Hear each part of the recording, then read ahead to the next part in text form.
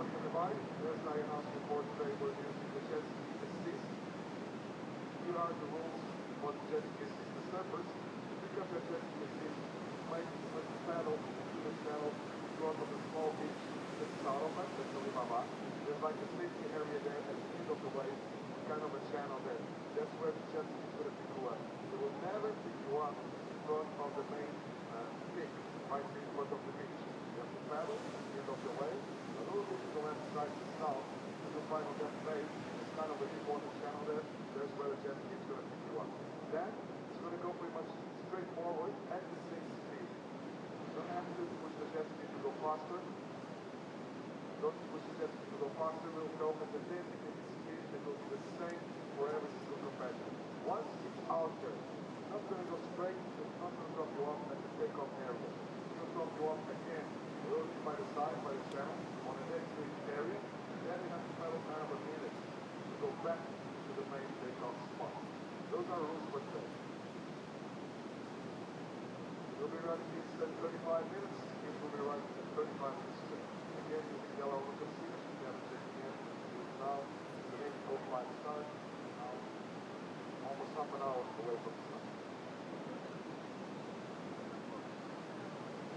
Obviously, we're still going to have the jet ski, one jet ski at least available for safety situations, but anyways, again, using the jet ski straight, keep in mind, once you reach the waves, you have to paddle to the channel, if the wrong one, the jet ski is going to pick you up on the deep water, kind of channel that's in front of a small bay south of us, it will never pick you up in front of the last chute, and it's a position, or in front of the middle, it is in front of the jet south. Pickup will be always at the end of the way, on the small bay, on the important channel, south of us. You have to keep it two strokes together, and paddle a little bit together, that will be the situation. Then it's going to go straight ahead pretty much.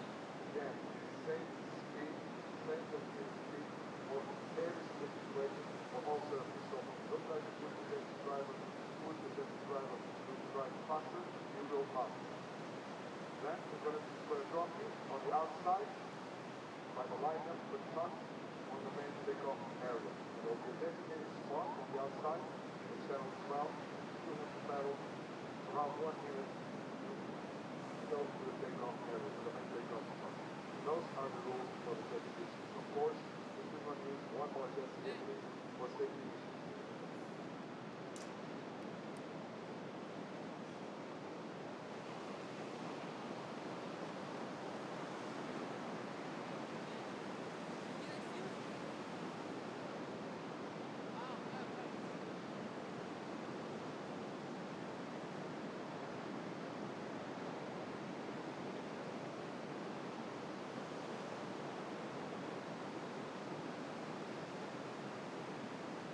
After 30 minutes a while ago, it's not. It's further, just 50 minutes to start. 50 minutes to start. It's now 7:48. We will start at 8:05. We start at 8:05.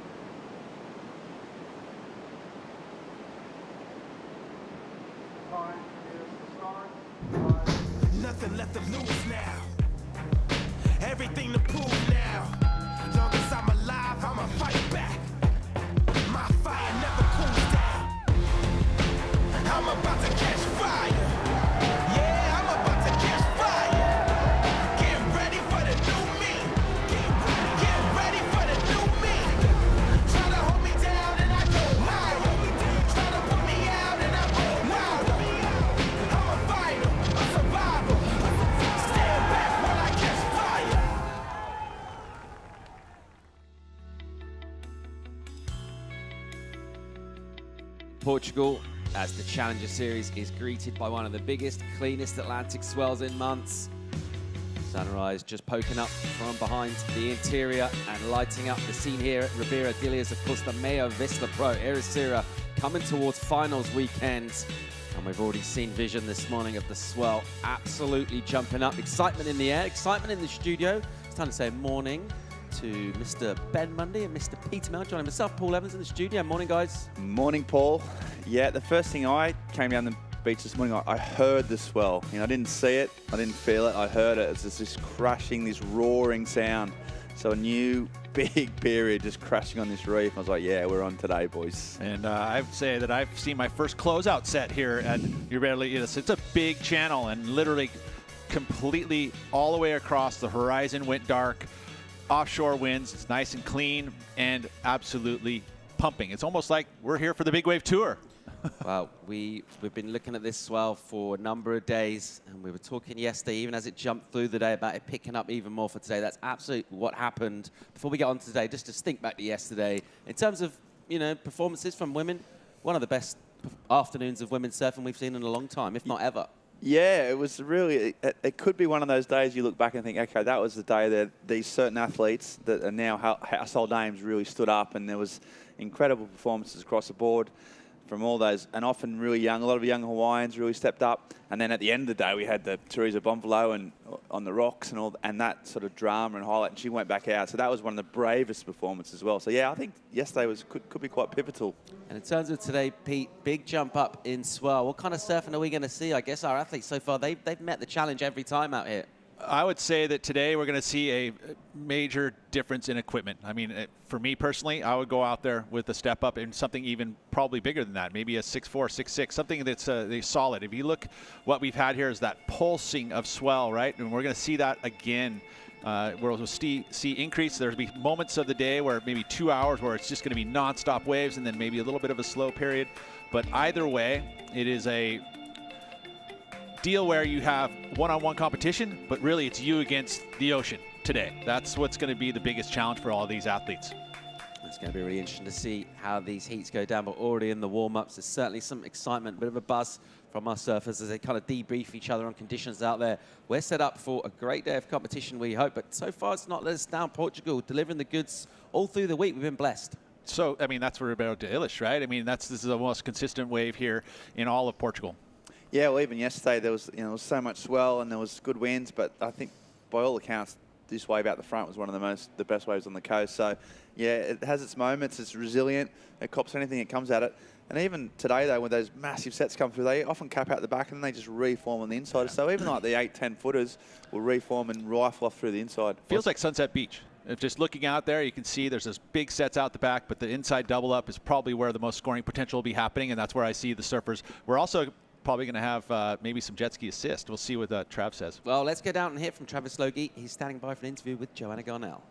Good morning, guys, and good morning, Travis. Well, the first question is there going to be some jet ski assist? Because the guys were asking. Hey, morning, Joanna. Yes, for sure there is. We've got heaps of swell today. There's definitely a few sets that are closing out at the back, but even the big ones that close out reform into like these really six foot wedges. It kind of reminds me of Haleiwa almost a little bit. So jet ski assist all day today. And how are the conditions in general looking? Really, really good. Like I said, there's some sets that are a little bit too big, but they're reforming and there's opportunity. All the surfers are really pumped, and it actually forecasted to pick up a little bit during the day, but I'm sure it'll become more manageable as the tide comes in. And we've got jet ski assist and a little bit longer heats today. We've got 35-minute heats today just to allow for more opportunity. So let's see how we go. And yesterday, it was absolutely amazing. What are your thoughts on yesterday? Yeah, I mean, in the Challenger Series' Young Life, that was by far the best day we've had so far. It was incredible. Had a bit of everything, huge scores all day. So let's hope for some more of that today. Well, we're ready for that action today. And back to you guys in the booth. All right, thanks, Travis. The Big Wave Tour meets the Challenger Series at Ribeira d'Ilhas. Picking up. Right? We're still not, it's still building during the day. So, yeah. I mean, when they say jet ski assist, they don't mean like actually toe surfing, do they? No. Just they get taken out the back on the. Is that right, Pete? And I mean, you think about you know, the paddle already very long. So there's a deep channel there. They're going to be able to pick them up at the end of the wave and then get a ride out with the ski, and then they'll paddle back into the zone. So we'll see a lot more activity of riding waves rather than paddling. I think with one-on-one competition, you know, you're not going to see as many surfers riding. So you want to have as much opportunity for everyone out there, and having that jet ski assist will save 2 to 3 minutes per wave.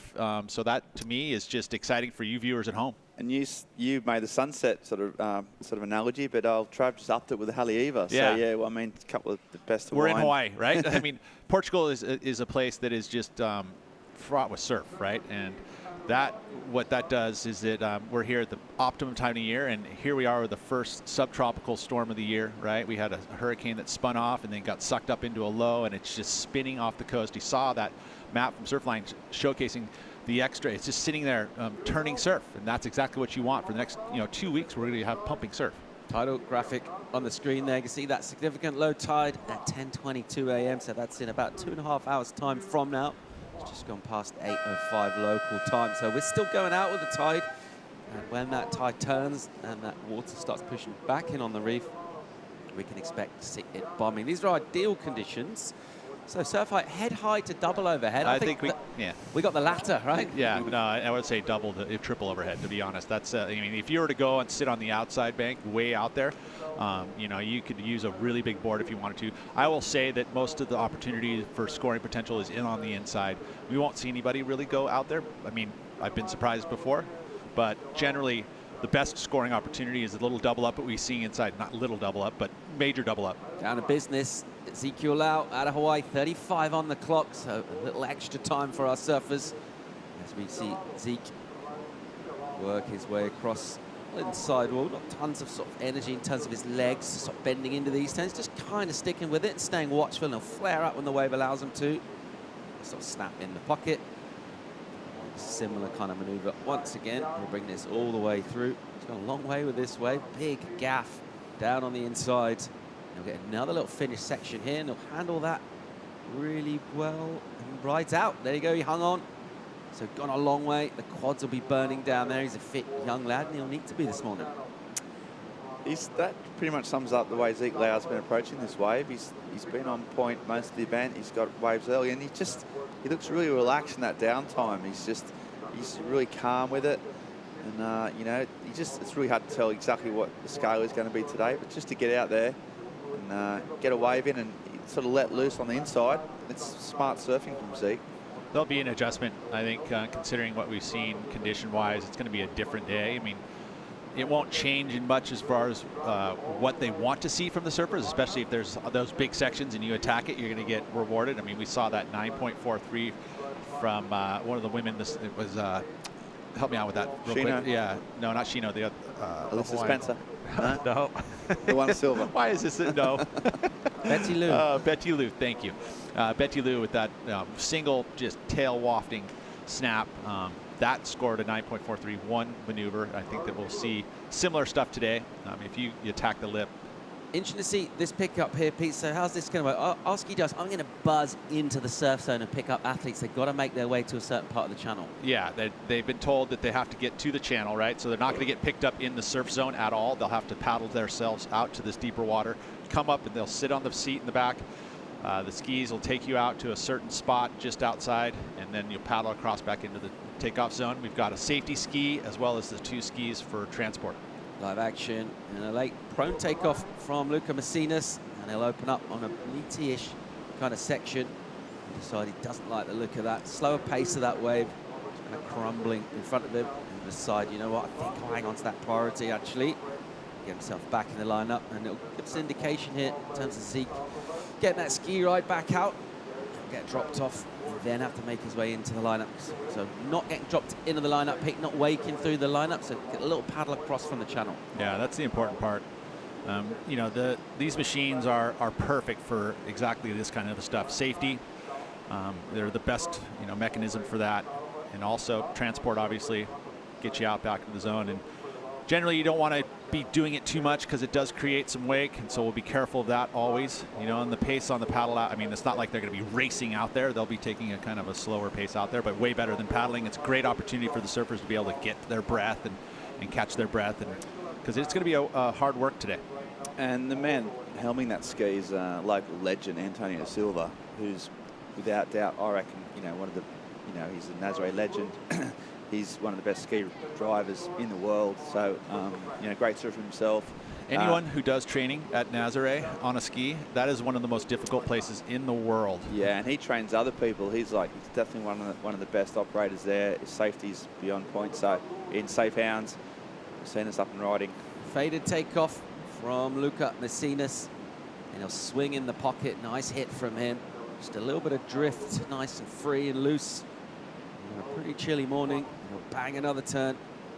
Still looking down the line here. The board gets a little grabbed by some bumps and some moguls. He does well to sort of negotiate its release, and then eventually go down in the white water. Still over 30 minutes and 15 seconds to go in this, but an opening wave for each of our surfers. And putting something on the board. Ezekiel, he's already got a 5, 6, 7 for his early effort, so midway in the range.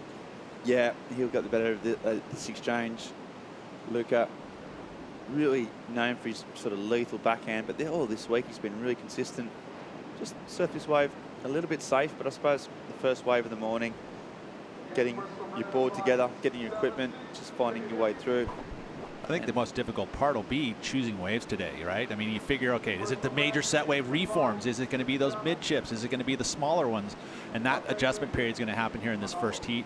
There'll be other surfers watching, going, okay, which opportunities are going to be the best? Plus, we have the tide moving out too, which is going to make things probably pretty challenging as we move to that lower tide, because that lineup is already spread out. Now that we add increasing swell, it is going to be a difficult lineup to manage. Ezekiel, live action, ripping a turn off the top, just holding that rail, redirecting the board back into the bowl. He'll be patient here, as this one will stand up. The second long wave, so already we're seeing the advantage of that jet ski assist, putting him back in the lineup, able to catch this one. He'll tag it on the inside. He won't be done yet with scoring. He likes the look of a little section doubling up through here. It's a similar kind of wave and shape to his first one, and he'll just tag it up on the end. Won't get a completion on that last maneuver. I think we're going to find more waves getting ridden today, even though it's bigger and heavier and more sort of difficult to surf. With that jet ski assist, surfers have effectively got 15 minutes extra up their sleeve, really. So I know the heats have gone to 35 minutes. So I just think, I think there's not going to be any problem this morning, especially with these guys getting enough waves, enough opportunity. Zeke just trying to build a house here, but just couldn't quite get it. It's actually worked pretty hard for. To add to that too is that you're not going to see surfers sitting in the lineup for a very long time. It's not like you're going to chill and sit out there, because as you're sitting out there, you're taking waves on the head and you're constantly fighting to stay in position. So any opportunity that you see with open face, you're probably going to whip it and go, especially knowing that you're going to have the ski on the inside. Yeah, exactly. It's been all week. They've talked about the paddles, a 4 or 5 minute paddle. So every decision that when you pull the trigger, it's got that time quotient that goes with it. But today that's changed. So it's almost cat and mouse, right? They're going to see him charge into the main takeoff zone that we see here. And that's a similar thing. You look at all the whitewater here he is. He feels like he's inside, but he's trying to find that mid-sized wave that's going to be standing up there on the main takeoff zone, because there is obviously that extra way outside takeoff zone, but they're not even looking at that. I mean, look at this lineup as you see how broad it is. There's waves breaking 200 to 300 meters outside, and the main takeoff zone is in. So you have to fight the current to get to that spot, and then pick up and choose that wave. So you're playing cat and mouse. He looks like a little tiny speck in the universe there, doesn't he? As he paddles out, like the drone view showing just how big this lineup is, how wide it is, how much space you have to work with, and how it's all about your ability to read the ocean today, which is fantastic. Next heat, we'll see Jordan Lawler of Australia take on João Chienka of Brazil. Last minute preparations for Lawler there. Looks like he's got a little rounded pin action going. That's probably a pretty smart call for today. You'll see a lot of round pins today. There will be some surfers that will probably stick to their shortboards just because you're looking at the best scoring opportunities being that inside section. But most of the surfers are definitely at least an inch or two bigger than their normal shortboards. A lot of energy delivered out of the North Atlantic as we go up towards finals weekend on the Challenger Series. We'll be crowning champions in the next couple of days. We can run through to Sunday. It's in 2 days' time. Good chance we'll conclude before then. Just look looking at the way our forecast is setting up the conditions, but just making the most of an absolutely massive swell. You can see how far this one's breaking. Yeah, well, strategically, man, I you know, like, do you go and try and get the bomb out the back? I mean, as an opportunity.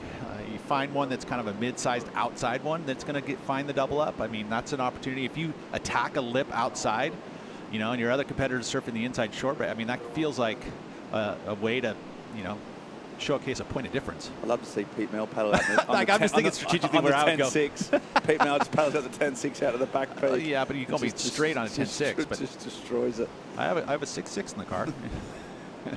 Which would be, I felt like it'd be perfect just to, you know, I mean, because look, you catch this wave outside and, you know, you do one major turn on a 10-foot face and then connect the double up. Like that, strategically, this sounds pretty sound.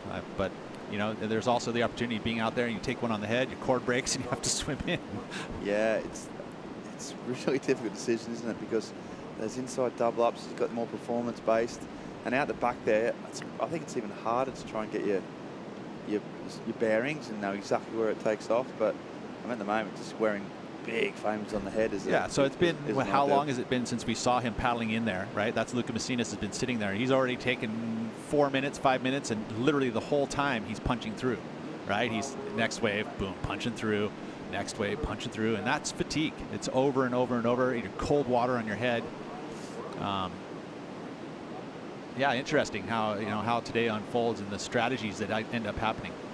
Plenty of energy into the performances today. Looking to unlock scores at the same time at the moment. Ezekiel Lau of Hawaii doing the better of the two so far in this. Still plenty of time to go. He's got that 5.67, got a 4.07 as well to back up with his second wave. The 4.83 from Messinas, pretty much between Zeke's two scores. I think that's why Zeke's been pretty smart, just getting those two scores. They're not big numbers, but it's a bit like Sunset or Haleiwa. How many times you've seen in Hawaii where someone needs a 2-point ride, they've got an 8 or a 2, just because the ocean is so heavy and the lineups are so difficult to read. So getting a couple of waves under your belt in those first 10 minutes, I think it's been really smart by Zeke and a clear strategy. And then now looking for something that's going to really clearly set him apart. He's put the pressure on Luca. You know, Luca didn't exactly have a shabby second or third wave, a 4.83, so he's right in the mix as well. Yeah, this one's setting up nicely. Our first heat of the day. Big day of competition here. And we're making the most of a very meaty swell. It'll be really enjoyable to see some of the performances go down. An absolutely great week so far here in Portugal. Really blessed once again with swell. Ribeira-Dillas just won't let us down. One of the reasons we love coming back here, but just to see it today, a brand new challenge today. So much energy out there in the water. And, you know, you talked about getting left needing a score. Usually it's because there's no waves coming in, right? Traditionally you get a lull. Today it's one of those days where there might be too many sets will basically stop you from catching waves. Exactly, and you know, and you're trying to find yourself you know, the lull in the action to be able to put yourself in position and find a clean face. I mean, here's an example. These are good-looking waves, but you know, how hard is it to find yourself in position when you're constantly paddling against it? You've got the tide dropping, which is going to spread that lineup out, and it's going to create flat sections too. Or one wave you're sitting in position, you think, oh, this wave looks, you know, it's just a big mush burger, and then all of a sudden it just turns the corner and doubles up on the inside, and you had no idea because you couldn't see that was going to happen. Big lines of energy out of the Atlantic, greeting our two surfers. Still just trying to figure things out right now. They've dipped under maybe 12 odd waves in the last couple of minutes. That's 8 minutes of punching through Luca has been dealing with right now. And that overall, I mean, that you're having to hold your breath, and then you're punching through the fatigue of that. So you're constantly, you know, in the decision making with the oxygen that's happening. You know, you're not getting enough.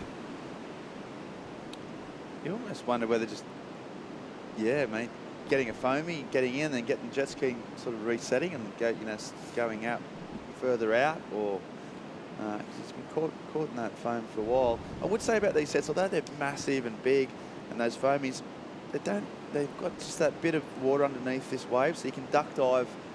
It's not easy, but it's not like, say, Margaret River or Sunset, where you get absolutely dragged back by 100 meters, and then you get hammered. you can You can stay in position. Yeah. But you're punching through the whole time. Yeah, I mean, it has its physical. I mean, I couldn't do it.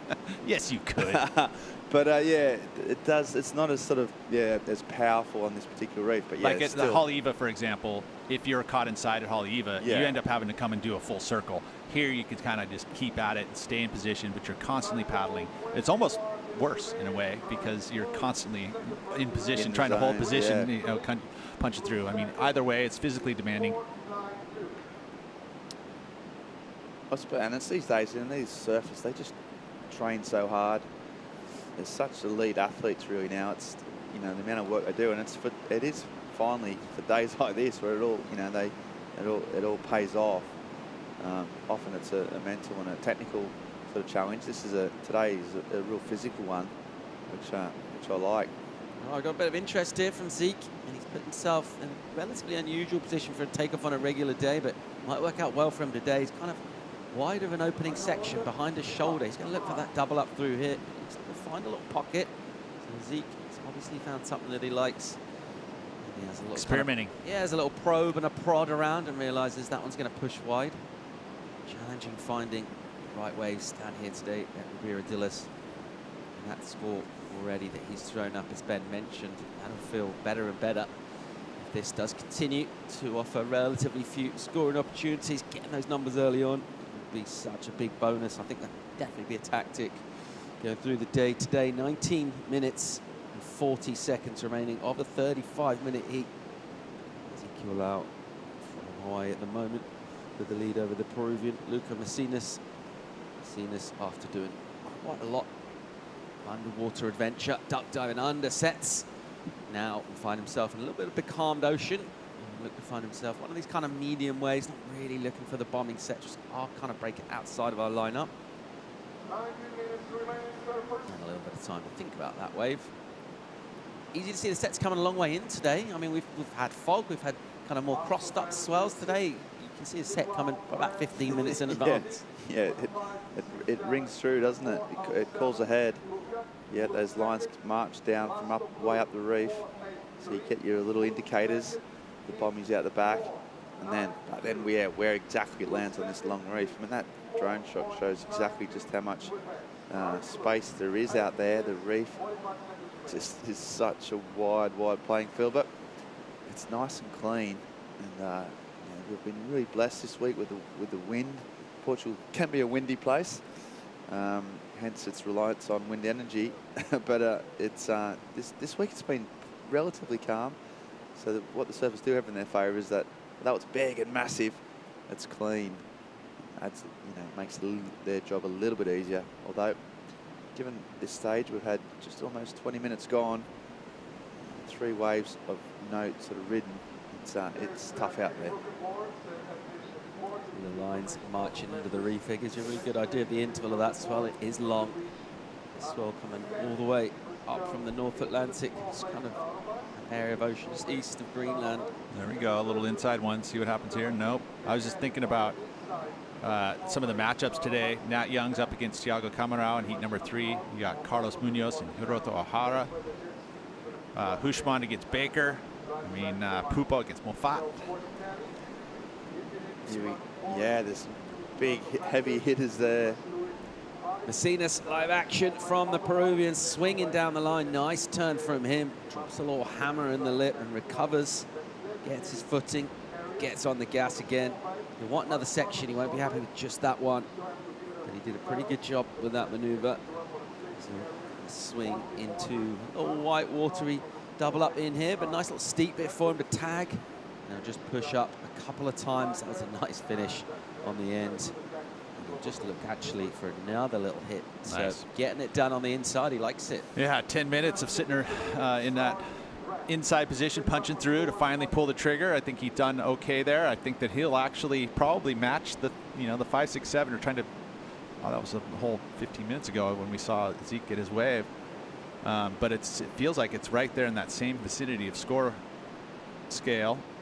Yeah, I think very similar ways, weren't they? Same sort of length, had the outside bit and the inside. I just think, he just played it a little bit safe. I think he could have opened up. I mean, it's easy to say, trying to get some scores on the board, but just there was times here where Luca I mean, this outside section was actually really strong. He hit the lip there, bit of variety, and then went up late here. That was a bit of a risk, and then just waited for this inside bit. I just think when you finally get a wall and a bit of steep face, you've really got to make the most of it. I just think he left a few points on this wave, or at least half a point. But I'll tell you what, it's a hard wave. He surfed it well. That was a little tag. That was a nice one. And he gets a little bonus in here. So well surfed. And he liked it. He's given it to the judges. Go and take that. So he's right in the game. Zeke on the inside by the... Comes in as a good number, 683. 683 from our panel for this effort, and enjoying him taking on the lip, getting rewarded in the highest number of the heat so far. Good enough for first place for our Peruvian. So that patience does pay off. As you can see him surfing past what would traditionally be the end section of the wave, right down into that next cove.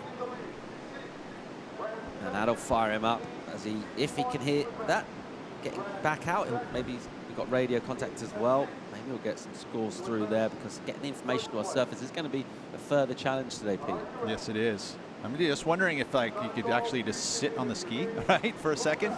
You're like, hey, just sit me here, for a moment. Let me, time my paddle into the peak.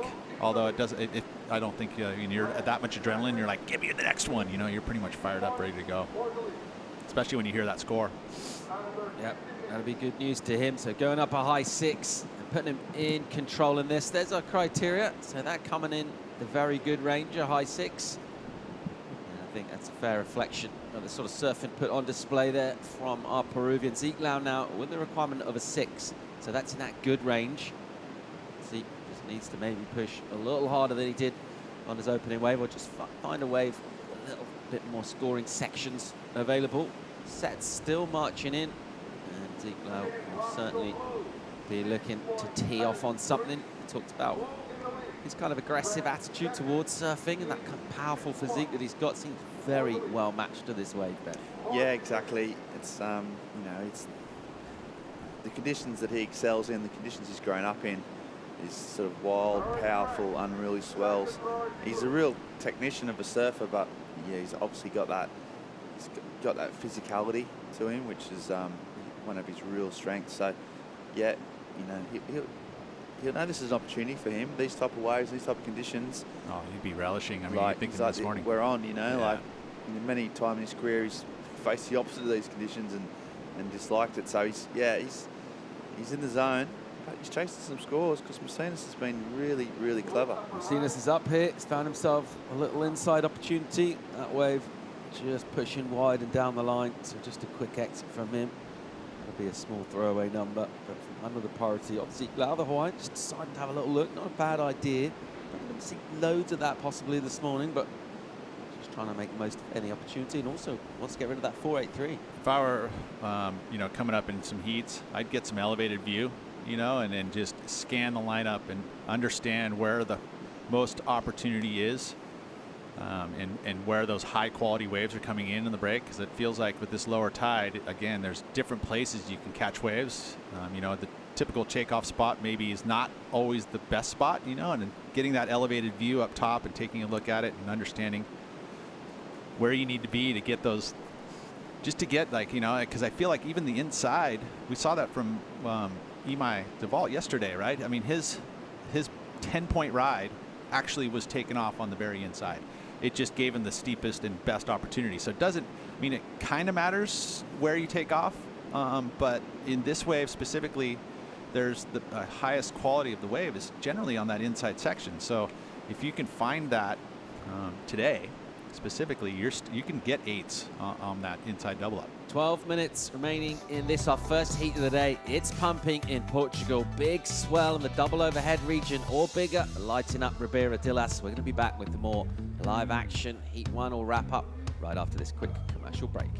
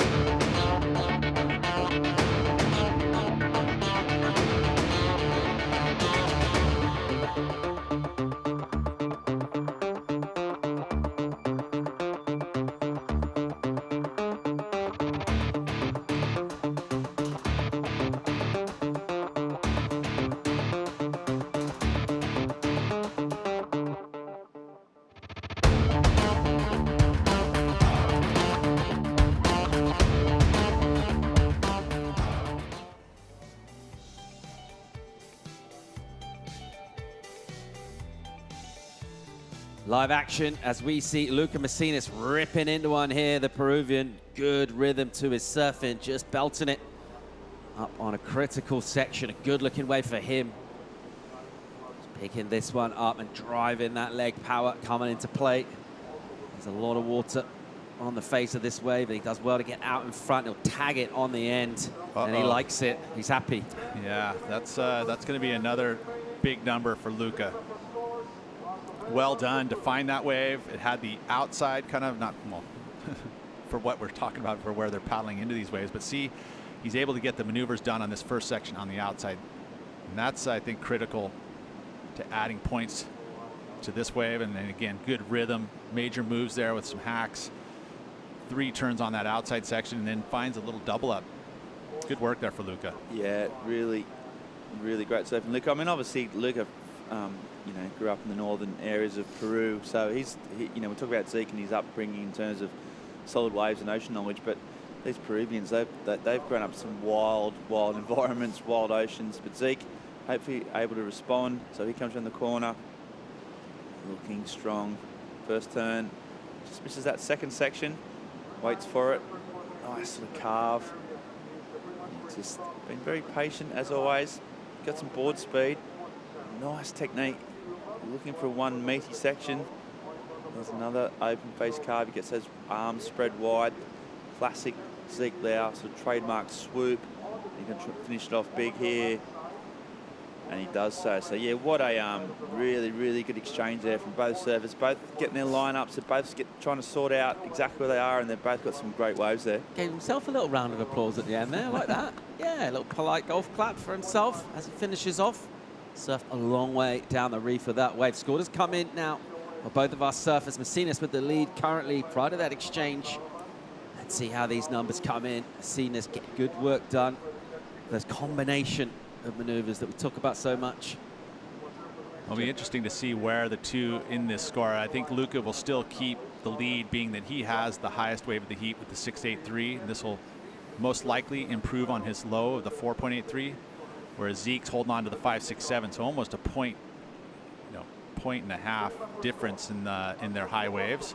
So again, advantage would be definitely with Luca, but Ezekiel looks like he has the opportunity to be outside quicker, so he'll have priority. Our rule book for the judging criteria: commitments and degree of difficulty. How difficult surfing this wave today? Well, that's what I mean. So does it change anything from the other day's criteria? Is there anything emphasized? I think the commitment and degree of difficulty is lifted as far as being something that's important to take a combination of major moves. If you're able to put 2 solid turns together from top to bottom, that's where it's going to be a significant point of difference. I think, oh, sorry, Paul. I think that's why Luca's last wave, he had those combination moves out the back, and that's probably why I think he might get the nod on that one. I would agree. As we see a massive set unload catching our surfers inside, we're going to go and hear from Joanna Gomel, who's taking in the breathtaking views of Ribeira Dillas. Joanna, where are you? Yes, I am. I'm at the top of the hill. And you guys know I love exercise, right? So I was putting my steps in and I came across Pedro, who's looking over the situation of the heat and taking control with the jet skis. He's in constant communication with them. So he's seeing where the guys are starting off the wave, where they're finishing, where the jet skis can pick them up, and where they can let loose again. And as you can see, there's a packed horizon filled with lines, so it's looking really great from up here. All right, good stuff. Thanks, Joanna. And our water patrol just keeping a really good eye on things. Almost like a little throw over from Nazare. That with the guys with the radios on the cliffs, that's something we're more familiar with on the Big Wave Tour. He was taking it seriously, wasn't he? I mean, it's a serious job. He didn't break stride, did he? I think we might have a little chat, but he was too busy. Yeah, we've got 3 jet skis under his communication. There's Andy Silva. He's the team leader. He's chatting to the guys on land. And this is all stuff that's been trained and figured out at places like Nazare, right? I mean, and Mavericks, and all really coming from Hawaii and all of the ocean safety crew that developed this with Brian Keolana, and using jet skis as a tool for safety. It's one of the best tools you could possibly have, and especially if you use it correctly, which is what we're seeing right now, it's awesome. So here's the pickup. Both surfers, similar positions on the inside. And our jet skis coming in, getting them safely on the back. Just a little further paddle out. That's next heat, actually. It looks like making his way out there. It looks like Jordan Lawler. So he's not on the back of the ski. But with just over 5 minutes and 20 seconds to go, scores in really good numbers for each surfer. Similar numbers, high 7s. Macinas with the better of them. 7.83 extends. Zeke Lau 7.67 of his own. And that's our situation now into the final 5 minutes. Zeke Lau requiring a 7-point ride, so he basically needs something similar to what he just had. As we see yet more sets lining up here on the reef. That sunshine gets to that point around about 8:15, something like that. So actually 8:35 local time. It pokes above the cliff and feels like the temperature in here, from having that real morning sort of autumnal energy, all of a sudden we shoot up about 10 degrees in a couple of minutes. Yeah, someone flicks a switch, doesn't it? And then I actually go, just a bit of the warm rays of Portugal sun on your back. It's a lovely feeling. And this man, he's had some lights that he turned on. He's been really consistent all event, sort of a bit under the radar in many respects. Macinas had a bit of a sort of a light shot, and he's surfing through his qualification for the Olympics this year. But we've seen him over the years. He spends a lot of time in Portugal. He's done a lot of the QS events, haven't we? We've seen him, Paul, in Tenerife. He's on his backhand. He was really impressive. So I think just slowly sort of the world sort of is taking note of just how good a surfer he is. And he's matching Zeke Lau for power and for wave selection, which is no easy task. Macinas getting good work done here, dealing with some slopey sections, even little stumbles in the wave, and overcoming those with some good speed and power. And at the moment, good enough for a lead in this one. A lot of physical endurance, we talked about that as well. And he's showing that. He's got himself in a decent lead. Zeke Lau's look good though. Yeah, he's being patient and he's picking his turns. Just hasn't made any mistakes. Sort of eliminated a lot of those sort of mistakes from his competitive surfing, which was always a bit of a one minor flaw. He seems a lot more sort of together and focused and mistake-free, and he's just ripped this wave. I mean, in the end, a little bit sort of fatter on the inside, but he bided his time, and then he finished it off here.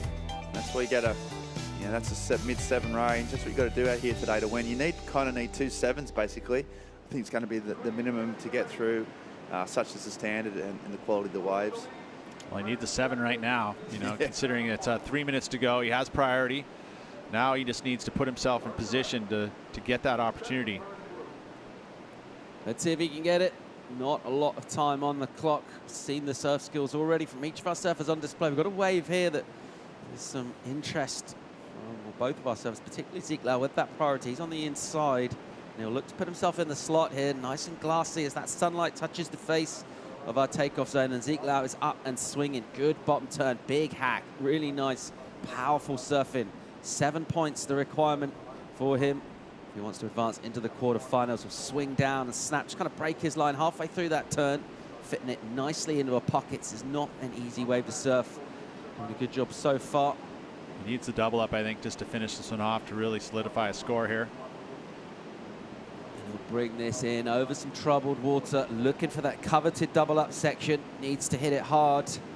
Just kind of puts it up, gives himself a fist bump, and he's asked a question of our judging panel. I knew he was going to ask that question. I could see that coming, and he sells it, and he's got every right to. That was a very well surfed wave.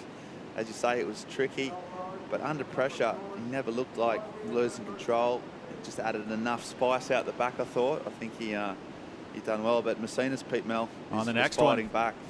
Well, and I think that, you know, the attention being drawn away from Zeke's wave also at the same time, because they're riding similar waves, but another quality wave for Luca as well. Oh, almost a little stumble there, but he keeps it together and falls. That's going to be critical. So don't feel like that may improve at all for Luca. Let's watch again as Zeke Lau finding some open face here and in the sunshine too.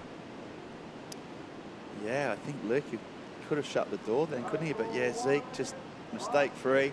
A few of those arcing calves right in the pocket, and then had a lot of bumps and lumps here, but stuck with it and finished it off.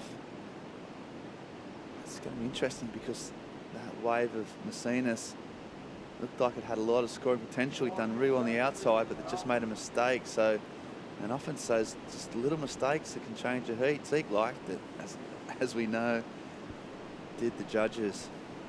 7 points that requirement. Clock ticks down. We'll see Zeke Lau in the whitewater right down on the inside here at Ribeira-Dillas.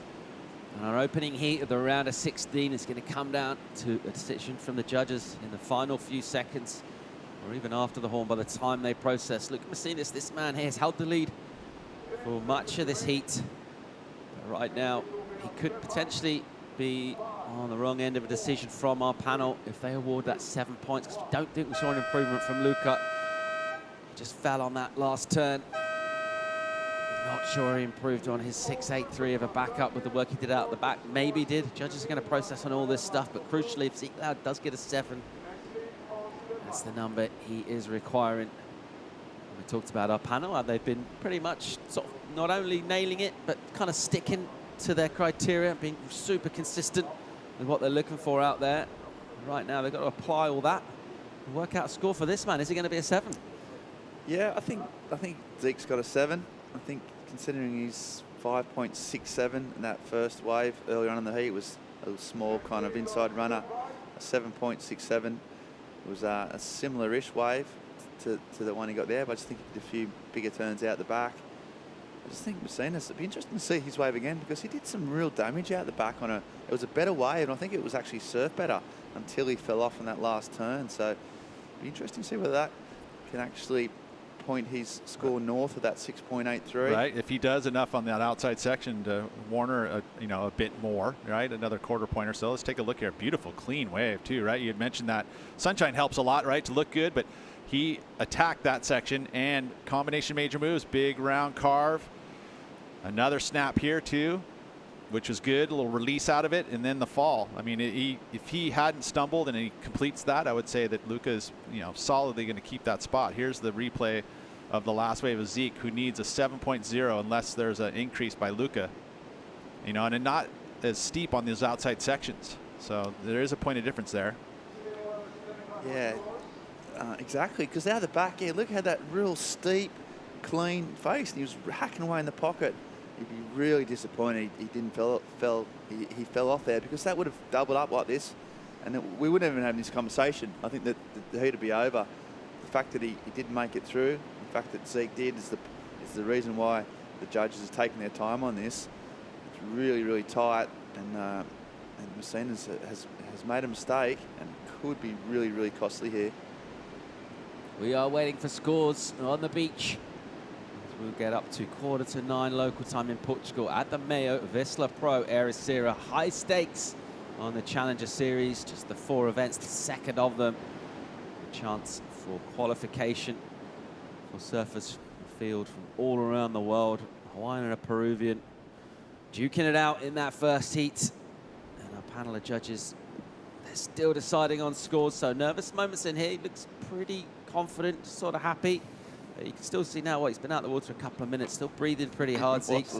It goes to show the amount of endurance required to surf this wave in these kind of conditions. And numbers coming in for Zeke's looking good. Looks like he's going in the excellent range. And he's going to get the number by quite some measure. But then also we're seeing an increase for Luca as well, so. Gonna see an increase for Luca Messina, as Pete mentions. So this is going to change things in our scoreline, certainly. Zeke Lau goes to first, gets 8.13 crucially. It's 8.13, goes to first, and we are getting a number in for Luca Messina. Now he needs a 7.98. Yeah, it's not going to be enough for Luca, though. And the number's going to come in, as Pete says, under. We've already got 4 of our 5 scores. And he's not going to get that high 7, nearly an 8 required.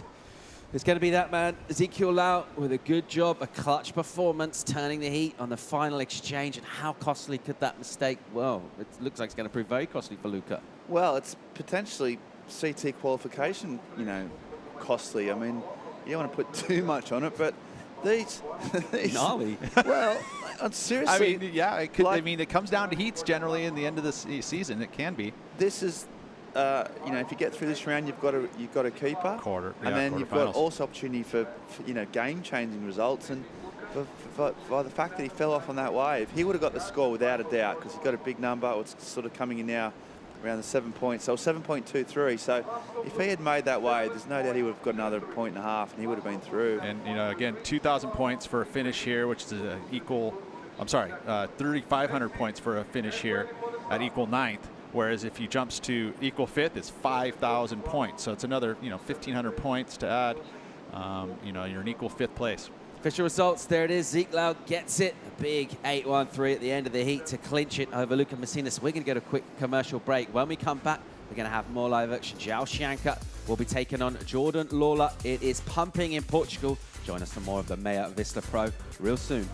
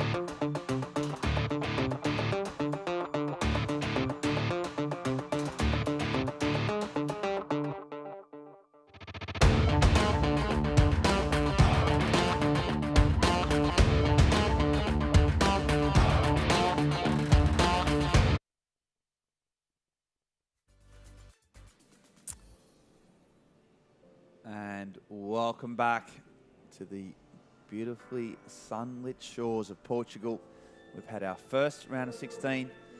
One heat of the morning. Zeke Lau has just triumphed, and it was a very, very tight heat. He's got through. We move on to the next one. Zhao Xianca, the young Brazilian firebrand, the natural footer. He's explosive and electric. And Jordan Lawler from Australia, the goofy footer. He's been quietly going about his business in this event. Just been racking up pretty consistent scores, using that sort of more vertical attack on his backhand to get through. So it's a contrast of styles, but we've got Zeke Lau down on the beach with Joanna Garnell. That's right. Congratulations, Zeke. I mean, 35 minutes heat actually do make a difference, because on that last 5 minutes, you won. Yeah, for sure. I mean, that extra 5 minutes definitely did me good and gave me one more chance to get one last wave, which I needed. And having it be my best wave, it was amazing. And it was a hard heat. There's a lot going on, so many waves. You're just duck diving constantly and having to paddle the entire heat and then still have energy to surf your wave as hard as you can. And, he surfed really well in that heat too, so I really had to step it up towards the end and, really clutch up and get that last score. And you also have to change up your equipment. Yeah, I actually rode the same board I rode yesterday, but it is a little step up and it's a little bigger. You need a little more foam to, one, just paddle and get around the lineup, and then two, you need a little more drive to, get you through all the bump and a lot more water moving. So.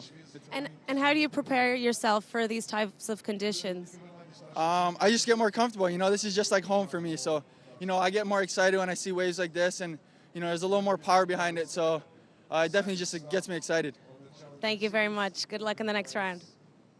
Yeah, Zeke there, just looking pretty comfortable, pretty relaxed actually. Not getting ahead of himself, not overly invested in that result. It's just another tick in the box. So yeah, he's looking great, Zeke. He is, and with the swell kind of most likely sticking around, you would have to say he's becoming a favorite into the quarterfinals. big win for him. I mean, that was a tight heat. It could have, in my eyes, gone either way if you just watched the two waves from each surfer, which is what most likely had happened at the end of that heat. There's reviews going down. They have that opportunity in that time, so they would have gone through most likely all of the waves that are scoring potential of the waves and then making that decision on the last exchange.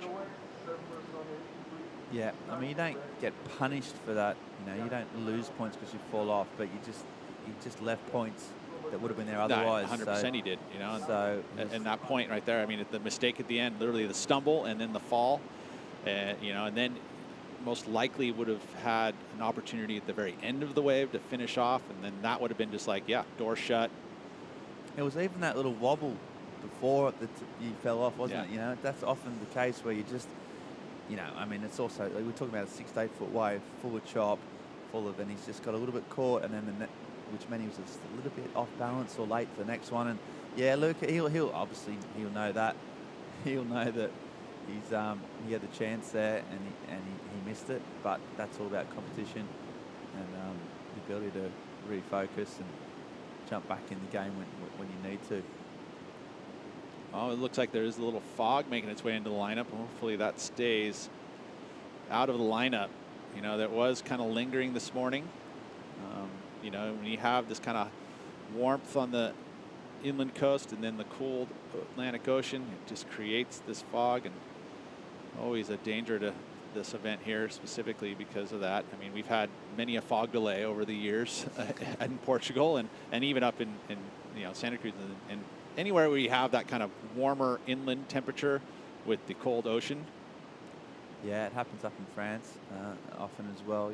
You're right, that shift between the land and the sea and the temperature differential makes the air condense quick, and it's still just enough. I mean, as if we didn't have you know, these surfers have got a lot going on. As Zeke said, there's a lot going on out there. You know, it's going to add a bit of fog into the equation, but that sun usually also comes in and burns it off. Yeah, it'll be fine. I think we'll, you know, at some point today, even if we were to go on delay, we still have this round of 16, then a pair of quarterfinals for the men's and women's semis and a final, and we still have 3 days of the waiting period, and we've got, you know, maxing swell that's most likely not peaking until this evening.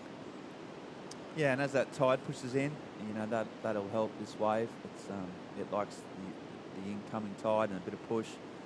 A lot of the sort of swell doesn't get caught or sort of almost slow down on that outside section that comes in and hits on the inside. So low tide not till still another hour away or so, or even longer. But on the other side of that tide, yeah, it's going to be real moments, I think, of magic today. There's going to be a lot of duck diving and a lot of sort of waiting in between. But I think at some stage, you know, today in all these heats, there's going to be real moments of sort of magic, which comes with having 8 foot waves rifling down a reef. You know, that's what we're here for.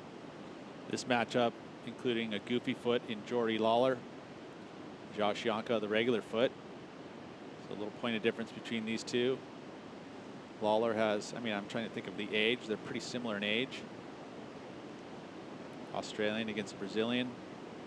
And two surfers trying to find and achieve the dream of getting onto the championship tour. And, you know, this is a pivotal moment right here, this round of 16. You know, talked about, you know, 16.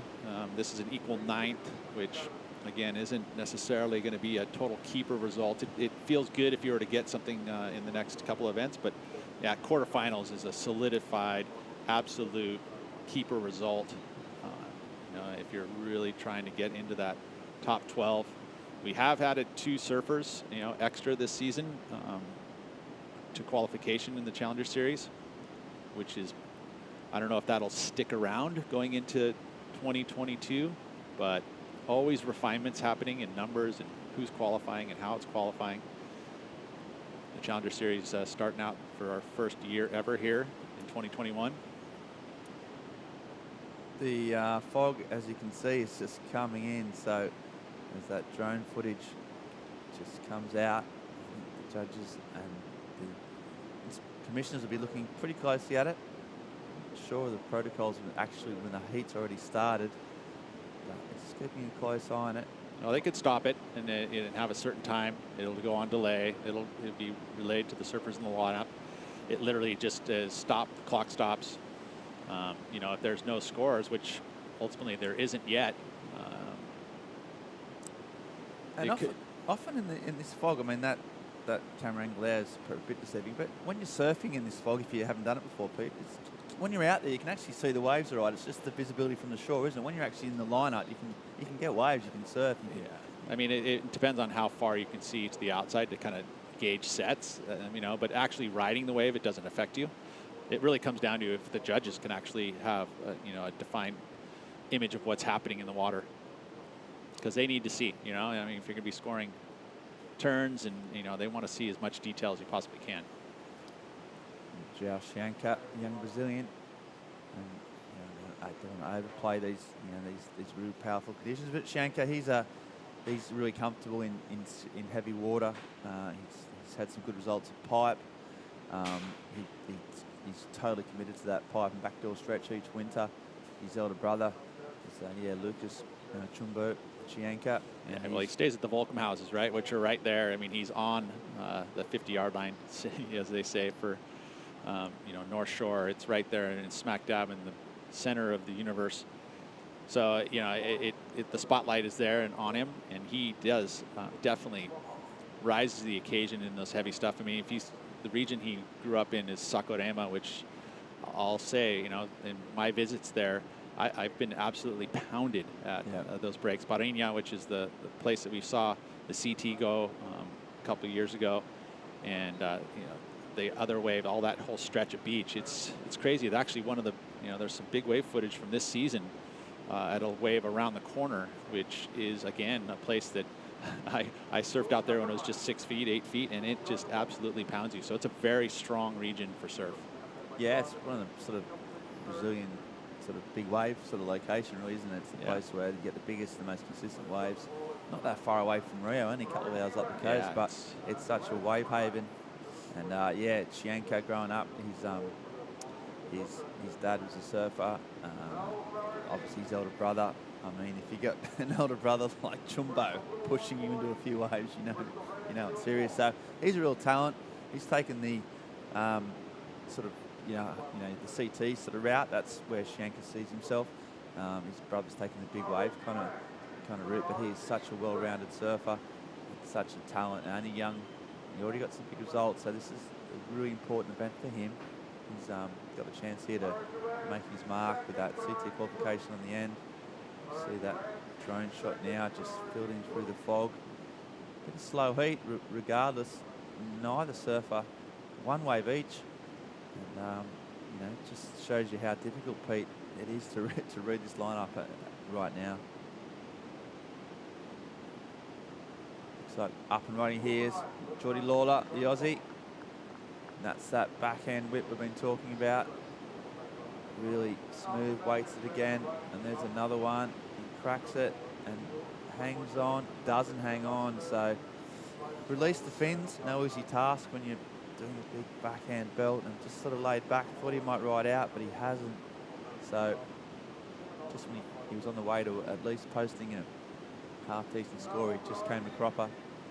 First turn's nice, sat off the bottom, perfectly timed the first snap, and then here sets it up and goes vertical and pushes a little hard, right? He wanted to have that tail release out the back. That's going to give that exclamation on the end of that ride. Push a little too hard, and all of a sudden he's not able to ride out of it. It's going to be a throwaway score. Yeah, it's a shame. You said he just pushed it too hard, and while we always advocating for surfers not to play it safe, in that case with 5 minutes, or 10 minutes gone in the heat, no big scores in the number, and you're already on the way to posting something, you may have been better just to ride out of that safe and try and get a score on the board. It didn't work out that way. He pushed it, fins came out, and he went down, gets that jet ski out, back into the lineup to regroup, try and find a bit of clean water. It was interesting from Zeke Lau's interview there, talking about just being so at home. There's some surfers that just love these type of suit their strengths. Get excited, They right? get excited. It's not a you know, the challenge is there and they love it, and it's just because you know they're comfortable with it, and you know you feel. I mean, look, all these guys, if you're in the round of 16 of a Challenger Series, you're comfortable in pretty much all conditions, but there'll be some surfers really relishing this. Shanker, back in, he winds his way through, staying busy, smaller inside wave, but loads of scoring potential. He cracks it off the top, and he finishes. So, first really completed wave, first wave that might just go above that throwaway zone. Checking his board. Oh, looks, what you don't want to do here is have a equipment issue. It looks like he might have. Just checking out the fins. That was just, he felt something a bit tweak. It would be weird. I mean, because even like punching through and taking waves on the head conceivably could buckle your board. And, you know, he maybe felt a little weirdness right there. He's going, wait, where's my drive? You know, it's one of those things you definitely can feel if there's something going on, a little weirdness, and maybe he felt a little weirdness. There could be, you know, a fin that's gotten pushed in. We had one of the women yesterday. I think it was Ariana Shoa. Yeah, Ariana, who literally broke her fin out, and as they had to go try and find it and get it repaired. And she wasn't even aware of it when she took off on a wave and surfed it without the fin. So sometimes there's a little crease as well as there. Sometimes, Pete, like, you know, it'll just be a little bit of buckle. It's almost, you can't really notice it until it snaps. Often or you're riding it and it starts flexing. And that's one of the things, and that's, you'll feel it start flexing and get weird. You can definitely feel it. I mean, you'd have at least today, I mean, ultimately, I would say you'd have 2 backup boards ready to go, because you conceivably could break 2 boards. I mean, I remember up in Portugal, actually, remember Owen Wright went through 3 boards in a heat. That's right, in a single heat. Right? Yeah, and that's pretty incredible. The 30-minute heat to have, you know, break 3 boards is, you know, that's about as extreme as it gets. Yeah, well, that Super Tube is just a board breaking factory, isn't it? You know, you can really get caught inside on those heavy lips, landing on that shallow sandbank. Oh, that's not a good dismount. No, that wasn't. That's a bummer. You got to keep that cord off.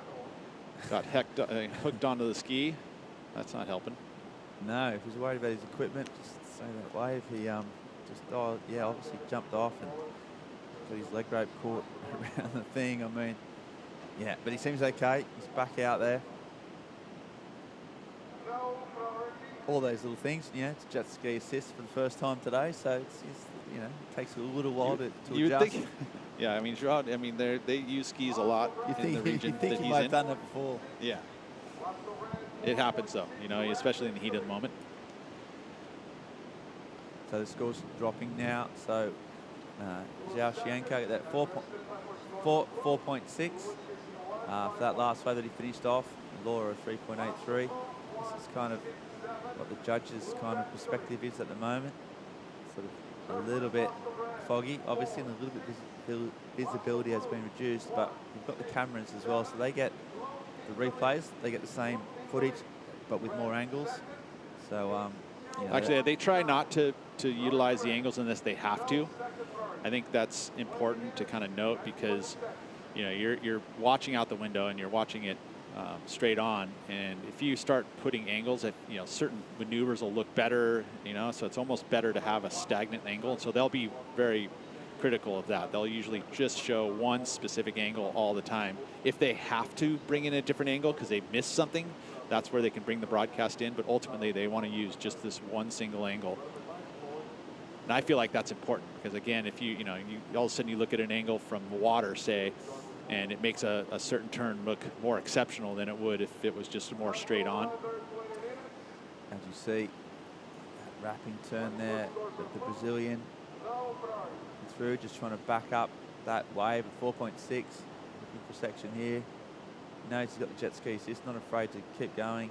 Really nice, powerful calves. Wraps around, he's got a little tee off here and just finishes it off. Really, really nice. That is very, very competent surfing from the young Brazilian. Really confident young man. Really knows his business. Super organised, and yeah, he surfed this wave very well, Pete Mel. Well, look at the first section too, the big layback gaff, showcasing a lot of risk there, putting it all on edge, using that speed.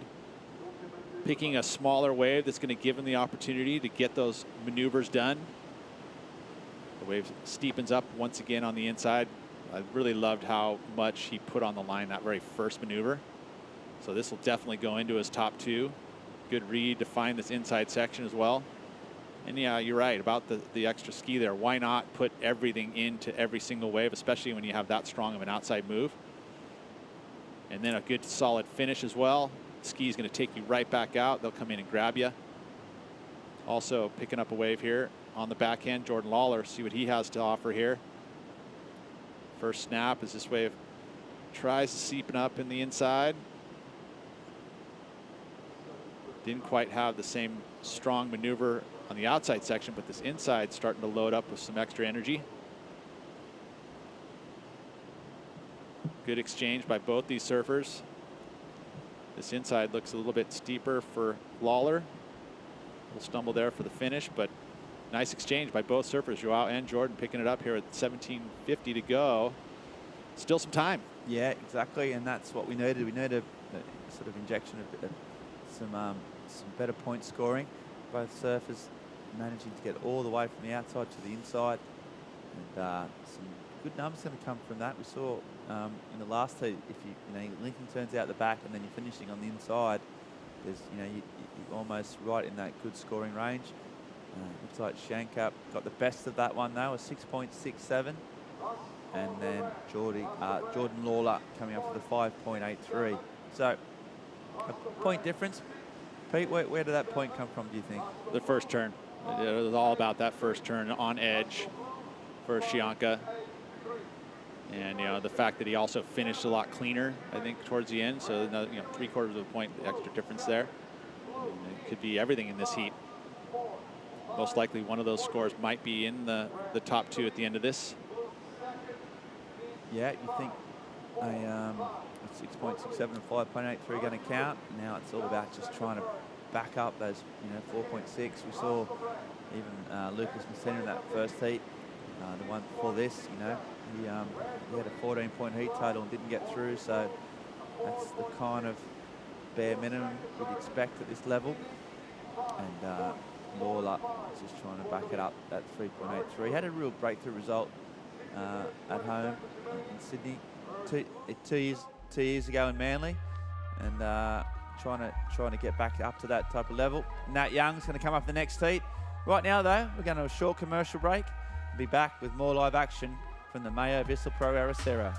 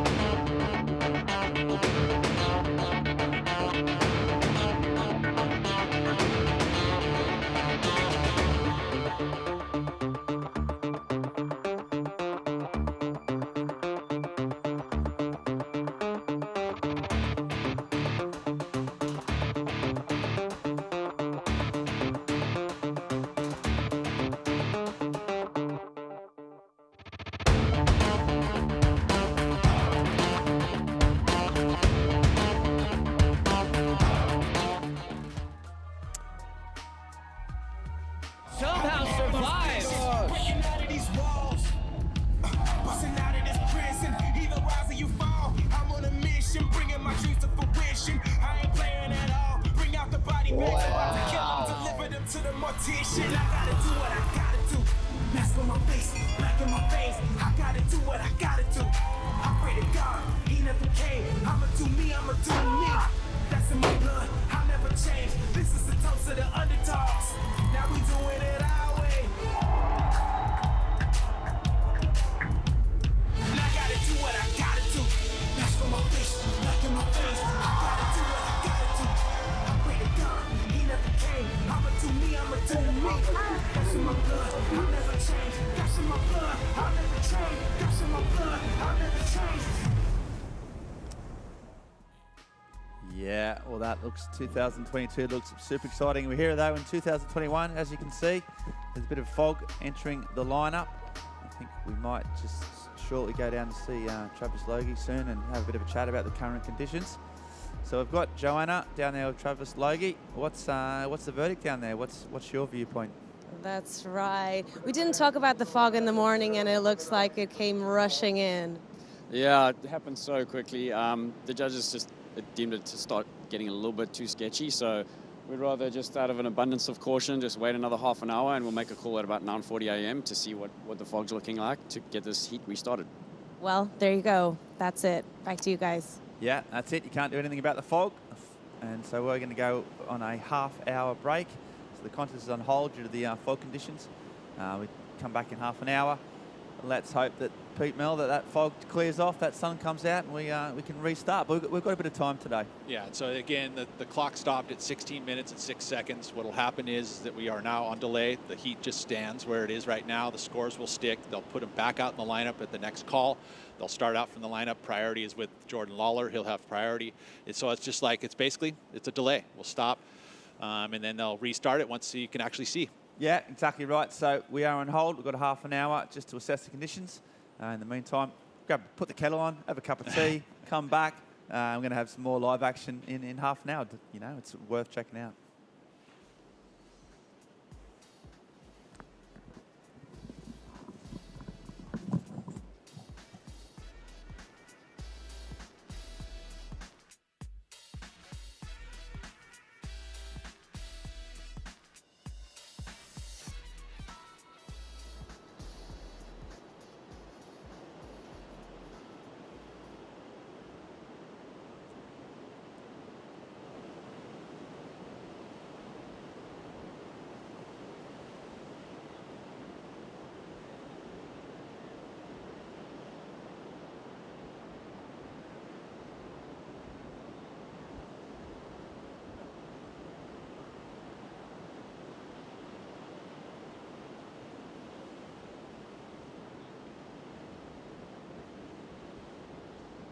Jordan, 12, 1 stop. There was 60 minutes and 9 seconds remaining.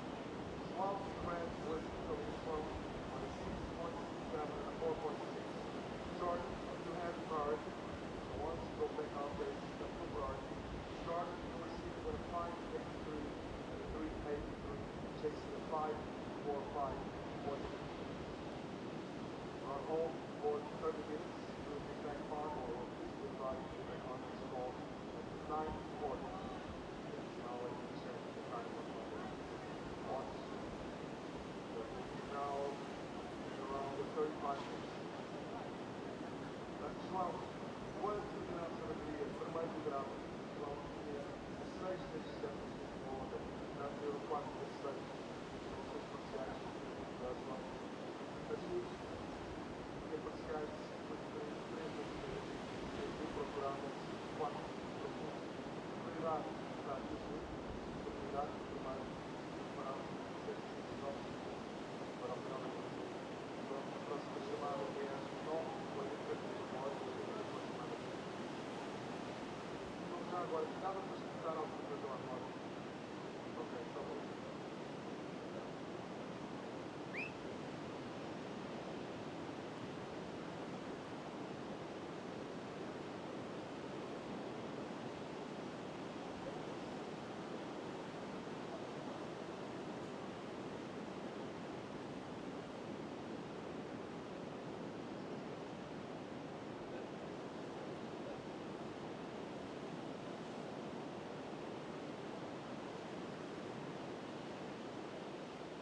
Aqui, Fábio. Baixa.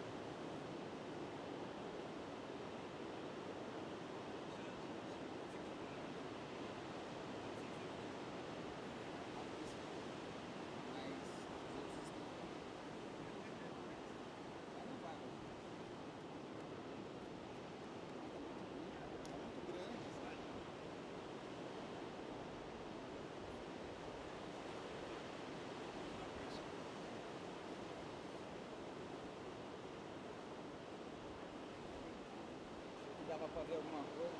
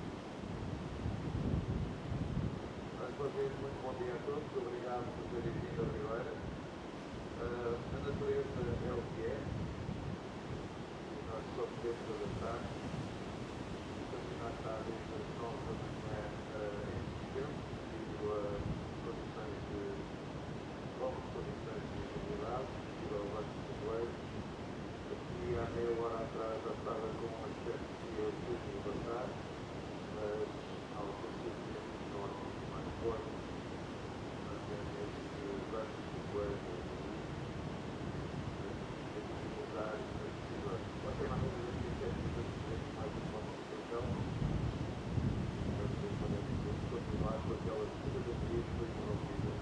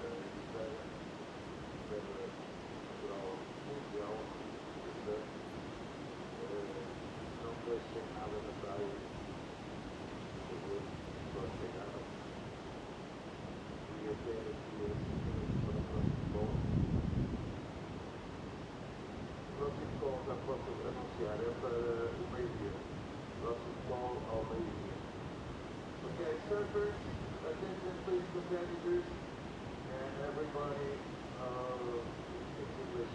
This is the call for 11:30, next call at 12. So no conditions yet to give you a precise time for the contest to review. So we will wait for another half an hour and decide whether we will call or postpone the contest. So the contest will be on hold until 12, until next town call. Thank you. Let's do pequenas call para o João. Primeiro, o call do João São Varões, vamos ficar on hold até ao meio-dia. Muito obrigado pela atenção ao nome deste jogo. Aproveitem para visitar os nossos sponsors aqui no nosso Village do Céu.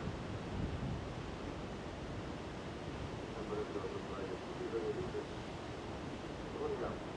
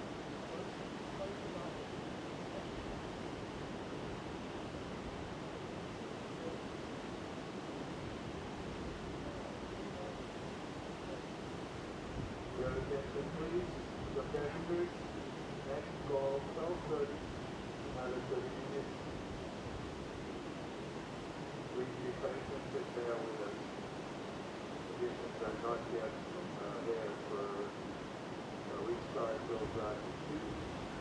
There's a little over 16 minutes to win that, but we don't have nothing. Thank you for staying with us.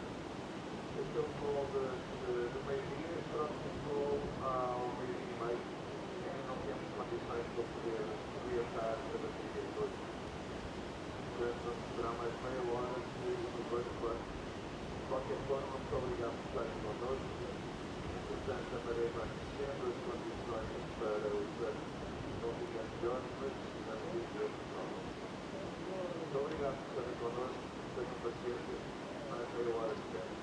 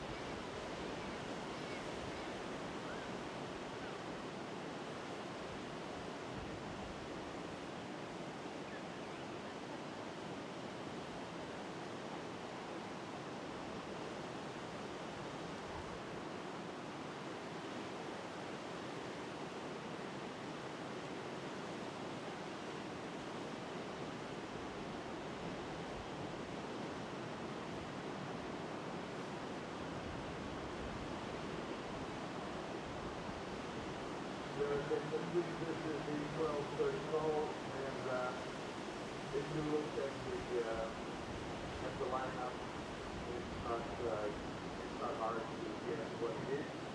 We'll have another 30 minutes on hold, and we'll keep monitoring the condition. So next call at 1 o'clock, 1300 hours for next call. Presidente, muito bom dia. Agora está boa tarde. Este é o call do meio-dia. Já estudamos aqui mais e infelizmente não podemos começar ainda. Não temos ainda condições de viabilidade. Portanto, vais olhar lá para fora para ver se temos que fazer mais um call de meia hora, mas mais uma série de meia hora. Portanto, o próximo call à 1 da tarde, às 13 horas. Muito obrigado.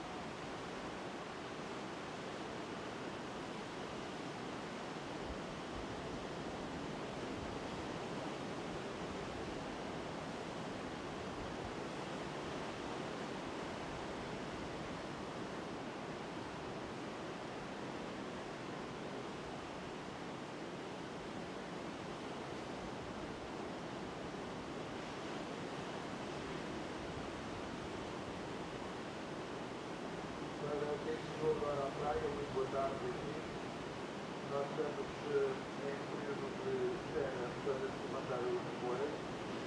Estamos ansiosamente à espera que se instale o vento norte. Com o vento norte este nevoeiro é difícil, mas há uma hora teremos mais um ponto de situação. É agora meio-dia e meio, passa 2 minutos. E há uma hora vamos ver se já temos tempo suficiente para limpar aqui a circulação deste próximo nevoeiro. Durante a manhã deste tarde, na prova de 70, tivemos o vento levantou momentaneamente, mas depois veio uma brisa de oeste, trouxe mais nevoeiro. Nós precisávamos que o vento passasse para norte e ficasse com mais força para canalizar aqui o vão de Ribeirarias e empurrar este nevoeiro para fora, para o nosso lado. Portanto, temos que esperar mais meia hora. De qualquer maneira, aproveitei a nossa viagem de conversem, apreciei a beleza natural aqui da nossa Reserva Mundial de Surf e há uma hora mesmo mais qualquer coisa para dizer. Somos sempre adaptantes à natureza, não podemos ser mais. If you have just arrived here in Ribeirarias, thank you for your presence. You are strictly welcome. You've been on board since 9 o'clock this morning. We have 1.5 minutes. The second week is still 16 minutes remaining on that one. And it's been on board due to poor visibility due to the fog conditions. We are hoping to get some north winds between 1 and 2 p.m. as the wind out of the north should establish itself. Some, activated north wind out of the north, but that wouldn't be this fall. So, just bear with us. Thank you for being there. And at 1 o'clock we'll have some more news. We need a little more time to wait for visibility. So we've got to play that game with nature, which is adapting to the nature. And we will be back at 1 o'clock. Meanwhile, enjoy visiting our 1% and have fun. Enjoy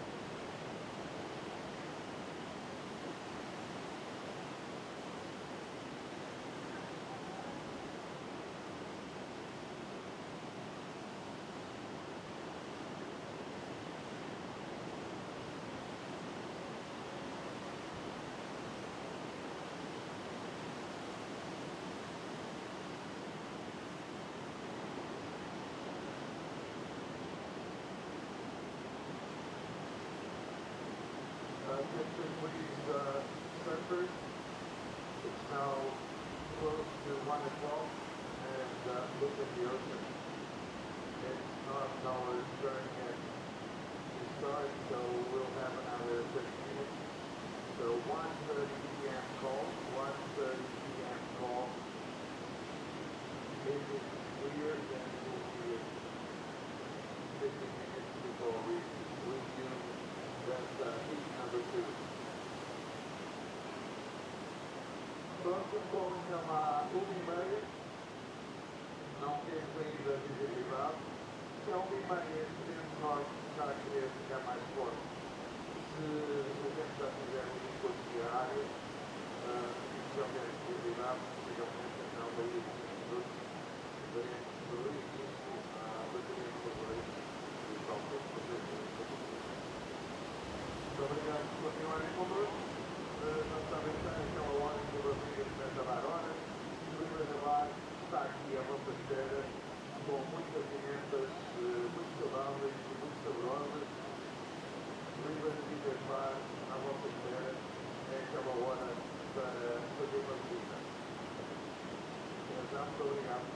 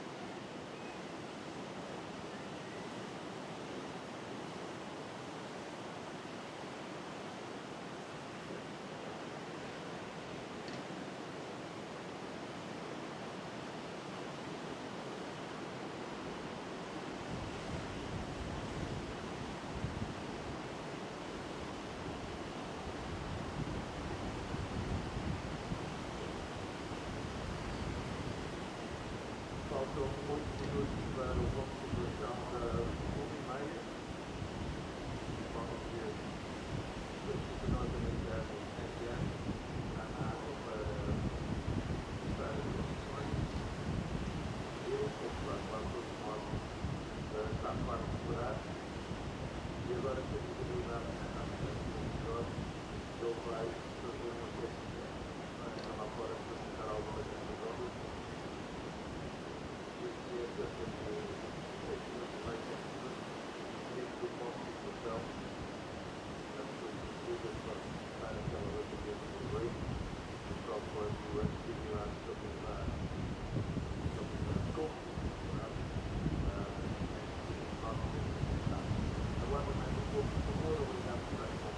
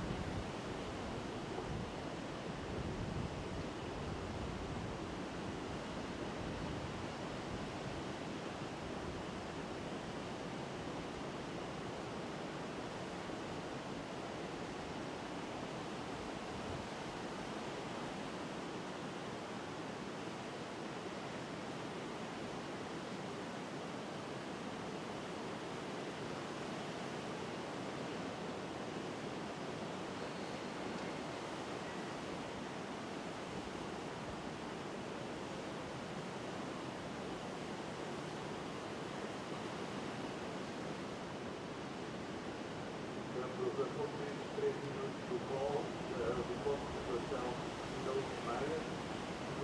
Aqui em frente está o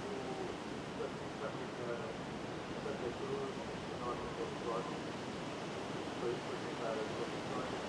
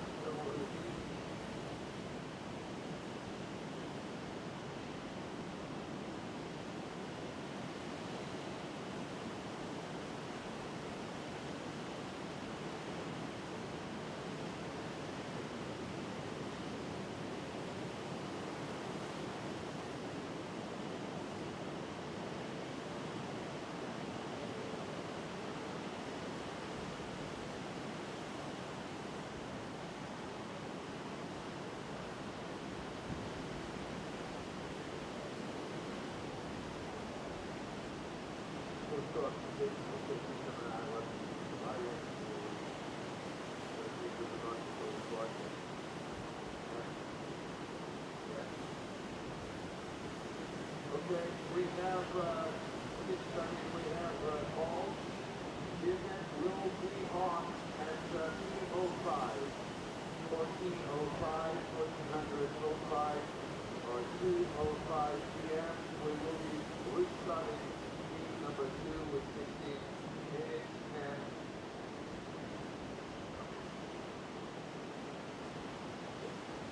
okay. At this stage, we can let you know certainly that at 2:05 we will be restarting. Wait for more information. This was the 1:30 call. We have a scheduled start at 2:05 in half an hour.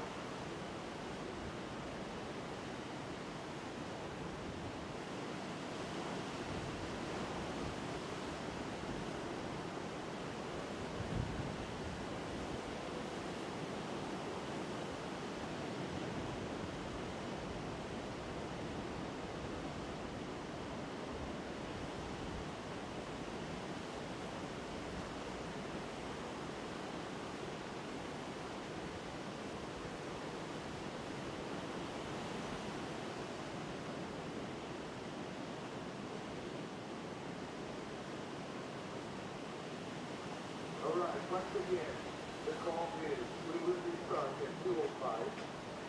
The heat number 2 will restart, will be repeated, it will start from 0, and it will be 30 minutes. I repeat, it will be 30 minutes when we will restart with heat 2 at the start, not at the 60 minutes that were left. So we have a start of heat number 2 from the start, not the 16 minutes remaining. And the surface will have just shifted here and there heat. So please put your watch on 30 minutes. The surface is heat 2. You may go and check in with the heat control. Scheduled start in under 30 minutes, 27 minutes or so. Então, comprar com o princípio da bateria, já estamos aqueles códigos que foram feitos da primeira bateria são simplesmente eliminados, dando um necessário zero, mas as baterias terão apenas 30 minutos na bateria. Os bateristas terão direito no FSC, da ajuda do FSC para voltarem ao line-up. As baterias então passam a 30 minutos. E isso então dentro de cerca de 25 minutos. A água na testa fazia referência do artista todo comunidade, de certa maneira até se serviu para ver aonde é que ele estava nas ondas e na realidade os artistas que não vão ir lá para o alto mais para o normal ou tradicional para serem fazidas em pop, eu vou aproveitar esta zona que está fabricada no mar neste momento, vou aproveitar esta primeira primeira, mesmo assim levo até ao alto lavar. Vai ali agora no seu cliente e eu acho que é mais fácil agora arrumar aquela coisa. Os artistas terão as duas steps quando terminarem as suas ondas na frente ao alto lavar. Ou, serão resgatados aqui na zona da água, pelo potente. E é não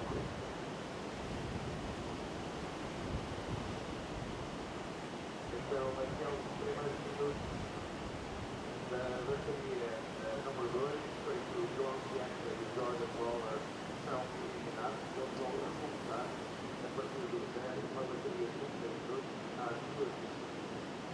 Muito obrigado por continuarem connosco e com música. Aproveitem para passar pelo Chico da Pó e do Ribeiro Bar, do Ribeiro Viver Bar.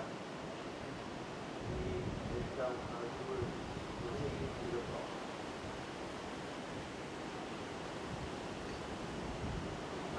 João Bianca and Jordan Waller, be aware that your heat will start from zero, from scratch, and it will be a 30-minute heat. The remainder heats, the remaining heats in the round will be 30 minutes. So you will have just pieces, short and well, you might check me with a big martial art, and then log in within the. Thank you.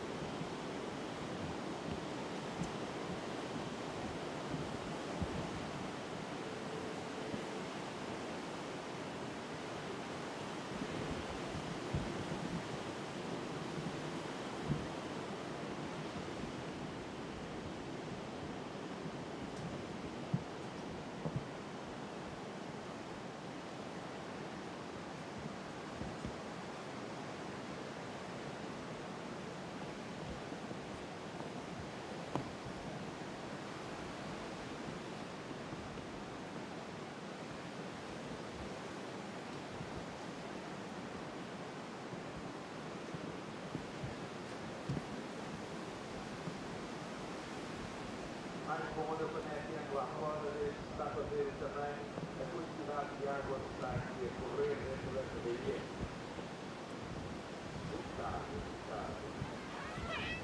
Muito curto.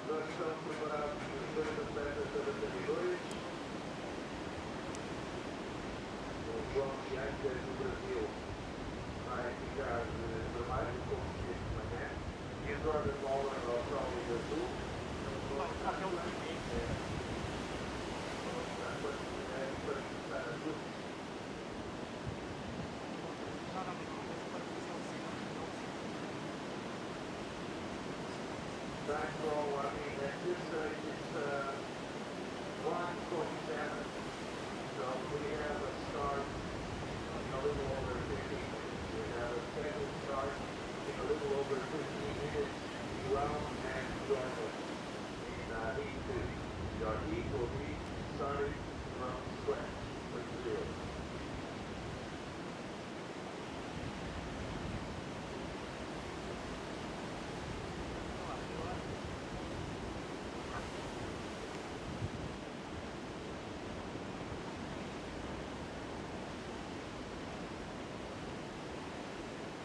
Obrigado por terem esperado durante toda a manhã, desde as 9 da manhã, conseguimos apenas fazer uma bateria hoje de manhã. Confirma só, é o de cima, não é? Agora vamos poder começar a prova, depois do nevoeiro, vamos alugar a parar durante até ao mais de 4 horas, ficamos aqui à espera. Vamos tentar terminar esta ronda de oitavo final de prova, então depois da bateria. As outras vão ficar a partir das 2 e depois, havendo tempo disponibilidade, claro, vamos fazer 2 baterias de 4 minutos. Agora não houve provas suficientes, vamos para a prova.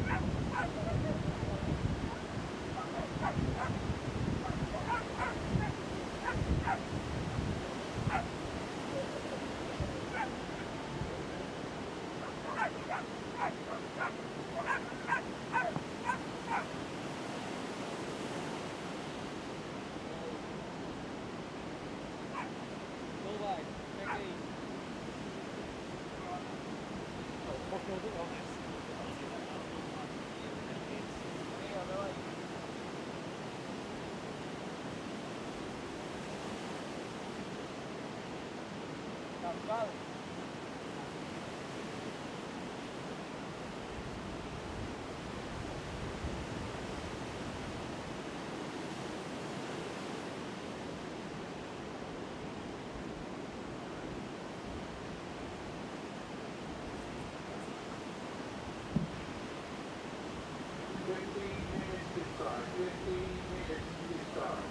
Faltam 15 minutos para iniciar a bateria 2. On the outside, please go ahead and try your quick circuit. We will be starting in 15 minutes, and that time we hope you can hit.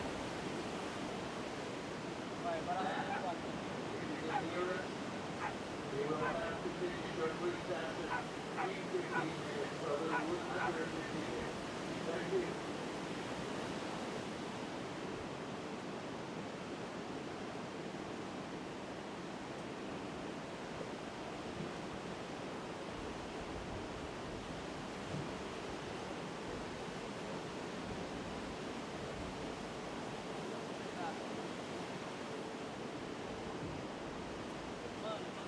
Para que queria mais também para no outro, mano.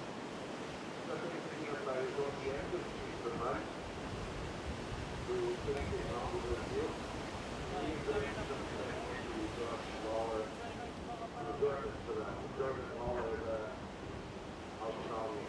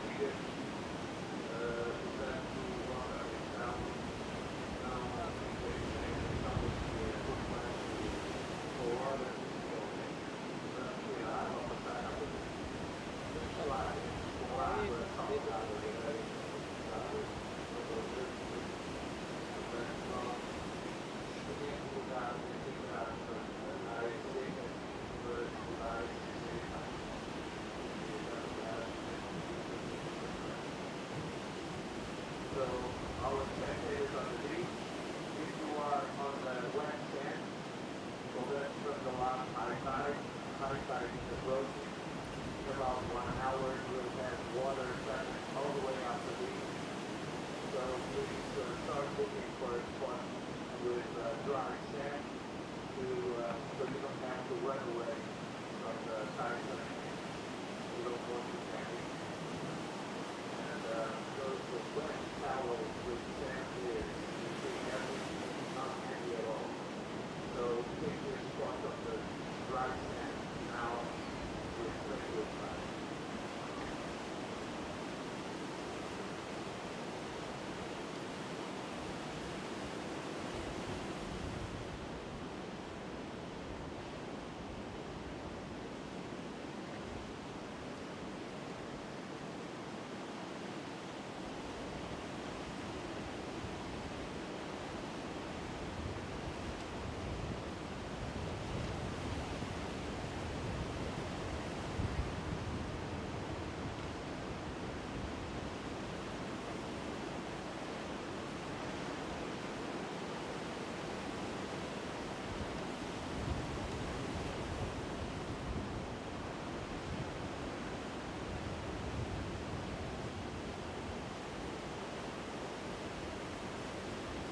Well, the 10 minutes to start, 10 minutes to start soon.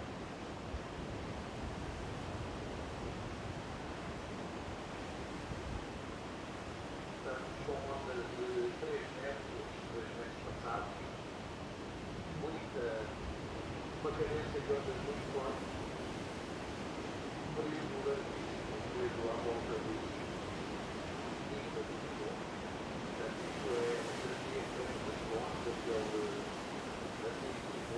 depois virou está original, chamado SEM, ele agora está no expresso, da noroeste, e esta textura da Islândia, mas ainda com vento, portanto, o SEM vai ter ondas nesse ciclone, agora está no ciclone, a área mais fria, portanto, perdeu potência, perdeu alguma velocidade no vento. Há 2 dias estava com as áreas mais de 100 km por hora e o vento estava aqui com 3 km por hora. Portanto, vamos continuar a ter outras pessoas que tiver realmente o dia mais estimado e que será durante o dia 2. Portanto, o máximo desta tempestade é bom importante. Será durante o dia 2, depois de manhã à noite, até a semana.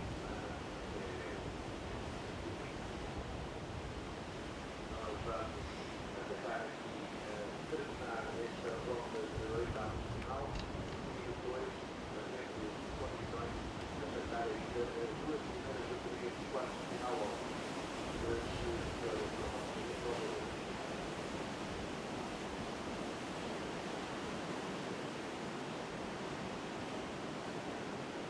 Another 9 minutes to start. Como podem ver lá fora, ali no prolongamento da ferradura até a nossa esquerda, a concentração de mais de 2 mil quilómetros, provavelmente 3 mil quilómetros, e estas ondas de cada série, cada comboio de ondas, as ondas estavam neste plano, ali eu recebo mais um drone. Essa é uma das metas que vai aumentar a produção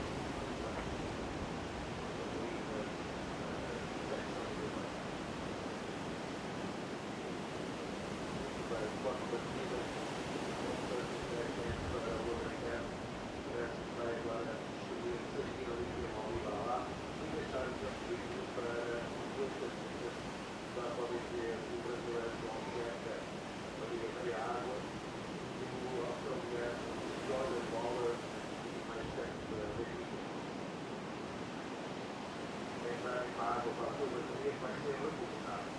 Em vez de utilizar aqueles primeiros 4 minutos de 8 manhã, vamos reforçar, mas a bateria não terá 35 minutos, e sim 30.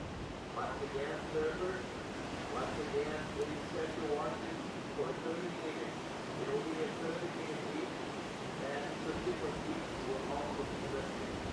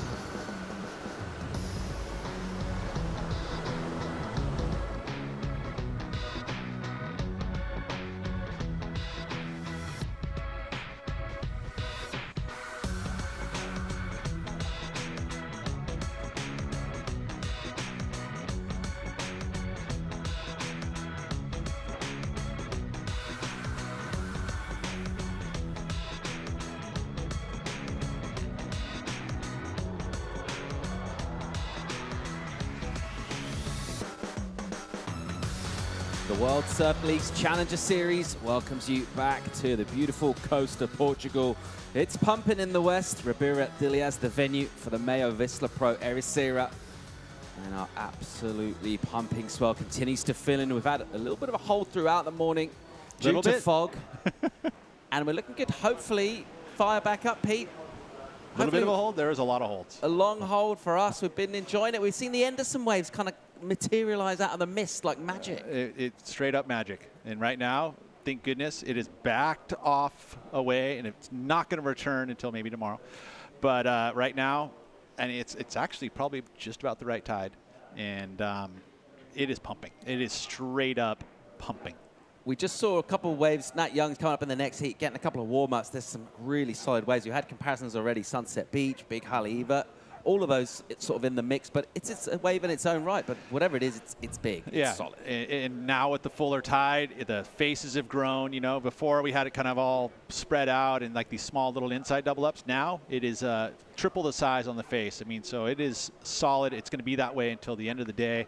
I don't know how many heats we're going to get through, but it's going to be action-packed until dark. Well, as you mentioned, Pete, we've had a bunch of calls this morning, just waiting for that fog to go. But now we're hoping for a much more positive decision from Travis Logie, who's standing by for a chat with Joanna. That's right. Good to be back, huh? What do we have today? Yeah, good to be back after one of the longest fog holds ever, but we're back on 2:05 start. We're going to resume with heat number 2. Unfortunately, we have to start that heat from the beginning again just because the conditions have changed so much. And we're going to go back to 30-minute heats with jet ski assist and try to finish this round today and have the first 2 men's quarterfinals on standby for potentially at the end of the day. And how are the conditions looking? Yeah, the tide's come in, and I know I compared it to Haleiwa earlier this morning, but it really does look like Haleiwa right now. It's pumping. Some of the free surfers have been getting some crazy ones, so it looks like it could be a really good day. Paul and Pete, it is on. We like it. Love it. Can't wait. I feel like we've probably got like some of the easiest jobs on this event. We're just going to sit back this afternoon and watch these guys go at it, hammer and tongs. Yeah, and as it should be. I mean, and we've been predicting the swell. We've talked about it for days, and now we're here in the moment, and it lived up to everything we hyped, right? It's not even hype because it's real now. It's awesome. And we're going to get restart for this heat, Pete. So we had about 16 minutes left to go, but they've decided it's too long's passed, and we're just going to start with a fresh clock. Yeah, and obviously that's an agreement with both surfers, right? There wasn't really that many high scores, and they're thinking to themselves, 16 minutes? Let's just do a new 30, right? A little knuckle bump, and let's do this all over again. And that's fair as fair could be. Let's take a look at what went down. The one heat that we could hold this morning before the fog rolled in is our first heat of the day, number 1. And it saw the Hawaiian Ezekiel take on the Peruvian Luca Messinas. Feels like a long time ago, Pete. That's because it was. It was, yeah. It was several hours ago and several feet of tide. Right? Mostly that was the biggest change we're going to see here. Obviously, the fog now is cleared and the sun is out. But it was a very competitive heat this morning. Both these surfers put 100% effort into this heat, and it was back and forth for a bit. Felt like the one little error at the end for Luca Messinas is what cost him this heat. Ezekiel was able to get through. Big scores there at the very end of it, and he turned it, and I'm sure he's excited. He would probably want to see that first 2 quarterfinals at the end of the day go in there because he's in the quarterfinal number 1. Always tough, those first heats of the morning. That swell building, fresh swell hitting the reef. These two did a good job of finding the best sections. But as you mentioned, Pete, maybe just that one mistake from our Peruvian. Just saw him undone, but Ezekiel looks fine for me. He had to be patient before he got this. He did, you know, and well, I wasn't really being patient, though. I think it was literally just the fact that he was punching through and trying to find an opportunity. And yeah, he was patient looking for that opportunity, but in his mind, patience usually is sitting out the back waiting for a set wave. That wasn't the case. He was punching through, he was pushing, he was paddling the entire time. This whole 30-minute heat was a lot of work. This wave right here is what turned it for him. There was an exchange between him and Luca. He took the first wave. He completed his wave all the way to the shoreline, got himself the 8 needed to turn the heat. Luca was on another one behind it, had some nice turns, but had the fall, and that's really what cost him. Yeah, well, you mentioned these two just getting waves on the head. I think Zeke said after he's never done so many duck dives in his whole life. I would say it was pretty nuts. I mean, and like it was pumping sets, and it was breaking, 200 yards outside of where they were taking off. But hey, it's still probably they mentioned Miguel, our surf director here, was saying that the peak of the swell was going to be more this afternoon. So we're in the afternoon area now. So, and with the tide, a lot of that energy is now focusing on the reef that we want them to surf. The best part of this reef, it's right on that double up section, and there's been plenty of waves going through there. Even through the fog, we saw those moments, so we know that it's on, and it's not even high tide till what, 4, right? 4:35, so we've got building tide all the way through, so it's just going to get better and better. Everything coming to a climax here this afternoon in Ribeira de Ilhas in terms of our energy from the ocean. Tide coming in too, just focusing that energy on a sweet spot in the reef. And as you can see from that picture, that fog was right in on the foreshore just about half an hour, 45 minutes ago. That has cleared, thankfully, giving us some good vision out over our competitive area. With a brand new plot for these two, they'll start back on 0. Zhao Shanka just with an early quick throw away from him. I'm wondering if there is a change of equipment, because this morning you probably could have gotten away with your normal shortboard, but it feels like today, or at least now with this full tide, a lot more energy and size of the face. So, you know, there might have been a change of equipment. Although, if you're confident in a surfboard, pretty much you are going to take the one that you're feeling the most confident on. So we'll see what these guys look like they're riding. Yeah, it feels what particularly comes into play as well is all that water on the end of the wave. Let's have a look and see what happened right at the start of the heat here. Big slash from behind it, a little whitewater climb. So you had one quick throwaway. This score comes in too deep. So a lot of, you know, positioning, figuring it out. Where is it at? Now Lawler. Live action from Lawler. Loses his back foot, regains it though after a big vertical climbing, kind of sweeping hit on the backhand. He'll hit it again there. That's nice. Finding himself a smaller wave with a much more sort of measured energy to it. And he'll try and answer back at that 4-3-3 thrown in from Shank. Shank with a meteor wave, shutting down. Jordan Lawler working over a little one. And let's think about what's been happening to them right now. So you can actually showcase how challenging it has been for the last few hours. Lawler was sitting there in his wetsuit, came in, they're sitting in his wetsuit thinking, okay, next call, half hour. All right, so he's still waiting there in his wetsuit, watching the waves as we watch this little stumble here. And the reason why I bring this up is because it's hard. Each time you think there's a call, you're trying to get ready, and then all of a sudden they're like, another half hour. Another, and that happened, I would say, 5 times from now, and I mean, from that point until then. That's tough, right? Psychologically, that's tough to keep yourself fit and motivated. I mean, I was sitting with Nat Young, and he put his wetsuit on to go out, took it off, put it back on, took it off. No joke, 2 times. It didn't even go in the water, and then just put it back on and got a free surf in before this thing started. So it's that stop-start thing, psychologically, can be a bit of a challenge. Really hard to manage that energy, you would imagine, and particularly on a day when it's kind of big, you want to get a little bit pumped up, kind of rise to that challenge. Got to just sort of keep that energy on simmer. Right, that's what it'd be, right? You just kind of sit there with that low boil. All right, so 26 and tame down. Just kind of keep an eye on it. Yeah, get the flavors going. All right, so 26 and 10 to go, and they're still waiting for that score to come in for Jordan Lawler.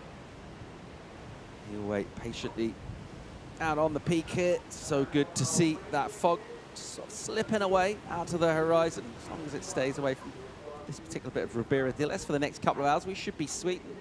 Trav saying, well, we'll just be looking throughout the afternoon, seeing what we can squeeze in. We did lose a bit of time this morning. We did. Yeah, the women were on hold, right, for their quarterfinals. They've been told that they're not going to be competing today, so they've gone home.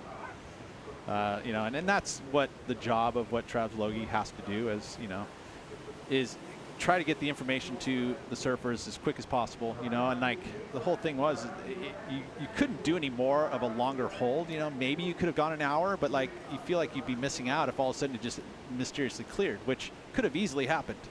So the half-hour calls were kind of necessary to keep us here and keep us in tune with what the weather was going to do, because you just really, there's no way to forecast when that fog will leave. Matter of fact, it could come back right back in. I mean, that's weather. It did happen a couple of times, actually. We had a couple of sort of false alarms where we thought, oh, this is clearing, and then it did fill back in. So let's sort of collectively will that fog to stay away. If that north wind does kick in a little bit, which should clear it out, right? Should help keep it. That's the theory too, is that that's why I think they made the decision to go full on. I mean, it would be really disappointing to not maximize this swell, you know, and this is like, again, you know, we saw it build this morning, and this will be pretty much the opportune time from now until the evening. And I'm sure there'll be some waves tomorrow, but it'll be on the decline, right? You would be kind of bummed if you didn't get to see these guys at least compete in this kind of stuff. Absolutely solid swell out of the northwest. steaming its way in towards Portugal. Thick lines, and there's some real energy in this swallow tour. We talked about that period jumping up so far. In terms of what we've seen, just in terms of this reef handling in it, it's doing a pretty good job. If you think of contest venues and like, you know, what kind of range of surf they've got to hold. If you sort of exclude, like on the North Shore, we know breaks work throughout all conditions, but I mean, just look at this set bombing up there. There can't be too many venues that can hold this kind of size peak. No, there's not. I mean, there is a few places on the coastline. I mean, and obviously, and there's a certain level of a controlled lineup. I mean, you could probably paddle out to some of these breaks that we have on tour, but generally speaking, this is one that can handle it. It's got this big, deep channel. And if you look at this angle here, I mean, you can see the fog still lingering. Hopefully it stays at, you know, 300 meters off the shore, but you got that big channel that moves out here, and the wave will reform. Even if it breaks and closes out all the way through the outside, it ends up reforming on the inside. You can see the 3 jets there that are all in position. They're safe, right? Because that's deep water where they're at. Occasionally you would have a wave break through there, but at this tide, I would say they're pretty much in the great zone. So there's that big triangle of white water there. And look how long that wave can be. I mean, that's 200 meters, 300 meters easy of you know, rideable wave. Raw, natural power coming out the Atlantic. Great shot from our drone. Seeing our 2 surfers kind of getting cleaned up in that white water. They want to stay just towards that apex there. You can see the way these wedges kind of double up through that inside. That's where the scoring's been coming. And then, as you can see from that little extra triangle on the end, you got that little section that comes at you too. Yeah, no doubt, right? I mean, yesterday we saw with that fuller tide, the rocks come into play, which is right there to the bottom left of your screen. Today, it's breaking way outside of that. Although, things could change as we get the fuller tide. Here we go, some action. Chianca on a foamy one. And he'll do well to maintain grip using that rail, juicing off the bottom. Bang, big hit. Tons of speed for the Brazilian Chianca. Collects it well, goes up super late. Just bit off a little bit more than he could chew on that end section, but I love the attacking intent. And that's going to come from Chianca, man. These guys want it. And if you have a section that you can attack, Chianca will do it, especially when they're getting big numbers for doing it. This one, he's patient off the bottom here, just some transitional snaps, almost setting up the section that he's going to get that big vertical wall. There it is, tags it nicely. Just too late to get to this next one. You know, you would have loved to just climb that thing, you know, and he comes out of it, lands it, then you've got a very big score happening for him. So it's good opportunities here. Under a bit of pressure on the inside there, you see the cliffs in the background just getting chewed by swell, clambering on that ski. And they'll get out of there. They'll get a ride back out most of the way to the lineup. Obviously not into the lineup. We're just using that channel for these pickups and lifts as we see a paddle from Lawler. Good looking wave. Doesn't quite get on that one. Still seeing these are very much in between, right? We're sort of set from the drone. That's the whitewater that's on the face of that wave ridden by Chianca. These are half the size of the sets maybe and still pretty solid. Yeah, and it's the best portion of the wave. I mean, those big set waves kind of rolling through, and they're not really any scoring opportunity. I mean, yeah, you could ride them and do some, you know, transitional cutback kind of stuff. You don't really see that the best section is going to be from those mid-sized waves, kind of like this. Beautiful looking wave here for the Australian Lawler. Deep bottom turn, just holds it in there. And then he'll fang one high in the pocket. Nice whip energy through that. Grabs it off the bottom again and smashes another nice turn. Ton of spray off that one. Still going a million miles an hour. Flicks another big turn. Keeps on going down the line. There you go. And he'll get a strong finish as well. We've been saying it a lot, but that is... it's an easy way to underestimate how hard it is to hit that end section. There's the Lindblads, who obviously are hanging out with the Aussie Lawler, the Lindblads from America, but we saw Sawyer Lindblad, who was in the women's division. That's Mark Lindblad. Matter of fact, I had to compete with him. But the Vissla guys, right? So they're out there supporting this guy, being the cheerleaders for Lawler, who's also a Vissla team rider. Beautiful snaps from him here in that section, and this is a very important section, being that this panel eats that stuff up, and if you attack that final section on a big day like today, you're going to get big numbers. And look at huge number. Massive number comes in for Lawler. 9 points for the Australian Goofy, a 9 for Lawler, and a great way to get going in this restarted heat. These two started duking it out this morning at about 8:30 a.m. They ran about half a heat. They've had to come back to start again. Jordan Lawler, at this particular moment, won't be minding that one bit. 9 points for him, a huge number. And like you said, the judges rewarded that attacking intent. Smooth on those whips outside as well. He looks kind of, how solid is out there? He looks super light on his feet, comfortable. Yeah, he looked good on that one. And again, just attacking that final section. That was kind of the wave that he had been looking for, where he's able to just transition. Bottom turn into the lip, top turn, bottom turn, top turn, all the way through. He didn't really have any slow moments. And especially that final impactful closeout move, attacked the lip and pulled it down. There's your mate Nat getting ready. He's he's been waiting a while for this surf in his weddy. He did have a warm-up. You know, again, he was taking it off and on. You know, and I think that's smart. You know, at some point you just got to go, okay, let's wait till it gets the official call that it's on before we jump in the suit. And he figured it out. His free surf looked amazing too. He had a couple nice waves. So he's been cruising with Sebastian Zietz. They've been staying together. You know, the dads, they're both new dads, and you know, hey, that's a perfect person to be cruising with. Imagine if back in the day someone came in a time portal from the future and told you that you're going to be able to just get your fins and just kind of just pop them in and out. You would have been like, this is the stuff of a madman's dream. Like, pretty handy, being able to switch up the fins, maybe using a slightly bigger template, something slightly stiffer, sticking with an old favorite. I would imagine he's got a set of fins that he likes. I personally, I mean, it depends on what you're doing, but I personally like smaller fins and bigger surf, just because if you get going too fast with bigger fins, it kind of creates lift and it feels like your board's going to be a little bit too squirrely. Sometimes what will happen though is if you have a board that is a smaller board, right, smaller in template and smaller in volume, and you put bigger fins in it, it kind of helps it out and gives it control. So it's this weird thing where, you know, like on my big boards, I do really small fins because you're going fast and I'm not doing tight arcs, whereas here you're doing kind of tighter arcs, and so the bigger fins would be helpful on a short board.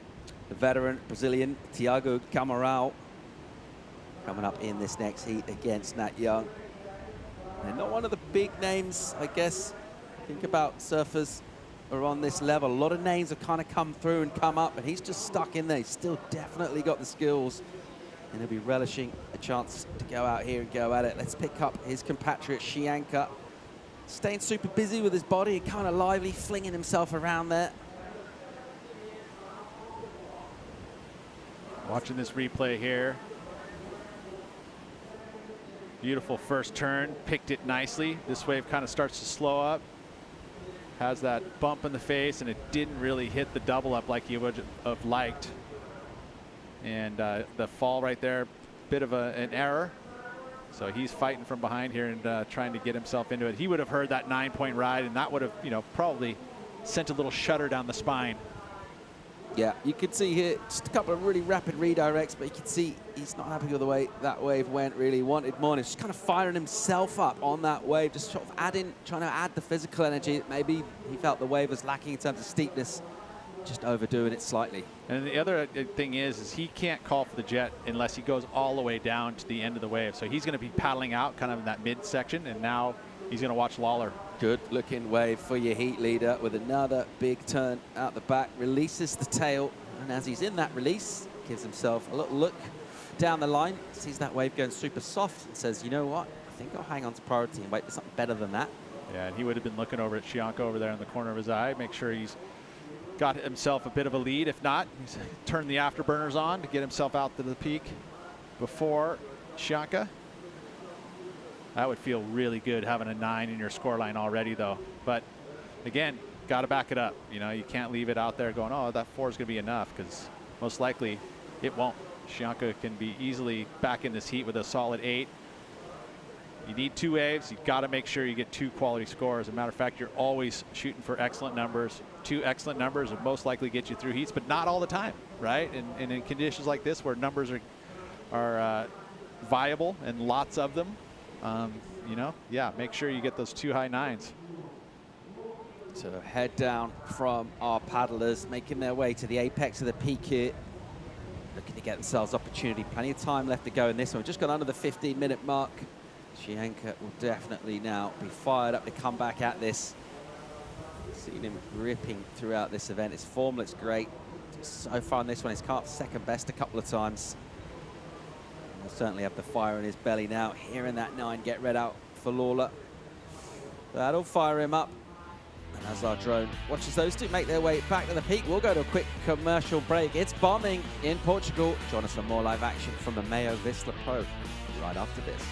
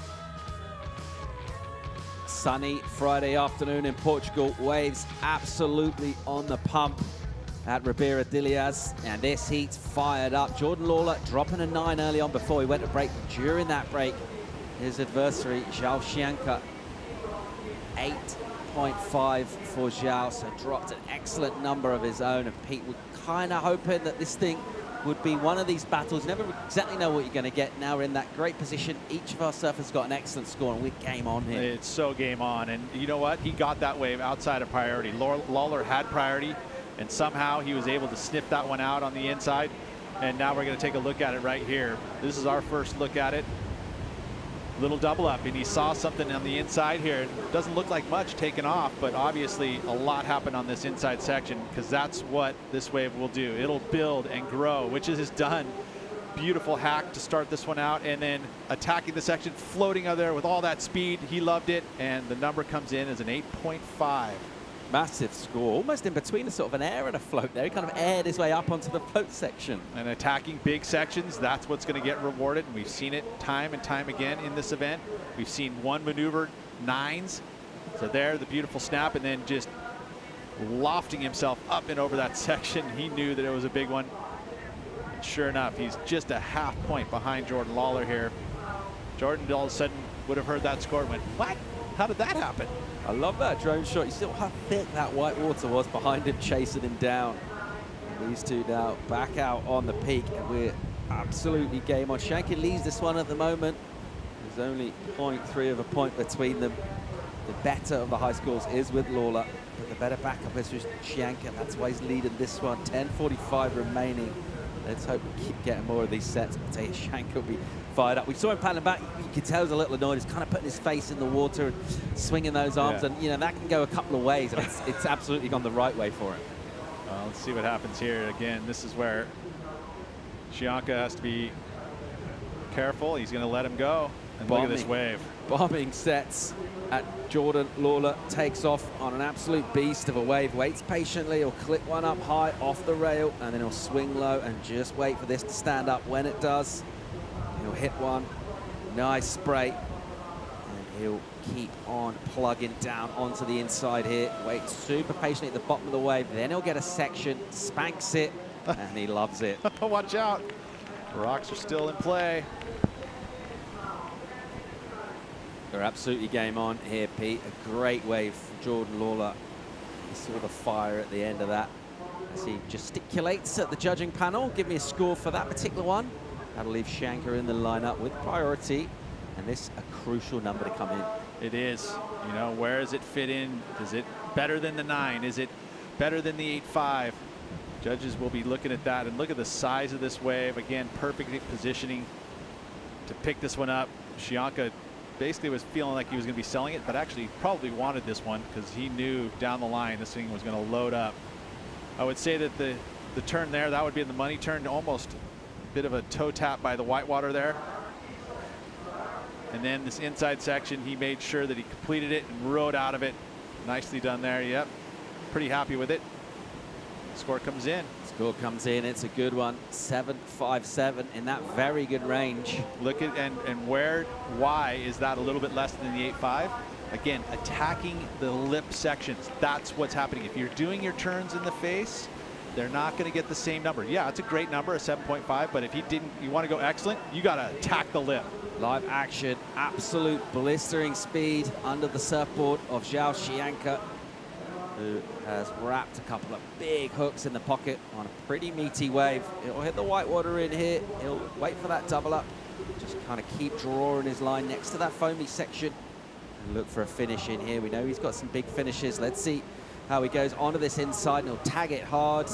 And yet more emphasis from the upper body up to our panel as he'll deal with, well, he's basically surfed his way into the next cove. He did, right up into the shorey there. Nice and sandy in that section. So if you can get past those rocks into that next bay, you're looking pretty good. But sandy for now, right? Give another 10 minutes, that wheel underwater. This is true. And then you're up against a cliff, which is a whole different can of worms. What a heat, a great exchange that one. The speed from Shianka as we picked him up from the drone there, Pete. And you know, speed's all very well and good having it. You got to do something with it. Some nice moves out the back. See our swell just detonating on the outside reefs here at Ribeira Dillas. For the first time, I think, a competition at this level. We've seen it kind of closing out the bay, out the back. Let's get another look at this wave from Zhao. Look at this first turn. Just hacks it off the top. Good driving maneuver. Got the board pointed the opposite direction on that turn. It goes into some fat water here with the foam, but negotiates it well. And Shianka knows how important it is to make sure that when you get this final move on the inside, that you go up and over, and he does. Right in this section here, into the lip, onto the shorey. Interesting to see where this number goes. Needs an 8.08 to turn the heat. Feels like it's probably right there. Oh, an absolute smoker of a heat right now. Under 7 to go in this. We're waiting to score for our Brazilian regular foot, Zhao Shianka. And if it's an 8.08 or better, we'll be back in that first place position. Meanwhile, Lawler in that lineup, waiting out an opportunity of his own. So he doesn't have priority assigned. Maybe he hasn't been deemed to quite be in the lineup.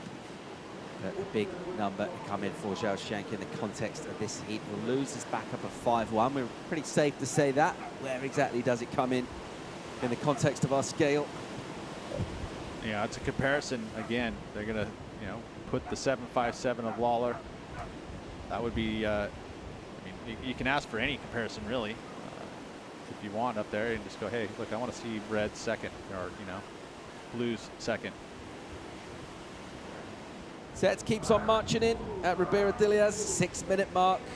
Still waiting for a number to come in for Zhao Shianka, trying to come back at Jordi Lawler in the lead at the moment in this one. The Australian in the blue. So you see those two just make their way to the same spot of the reef. Priority is with Jordan Lawler. And the number's in. The number is in for Zhao Shianka, 7.4 for him, so just under. Certainly using that comparison with the 7.57 for Lawler. And he comes in under, and he's still in second place, and he's still requiring an 8.08. It looks like he's trying to find out that information. It is breezy now, and it can be tough. I mean, they've got some great actual microphones here that try and pierce it. It's interesting. The horn microphones are really good because they pierce through the air. Still very tough to hear. You know, you're not going to hear it on the jet. Well, Shianka portion the issue here from under second priority. And he'll take off on a wave, a little fat to open up with. It's got that kind of burgery shape to it on the initial section. What's it got through the middle? Here it'll swing a mid-face turn. And look to get this through some inside here. It's pretty thick this wave. If it does double up, it'll double up hard. He pushes hard and nearly loses it. Does well to recover. It's not going to be the 8 he requires. Yeah, it isn't. You know, there's a substantial difference between the 8.5 and the 9. Again, where you're seeing that meaty section with all that water and you're not shy about going up into it, that's where the judges have been telling you straight up, you need to hit it and you need to hit it hard. That's what you're going to do. That's what you're going to get the big numbers from. Mikhail is the head judge here, and he's been pretty clear and consistent in regards to what he wants that panel to reward. And it's been consistent and very clear to all of the surfers if you're paying attention. Let's get a recap here of this restarted heat. And this man, Jordan Lawler, on the backhand. Good early work, Pete. Good early work, and that early work got him a big number. Little stumble there, but he keeps it together and then is able to finish. The first turns were really nice. 2 solid big arcs on the outside, and then boom, finishes it with a lipper and still has even more through the inside, but decides to kick out. That was his first big number, the 9. This is Shianka's answer, the 8.5. He was able to go up into it. This was actually the late one, right? So yeah, this one actually didn't end up, it was a 5.10 in his third wave, but now it's gone. This is the 9, right? That was beautiful work there. Big hooks from, yeah, it's the 7.57 actually. Now that I rewind it, you know, and again, he didn't get to finish the, no, that was the 9. That was for sure that big one. That was solid. Either way, it's really good heat. You're thinking about 16.57 to 15.9, almost both surfers in the excellent range. Shianka loving what he's been able to do, but he needs some work at the end here. That was the 8.5, the big finish. Again, attacking that heavy section. Look at this set wave too. Man, oh man, this is the 7.57 here of Lawler. Big set wave, but didn't end up getting that big meaty section on here, and that was the difference. Beautiful surfing though. Just didn't have that big vertical hooking section that he got like on the 9. And then here he kind of does the turn and then was not able to get the big closeout section. This came up a little bit under, but he still has the lead. 7.4 here from Shianka. It's well served. Did have to deal with some foam. And that last section didn't have quite the same intensity that we've seen from other sections. Obviously on the one that he had, the 8.5. You know, he tapped it right there, but it just wasn't the same kind of energized section that we saw from the finish of his big number of the 8.5. So there you have it. What a recap. I mean, so much surfing's gone down in this heat. And one of the reasons for that, Pete, the jet ski assist, right? Let's eliminate that long paddle and just afforded these guys basically every opportunity. That's why we have it. That's why we use it. Glad we're to see it in the Challenger Series. Under 90 seconds to go in this one. The Australian Lawler in the blue there. He's got the lead. He's got priority as well. And how crucial is that going to prove to be in the final throws of this? Lawler just needs to stick to Shianka, take away any of the opportunities. That's a huge point, especially with a minute to go. I mean, you really got maybe 3 chances in this next few waves. So really, he takes away one of those chances. He's got a heat win. Into that last minute now. Set still stacking up here. Decision time, crucially, for our surfers now. Looking for a spot in the quarters and a really big result. And the MEO Vissla Pro Ericeira. This one will go soft, just slip under. Shianka, there's not a lot he can do if opportunities don't come. At the moment, that excellent score that he requires, he's going to need an absolute bomb, and doesn't look like we're going to see one.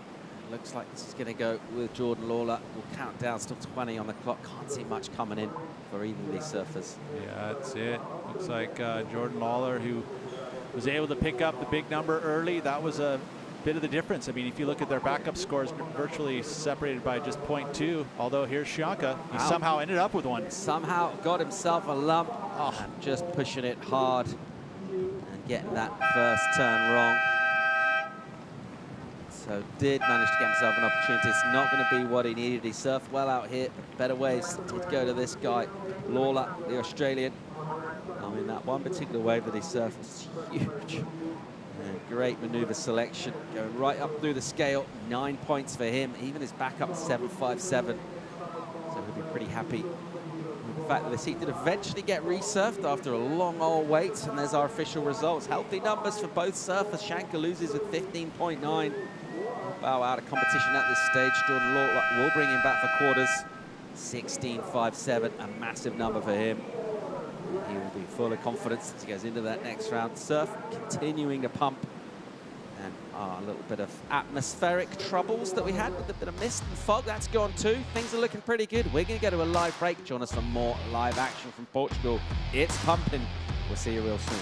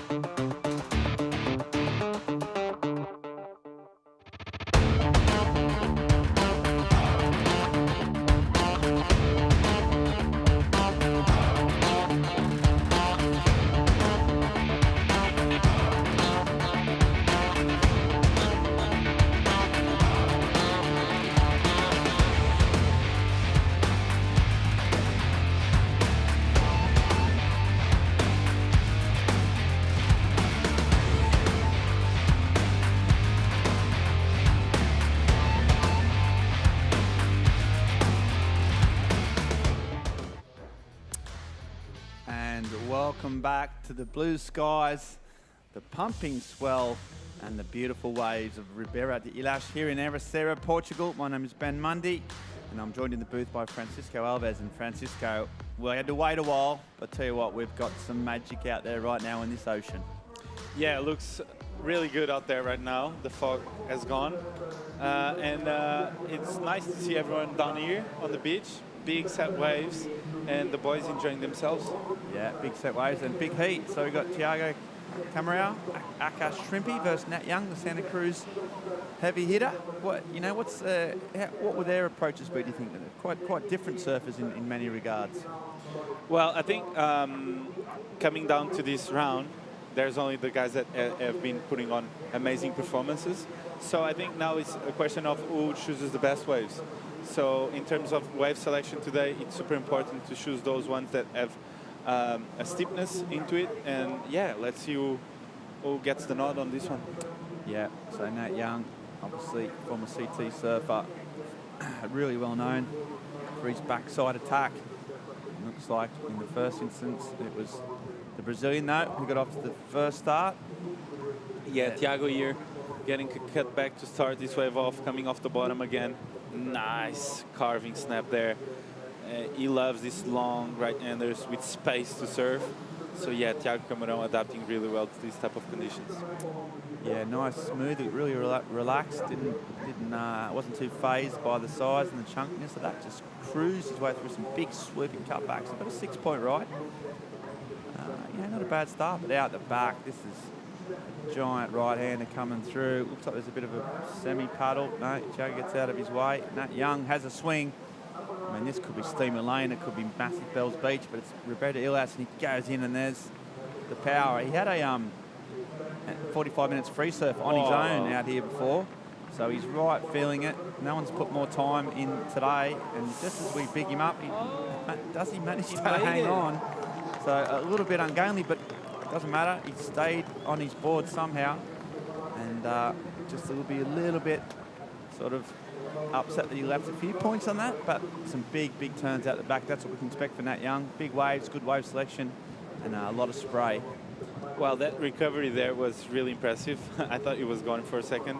as we see here, a clean wave. He comes off the bottom, and big carve there, clean carve, and he puts himself in a great spot to attack it. Boom, big snap there, really clean. And on this one, we thought it was kind of late, and yeah, he kind of disappears and he gets back to his feet. So great work there from Nat Young, really well-rounded surfer. So great start. Yeah, that second turn was so impressive, really long, drawn out, and a right big sort of stab right in the pocket. So yeah, this is his perfect conditions. He loves this type. He loves the juice. And we talk about that. The challenge that this wave faces. This is, especially on the Challenger Series and as the old qualifying series went. It's just very rarely these guys get to surf waves like this. It's probably only in Hawaii you're going to get sort of 8 to 10 foot, waves with real power. Yeah, and I think that's actually good. They're having the opportunity to surf this type of waves. I think many of them want some good waves to come in every contest, and I think it's nice for them to surf some proper surf and put on some good rail turns. And yeah, I think all of them have been enjoying this week here in Ericeira because of mostly because of the waves. Yeah, exactly. It's been pumping all week. More to come. Drops off a little bit, but not by much. Still super solid tomorrow. Every chance we might be able to rifle through the whole day with wind and weather permitting. But right now, the winner of that last heat is down there with Joanna Garnell. Thanks, Paul. First of all, I have to thank you for putting on a show because that was absolutely amazing. Definitely were worth the wait. Yeah, thanks. Felt really good out there, so ready to go again. And how are these conditions for you? Yeah, different. It's kind of like reminds me of Hawaii a little bit with all the power out in the water and stuff like that. But yeah, I'm really enjoying it. My board feels really good out there too, so it gives me a lot of confidence. What are you riding? Channel Islands, what is it? Too Happy, their new model. It's a new one. I only surfed it like once before the event and stuff, so I was kind of winging it a little bit. Is it a step up? It's a little bit of a step up, yeah. Not too much, but it holds in really well, so yeah, I'll stay on that board, I think. Well, it's working really well. Good luck in the next round. Yeah, thanks, Joanna. Good stuff there. Enjoyed that. A lot to unpick in that. I mean, I will say that Geordie kind of sort of just said what I said, basically, didn't he? Just sort of must have heard about my Hawaii kind of analogy, and he's just run with it. He's on a semi-step up. He was a bit cagey about it, wasn't he? Didn't want to give away the dimensions or trying to keep it a bit under wraps, I thought. But he's got a board that's driving through the foam. He's into the quarterfinals. He seemed pretty relaxed, and yeah, what a result for the Australian. And what a great story. So he's on. He joined Zeke Lau as the other surfer through to the quarterfinals. The plan today is to run through around all the heats of round 16 of the men's, and that would leave us with just the quarterfinals. So 8 women and 8 men left in the event. So we're getting down to the crunch patch. Hopefully that fog that you can see out there, that bank, just stays there. It plagued us all morning. There was a lot of it. We couldn't even see. We had to go and hold. Although, to be fair, we've come back at the right, with the perfect tide. That wind's good. It's cleared up. It's really, there's some energy down on that beach. And I actually went for a bit of a walk along the top there, Francisco. And when you're up on that cliff and you're looking down on it, you really see the size and the power of these swells. They're marching in. You just see them coming from just miles out to sea, just coming in and just unloading on this reef. Yeah, it's a special sight. Yeah, it is, and it's even more special when you go up there and you watch the fog. It looks like the fog hangs around you, but not in Ribeiradilhas. So there's fog everywhere, but not in Ribeiradilhas. So it looks like a fog understood there's a comp going on, and he kind of respects the work that has been done here. Rob Gunning's organised that. He's got a pretty good relationship with the fog, and he just makes sure that everything's okay. The whole team here working behind the scenes. There's a big production team. You just see these beautiful vision, and you see the surfers ripping, but the amount of work that goes on behind the scenes to make that happen is incredible. Big long days. Everyone's super committed, loves the sport, and loves to see it portrayed at its best. So all those, the cameramen, the editors, the food staff, the cleaning staff, the cameramen, the commentators, let's not forget them. Yeah, I was going to say that. The judges, the administrators, the sponsors. I mean, we could go on and on, but there's such a big team, you know, all working in one direction so that we can see these best surfers in the world absolutely smash some 8-foot walls. That's all appreciated. Here we go, some sets out the back, Francisco. You see that one behind the scene. Looks like Nat Young's going to get cleaned up by this one. And he's bailed, and that's not something you see every day. You don't see Nat Young bail that often, so he actually got hammered by that's a 10-foot wave in my eyes, and he's just come up now, so that's just pure Hawaii juice. I mean, that is sunset kind of size and power. Probably not quite breaking on the reef as heavy, but still, you know, if you know you're bailing out at the apex of a 10-foot of whitewater, you're going to know about it. Yeah, it's really strong out there. There's some really heavy waves. And there goes Camara. So he's found a massive wave amongst that set. Really good positioning. It's frothy because of that wave that went before, but it's got a nice sort of clean face. He's just taking his time. This has got a bit more steeper. Hits it there, and see his board cartwheel out of there. So that as that got steep, it dropped out, and he just came unstuck. So, I mean, it's such a difficult section, that end section, Chico, isn't it? Like to pull off a turn there when it gets steep and closing out, it's really, really hard. Yeah, I think you have to go for it. I think that's where the score is. The money is on that section, and yeah, you did right. You waited for it, and I think it was kind of hesitating a little bit on the way you attacked the lip. I think you just on this section, especially, you really need to go for it. Like, and you quite see there, you kind of not. You almost did the turn on the lip, but did a little bit under it, and yeah, that's why he poked the nose. But yeah, I can't wait to see Thiago going for it like he knows. Yeah, he just even those first two turns would look good, but you can tell he wasn't really like trying to throw that next kind of, you know, with the spray. He probably just held him back a little bit. But right now, well, we've got the contest director, one of the guys that's helping Travis Logie, also a bit of a hero of yesterday. We've got Michael Fortes down there with Janelle. Yeah, Miguel Fortes, let me know. You're the expert here at the beach. What's the deal with the fog? So the fog is one thing that we cannot forecast, you know. We can forecast waves, we can forecast winds, but the fog is impossible to forecast. So we have all week the fog was outside, like threatening to come in, but today it's really come in, and we have to stop the comp. But now we're good, we're back on, and I hope for tomorrow, no fog. I hope so too. And you've been helping Travis out, in what way?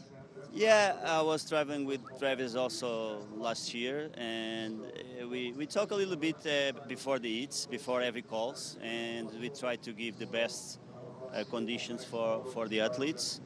I just tell him as a local on this beach, my knowledge about these waves, you know. And how about the swell? Has it been working out for you?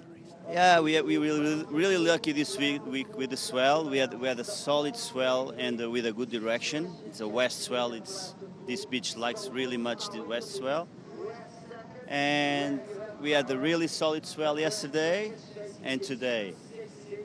But tomorrow we try to finish the comp. The swell will drop, but we'll still with the same direction, with the west. It's the ideal for here.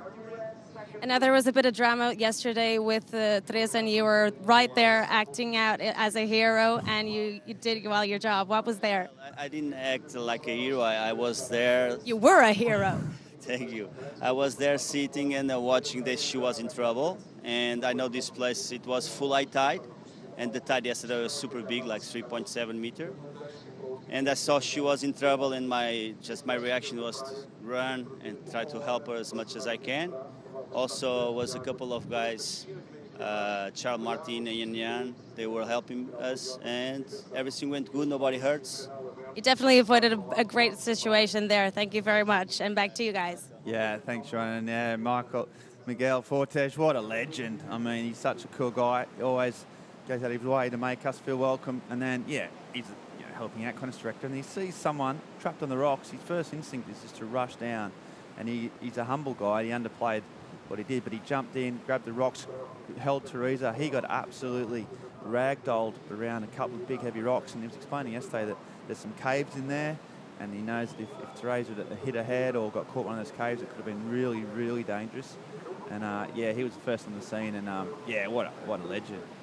What a legend. Then we're up there actually having a chat with him yesterday, and I went to pour a beer. I didn't pour a very good job, and he just came in and he just poured the perfect beer for me, and I was like, hey, mate, you are too good. Miguel knows how to do everything. He knows everything, mate. Everything. Nothing you can't do. You never saw Miguel charging, though, have you? Yeah, I've seen him at coast just about 8-10 foot, just watching from afar in awe. Yeah, he's such a good surfer, legend of this area. And yeah, you've obviously grown up with him as one of the sort of mentors and elder guys. What's he like to sort of grow up with, knowing he was a... I'll be all over the place with him. I'll be asking for waves every 5 minutes to Miguel. Whoa, speaking of big waves, Nat Young just went through the lip on a massive 10-foot, and there's 2 turns, and he likes that, and he's just so stoked because he knows 2 huge backhand hangers on a massive wave. That's going to be some big numbers, and yeah, if the surf stays like this, you know, Nat Young is so dangerous. It's right up in his wheelhouse. And look at this, Chico. Huge wave coming off the bottom. Huge backside snap there. It winds up again and boom. I don't know if you guys at home know how big is this wave, but this was a proper section, like 6 foot, hard to surf, and he belted this. So huge first turn here. Really well done by Nat. He winds up again, and he was able to land that second turn. And yeah, 9.63. Yeah, there you go, 9.63 just for those two turns, but rightfully so. The judges rewarding risk and commitment, as they've been doing all week. And Nat Young just posts up a huge number. Already got a really, really big heat score. 30 minutes to go, and Tiago Camarão is in combination. Needs two very good waves to get himself out of that. So Nat Young, he's been on point. He's been really, really sort of steely-eyed and focused at this event, doing loads of time at this break in the mornings, first light. He's been out there every morning. As I said, he put in a session out here while we were on hold in the fog. So he's just leaving no stone unturned. And with his pedigree and with his love of big walls, he's looking so dangerous. I'm loving his surfing, Chico. Absolutely loving Nat Young at the moment. Yeah, I love to see Nat Young with space and some proper sections to it. I think he won at Bells with some similar conditions. And yeah, this wave reminds a lot of people Bells Beach, right? Yeah. And yeah, I think he's adapting well and he's enjoying himself. You can tell he has a bit of a step up under his feet. He's holding well those bottom turns. And I would like to see how Tiago Camarão responds to that. I know Tiago has many tricks on his bag, and let's see what he can throw now. Yeah, and here he goes, looking at this one. Just selects not to have a crack at that. Yeah, he won't, you know, 10 minutes with jet ski assist, he can easily get 2 waves. He needs 2 waves, so yeah, he's got a chance, but he has to. He has to sort of put it more online and really go for it now because he needs massive scores. But as we see, Tiago just get ready to try and get some type of fight back launched. He might just go to a short break. He's actually hold that thought because here he goes. So he's holding it and he's paddling and he is going to get it. So Tiago up and riding on a nice big clean wall. Drives around, just looks a little bit more bumpy and chattery compared to Nat sort of driving, but there he goes, starts to engage the fin, bounces off the foam, no easy task. And here's a big inside section, another swoop. It's been a little bit lateral, but he might have a steeper section here. There he goes, a little sort of lay back, that finishes off. So again, you can see by his body language, he's not really happy with that wave. It was well surfed, but didn't have any wow factor that you need, because you're going to need a couple of 8s to get back in the game. Yeah, it looks like kind of a small board too. I think he's having a hard time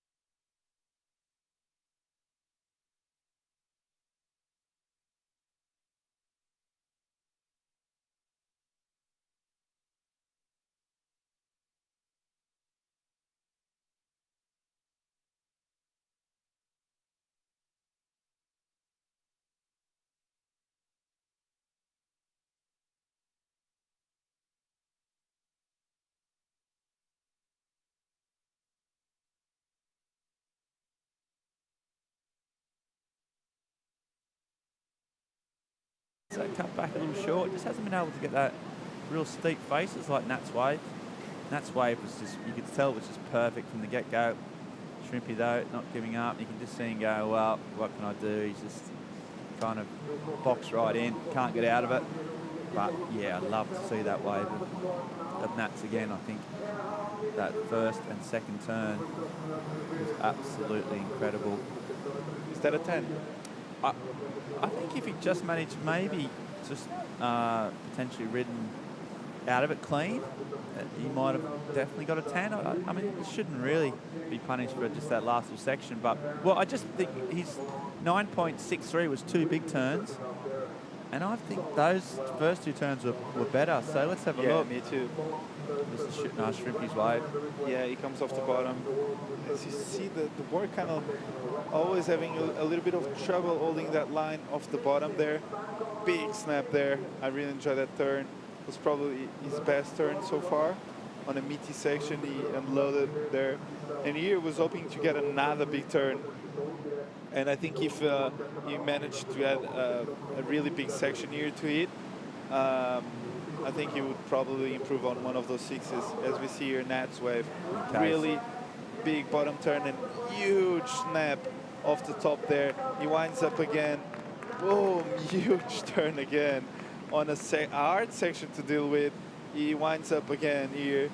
And yeah, this wave was just delivering for him. And Nat Yang taking advantage of all the section that that wave had to offer. Yeah, and he got a 9.67, so not quite in that excellent, perfect range, but as excellent as you can get. So massive, massive heat total, 19.30. There's no way Shrimpy's getting out of this one. I think it's signed, sealed, and delivered with 5 minutes to go. So incredible, incredible surfing from that. Got to be one of the highest heat totals. I think we saw Emma DeVol get a maybe 19.6 heat total, a 10 and a 9.6. We see more massive lines just filling the screen. That is a terrifying position to be in. We start to see, I don't know, 8 to 10 foot roll throughs from out the back. This is like a 16, 17 second period. Probably 8 foot of swell. So the combination just means there's some raw energy out there. And it's kind of miraculous that this reef can still handle it, you know, can it deal with all the power and all the raw energy at it and still dish up like perfect waves. Yeah, Ribeiradillas holds the swell really well. You can get bigger than this and you can still serve. So yeah, you kind of have these double ups always coming in.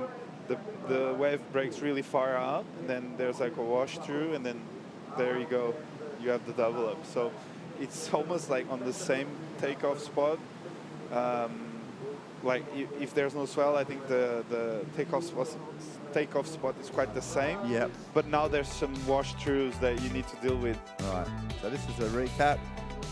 So Thiago Camarão started off early, got a 6 off the bat, which wasn't a bad start. It's trademark swoop. But yeah, unfortunately after this, it just became the Nat Young show. Yeah, it's true. I really enjoyed that car from Thiago Camarão, that second turn he had. And this was this response of Nat Yang. Huge belt off the top. And he winds up again. And he managed to fit another one in there on a big wave. So, well deserved 9.63. And good claim too. Yeah, he's not one massive for big claims and big over showing of emotion. That he keeps it pretty in check, but you could tell he was really happy with that. Thiago tried to fight back, sort of getting the waves, but he just had those waves that were a bit flatter and not as steep, and he never really looked like sort of coming close to laying a glove on Young. Kept plugging away. I mean, this wave was so nice, so green and clean, but fortunately for Shrimpy, Nat Young's got the bigger waves, the steeper waves, and he's absolutely blazed on them. Yeah, the Portuguese green, as you call it. Yeah, I think he didn't really find his rhythm out there. I think the wave selection of Thiago wasn't as good as the wave selection of Nat. We can see by the scores that's there, but yeah, here I love this wave. This was a really steep section, and he winds up off the bottom. throws a massive turn out there and another one. So great rhythm, great flow, and yeah, huge backside turns from Nat Young. That's what we can expect from him all week. Yeah, exactly. He's been on point. I think he's won pretty much all of his heat. Took out Vissla Pro Ericeira in one of the earlier rounds, and just been posting wins the whole way through. I can't remember a heat where he's got second out of the 4, so continuing that good form. And he's had a lot to deal with over the last couple of years, and he's come through the other side now, and he's just looked so sort of, you know, ready to take his chance. He wants to get back on that CT. He's always done well in Portugal. I think I remember here at Caparica, I think last year, started 2020, came over and got the 3000 and won that. So he's got links in Portugal, and he loves his place. And well, I'll tell you what, he's going well. This is live action, so this will be the last wave of camera out, and he's just pretty much in line with the rest of his heat. That was just the wrong wave at the wrong time, and Nat will go this one just to go in. He doesn't want to do anything to risk that board. It's like a magic board. He's had it for a few years, and he absolutely loves it. And that's the last we'll see of Thiago in this event. Round of 16, you know, you'd be almost happy with that result, but once you get this close to the finals day, you're always pretty bummed if you just don't, you don't get to that finals day when you're so close. Yeah, for sure. I think once you get the ball rolling, you always want more. And as a surfer and a competitor that wants to qualify for the CT, you kind of like, if you're close to that mark of gaining more points and more points, you kind of like get frustrated if you have a shocker like this. So yeah. Yeah, he's disappointed, but in that young squad, there's Seabass, Ian Crane helping their man through, and they're really, really happy with Nat's performance as well. He should be one of the highest heat totals of the event so far. So actually dominating all these heats. He usually does this, he just stays out, has a little time to reflect on where he's at, where he's been and where he's headed. And right now he's headed to the finals day. He's heading to the quarterfinals, and yeah, there's no surfer that would like to draw him, I'll tell you for nothing. But we're going to go to a short commercial break. We've still got another 4 heats of high quality surfing and amazing waves. We'll be right back after this.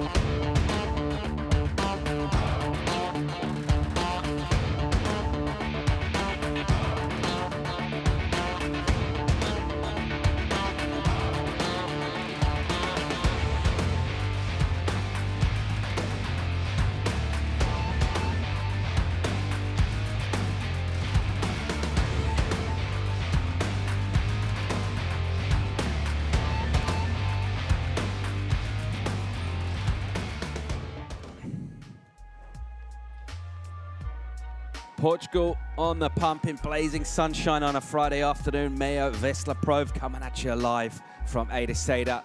The spots, Ribeira Diaz, and stacked talent out in the water. We'll see Carlos Munoz of Costa Rica take on Hiroto Ohara from Japan. My name's Paul Evans, joining Chico Alves in the booth. Mate, I've been looking at this heat on paper, been thinking about the way these two have been surfing. This one, hopefully, is going to be a smoker.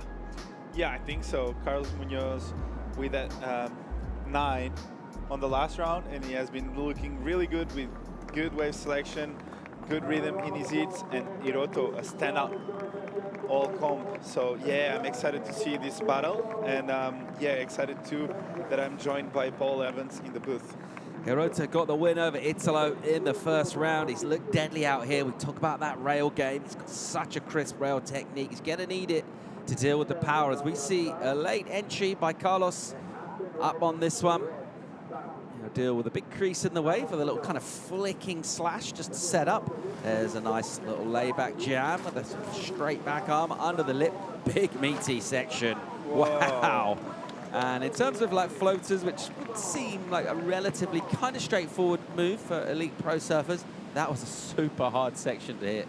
Yeah, that was a meaty section.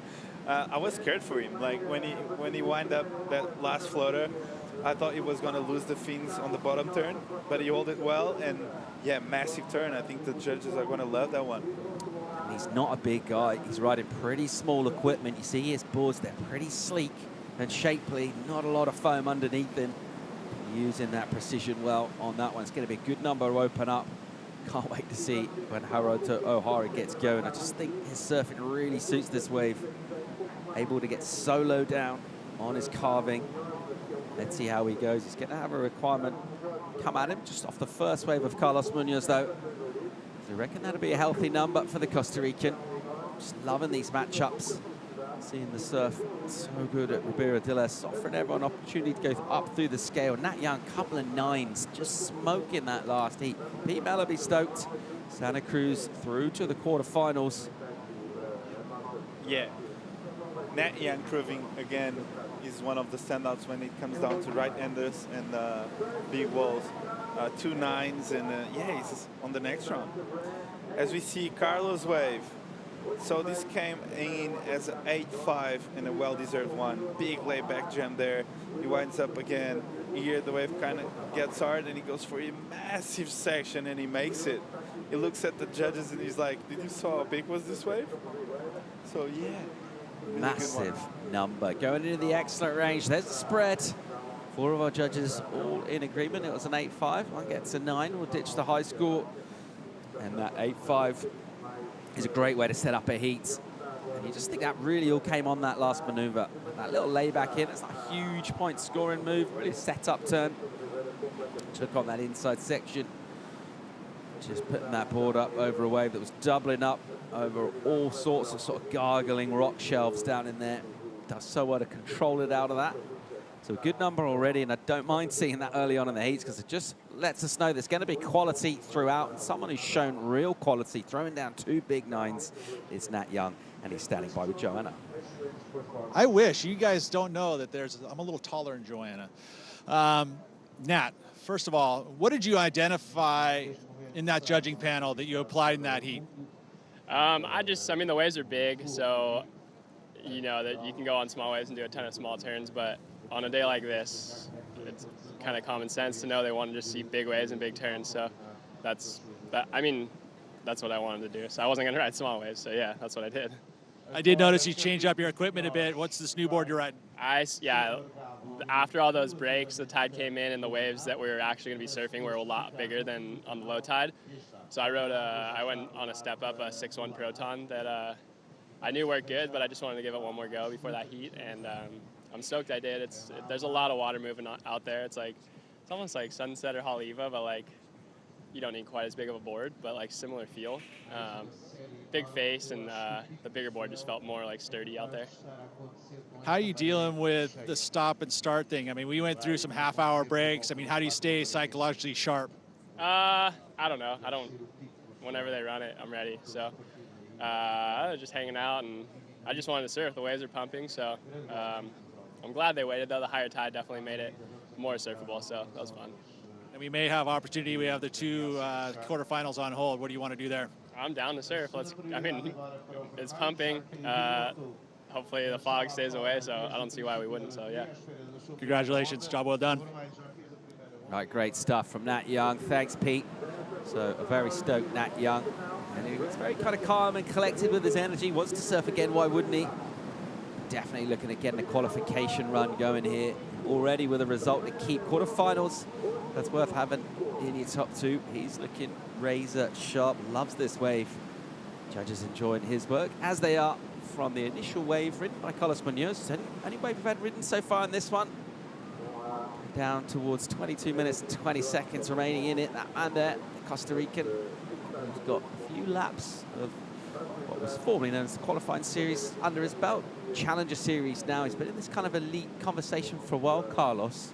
You've got to feel like one of those surfers, that kind of CT and sort of new names and kind of fresh blood, he could definitely step up. He's good in Hawaii. He's got a wicked air game. He'd be a great addition to Tour if he could make it, Chico.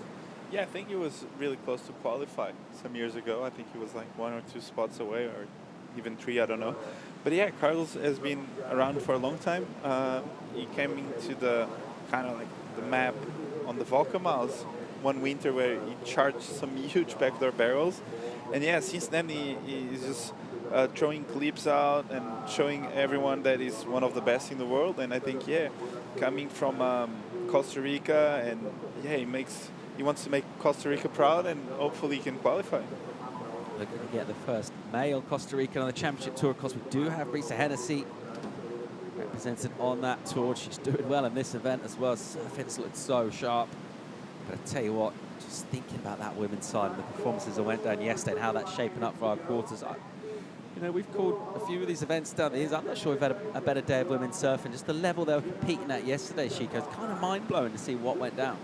Yeah, I was so impressed with the girls surfing. I think they threw everything at it. We saw Teresa on a sketchy situation and then paddling out afterwards. We saw Betty Lou with huge laybacks. We saw Luana Silva surfing so well. We saw Matsuma too surfing so well. So yeah, I think all the girls in Brisa too, yeah, all of them ripped. Even though the ones that lost, they really had high scores. So yeah, it was a really impressive round for the girls, and even with the size of the waves, they surfed amazingly. Well, big swell making its way in towards our coast here in Portugal, but of course, big waves happening all around the world throughout winter seasons in their respective regions. And when they do that, some of them go down in history as famous rides, award-winning rides, which brings us to the Red Bull Big Wave Awards. They're actually getting announced today at 9 a.m. Pacific time. We'll get our nominees, the biggest paddle ride of the year, best overall performance for men and the women. Our co-commentator, Peter the Mavs Goat, the Condor Mel, we reckon he's looking pretty good for a ride of the year. Backdoor in the slab at Mavericks on a massive wave. An incredible wave from him, but a bunch of other amazing waves as well. And they're all going to be part of those big wave nominations from Red Bull. And the show itself will go out live on Red Bull TV next Friday. That's Friday the 15th of October. Can't wait to see that. Do you like big waves, Chico? Do you like massive waves? No, massive waves I don't really enjoy watching? myself. Yeah, I like watching, and I enjoy people that love them. Me, myself, I never really enjoyed massive waves. I rather have like barrels and bigger waves, but barrels like Indonesian stuff like that, but like massive waves like Nazaré and stuff, never been kind of my thing. I think people that enjoy that kind of like adrenaline, they kind of like get used to it. So. But when you saw Condor backdoor a 30-footer at Mavericks at 50, did you think, oh, maybe, you know, the big wave career will just come a bit later in my life? No, I don't think so. Yeah, I just saw the wave and I was scared, even though I was watching from a screen of a phone. But yeah, I want to be far from that thing. All the respect to Peter, I think that thing was massive, but yeah, not even on a jet ski I would be, I think, on that day. Only the sound, I would be traumatized for like a week. All right, well, do check out the Red Bull Big Wave Award nominees, 9 a.m. Pacific time today, Friday. And that show on Red Bull TV live coming at you next Friday, the 15th. Meanwhile, out in the water in this one, just that one wave ridden so far. It's an 8.5, it's a big old number. And Hiroto Ohara sat there and kind of stewed for a while in his own juices. So he's just looking for an opportunity. Really been many other sets come through. So a little lull in the action. Let's will some waves in. We want everyone to get plenty of opportunities. Still a bit of time, 18 minutes to go on the clock. And while we wait with a little lull in the action, we've got Peter Mellies out and having a roam around. What were you finding out, Pete? What have you got? We have the Unwanted Shapes COVID-19 edition. As you remember, in Peniche 2 years ago, we did the Plastic Awareness, which was the original Unwanted Shapes. We had surfboards built out of recycled plastics, COVID waste is the next addition. And one of the problems that we have running around on the beaches and on the streets and everywhere in the world, unfortunately, is a bunch of COVID waste. Masks, rubber gloves, this stuff is everywhere. I mean, I've looked around the beach and sure, look, right here, below my feet, these dang masks are everywhere. And unfortunately, this has become an issue. And we're gonna bring awareness to it. There is a good place for these right here in the COVID waste bucket. We actually have 8 surfboards that have been shaped around the world, brought here, that include COVID waste. It's an incredible sight. I actually get chicken skin looking at all of this stuff. That I was part of this project, and to see it come to fruition, it's been awesome. The shapers are stoked, the jury's stoked, and you folks at home, put away those masks. Keep them out of the street and keep them out of the ocean. Awesome stuff. Thanks, Peter. Great message there about COVID waste with the unwanted shapes. And if you are around the site down here, you can come and check them out. Those boards will be judged. The best one chosen as the winner. Some interesting use of technology, different shapes and all that sort of thing. Another great activation, all available here at the MEO Vissla Pro Ericeira. Ribeira Dilhas, our spot. And on a Friday afternoon, mate, Portugal hates a sunny Friday afternoon, doesn't it? Nah, they love it, mate. Crowds looking nice and healthy down here, and they're stoked to see surfing again. Yeah, for sure. Portuguese love surf action, and they love to come down to the beach and talk about surfing all day. Even though people that don't surf, they come down here and they talk about surf and they ask questions. So I think that's what surfing is all about. And yeah, spreading the news. All right, spreading the love at Ribeira Dilhas. That's the scene. Looking on the beach where things are fairly kind of mellow and cruisy and sunny, and, you know, maybe grab yourself a little juice or possibly even a beer or a glass of wine. Out in the water, meanwhile, there's a little more at stake. Here goes Carlos Munoz, and he is up on a bit of a wobbly wave. He'll set up with an initial turn, and then pressing hard off the bottom. Another nice little hook from him, still kind of set up energy. Obviously, Herdy O'Hara not interested in this wave. Just let Carlos take it. Carlos will keep jamming down and just throw up a backup score to go alongside his 8.5. Similar kind of turn from him. Let's see if he gets a finish. He gets very deep and bumpy in there. Doesn't get a section to hit right on the end of the wave. But some nice setup turns. It's going to be something mid-range-ish, and it's going to throw him up a 2-wave total.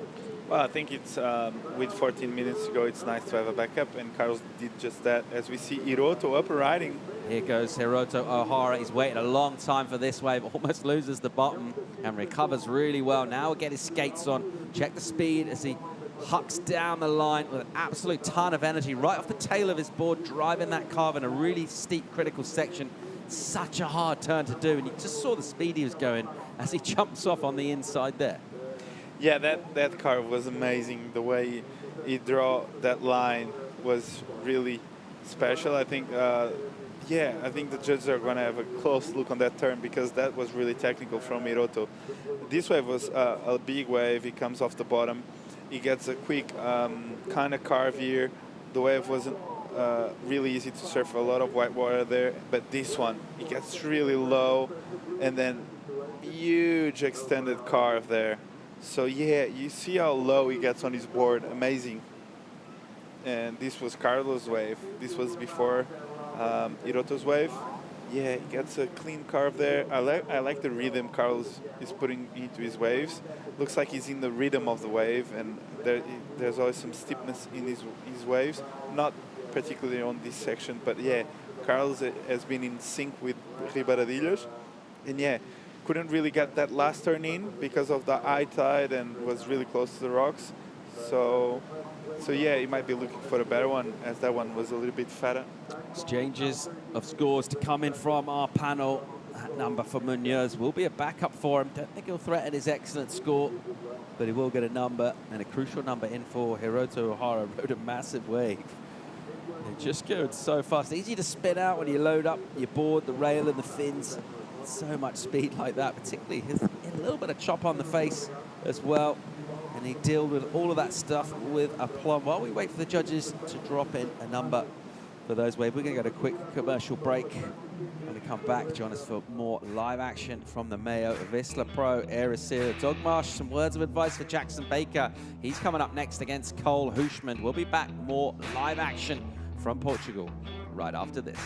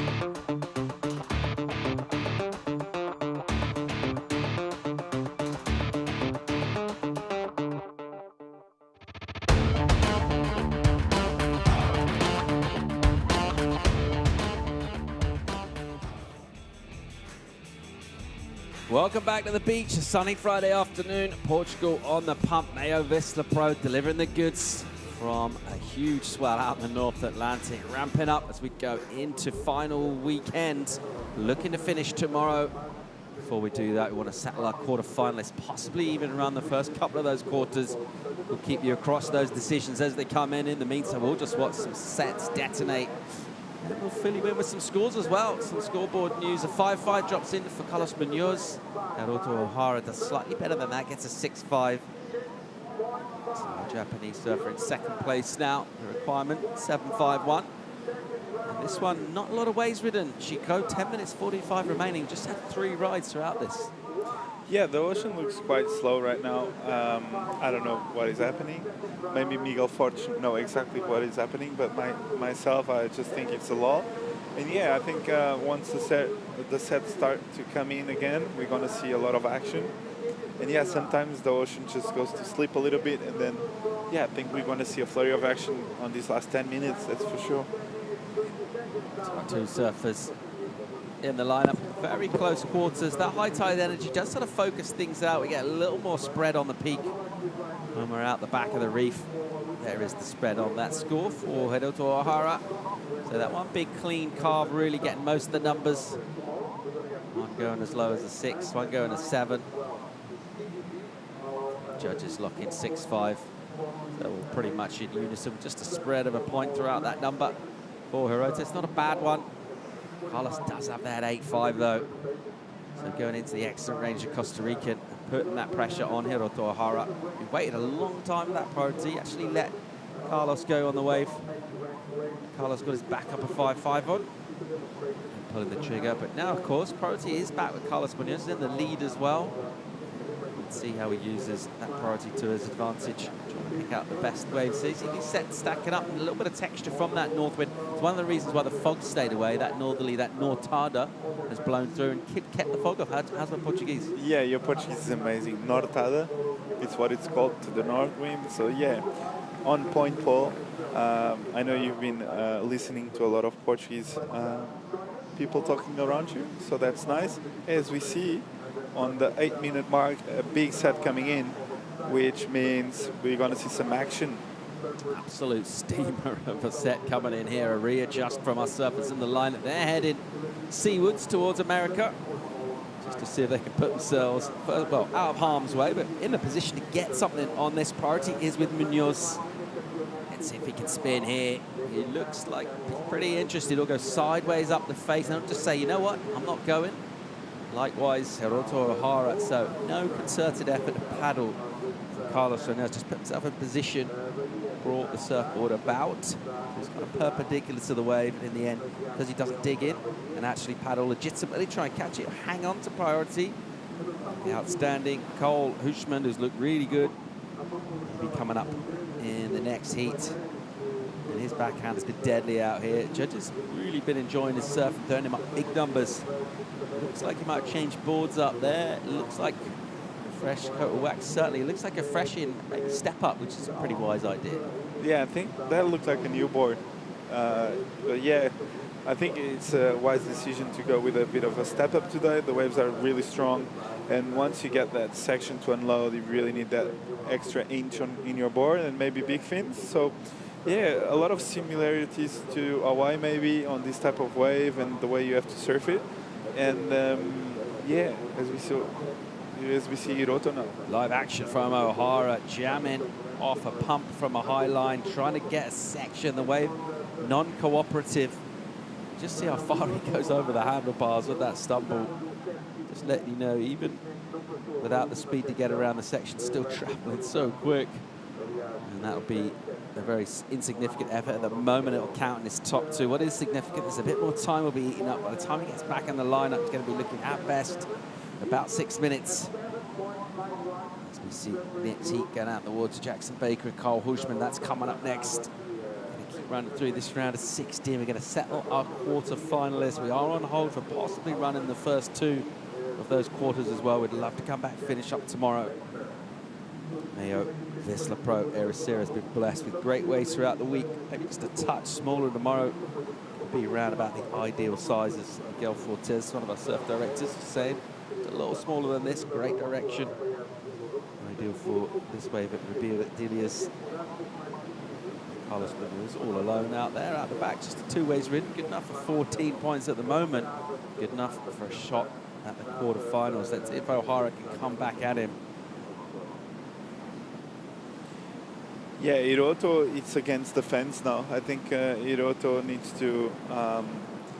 I think the strategy for Hiroto now is to look for that 7-5-1 straight away. I think Hiroto has been pulling out some big scores, like 8s and I8s and 9s and 7s. So I think he is really well capable of doing that 7-5-1. I think he's just got to wait for the right wave and the right section to unload.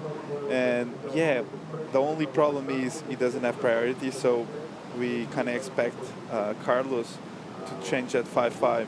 Here he goes, using the priority. The Costa Rican will fade into the bowl, a smaller wave, but a nice shape to it on the opening section. Opens up with a blistering carve, just rotating those shoulders. There's a nice one, committed again, a tight arc on the turn there, and another good hit.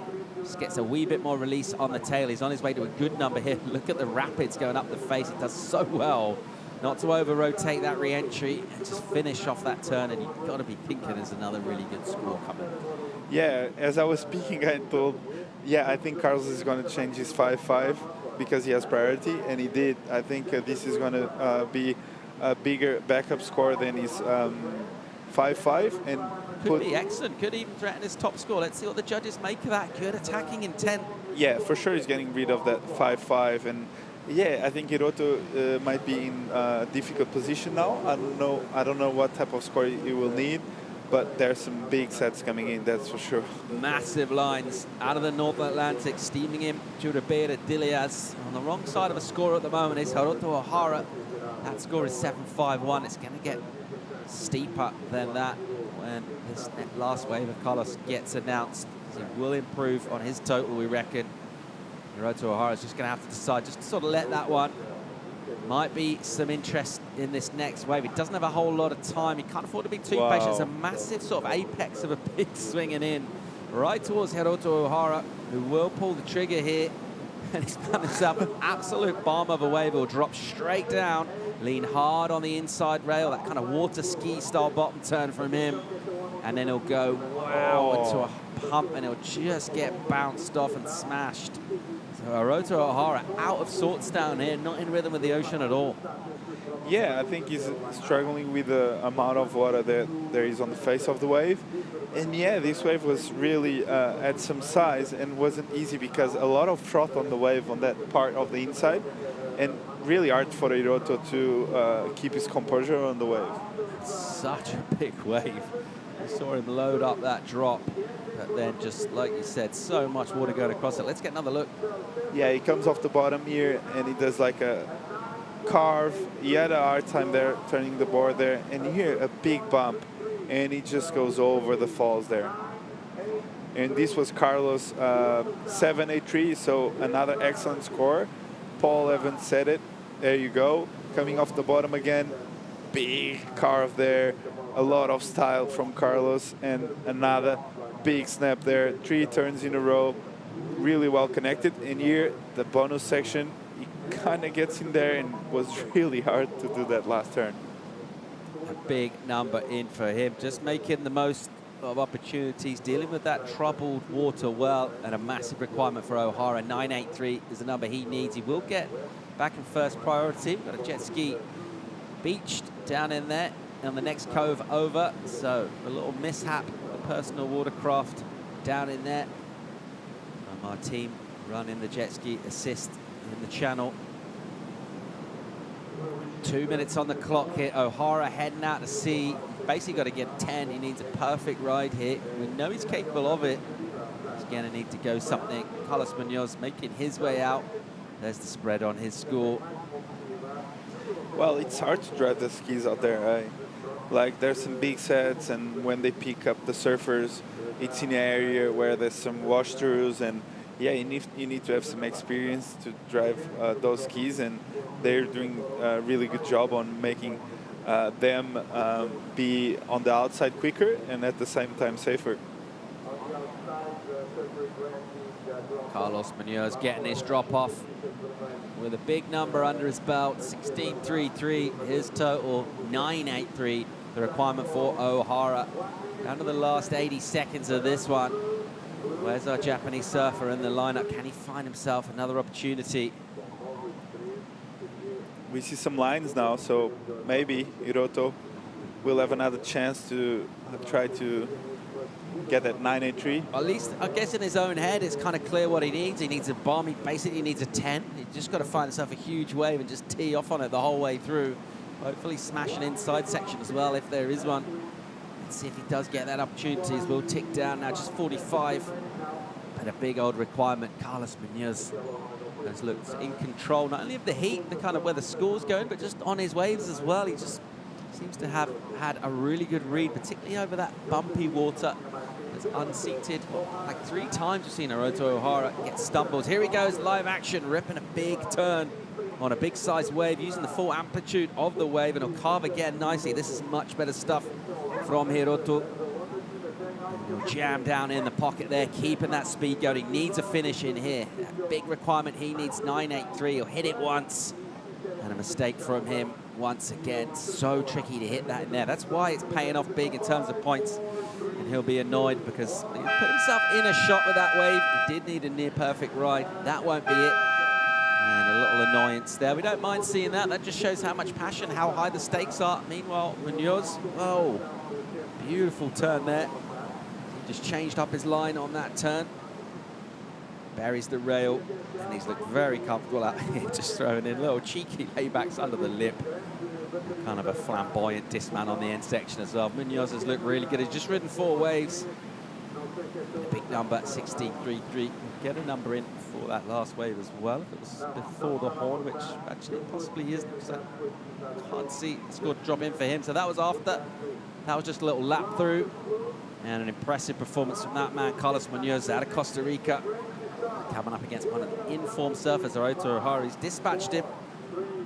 And that's the way it'll go down. Heat number 4 wraps up. We'll send Carlos Munoz into the quarterfinals. Hiroto O'Hara, we'll look forward to seeing him surf in France next week. And that'll be it in terms of his participation in the MEO Vissla Pro Ericeira Friday afternoon in Portugal.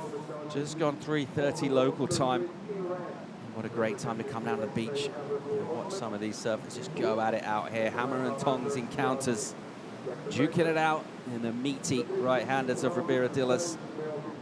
Fine spectacle we've been blessed with all week, really, particularly today with it jumping up in swell size. Impressive performances, big numbers coming in to reward those performances. We're going to come back with more live action. We're going to bring Pete Mel back into the studio. We're also going to hear from Nat Young as well, who's just surfed an amazing heat. Join us for more live real soon.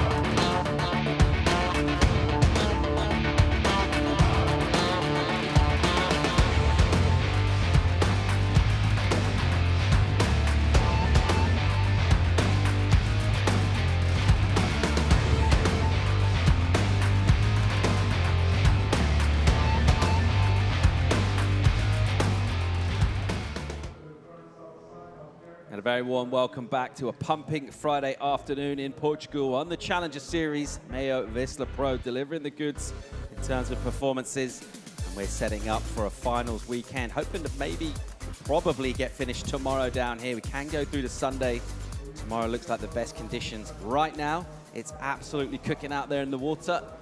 And in the studio to break down what we're seeing this afternoon and give us some insights. Peter Mel, Nat Young, mate, what a heat. You just served a couple of nines. You must be feeling pretty good. Thank you. Yeah, it feels good. It was fun to finally get out there. We've been on and off for about, I don't know, since like 9 this morning. I think they went on 9 calls. So it felt good to get out there, and we got a good tide right there, so that was fun. And in terms of the read on this wave, you surfed it a few times before, but this would be as big as you've seen it, I'm guessing? For sure, yeah. I've seen it big, and I thought I saw it big, but I showed up this morning, and it was like closing out like way out there. The swell direction's probably different than I've ever seen it. And when the tide came in, it started like, it almost has a Haleiwa feel to it, where it kind of comes out of the channel and like bends at you. So that was definitely the biggest I've surfed it or seen it for sure. And in terms of you're just approached to ride in the wave. You're just looking for those clean walls. You don't want too much of a wall, but you need those ways to find the ways of the right shape. Yeah, I think now that the tides come in a bit, there's plenty of waves out there for sure, and you're kind of looking at the sets now. I think earlier you were kind of dodging the sets and looking for the smaller ones, but I think now with how much water there is, that you want the sets. Live action. We're watching Cole Huisman hitting one. And he's been ripping this wave apart all week in here with some good verticality. On this one, it's a little more lateral from him. It's not a lot of it's a shouldery wave, but not much section through the mid part. Now it might stand up in here, but it looks like he just gets gobbled on the white water, finishing a turn in there. So swinging, having a crack. Huisman, he's looked really good so far this week. Let's see how that goes with the judges. Hey, Nat, in regards to the U.S. Open, I know you didn't have a great result there. Obviously, felt like a missed opportunity, but didn't seem to affect you much. But there was a lot of the U.S. surfers actually making a run. How is it kind of cool to see that there is this kind of new group of young guys coming up there, trying to get on that championship tour? Yeah, it's really cool. I'm good friends with most all of them, and to watch the U.S. Open from home and see Cole, Cade, Jake, Marshall, Nolan, and then obviously Kanoa, Griffin, and Kalohe. And I'm not sure if I'm missing anyone, but a lot of those younger guys definitely put up big results. Cam, yeah, exactly. I'm staying with Cam. So it's cool. We're all like pretty close friends, and I don't know, it was really cool just to see all of them, have some of the biggest results of their lives in that event. And also, because it's kind of in contrast to what, when your QS campaign, you didn't have a lot of Americans you were able to kind of cruise with. We had some. I started with when I started doing the QS, I was traveling with Corey Lopez and Eric Geiselman, so some of the older guys, but no, I'm obviously the older guy, and these guys are kind of in my position.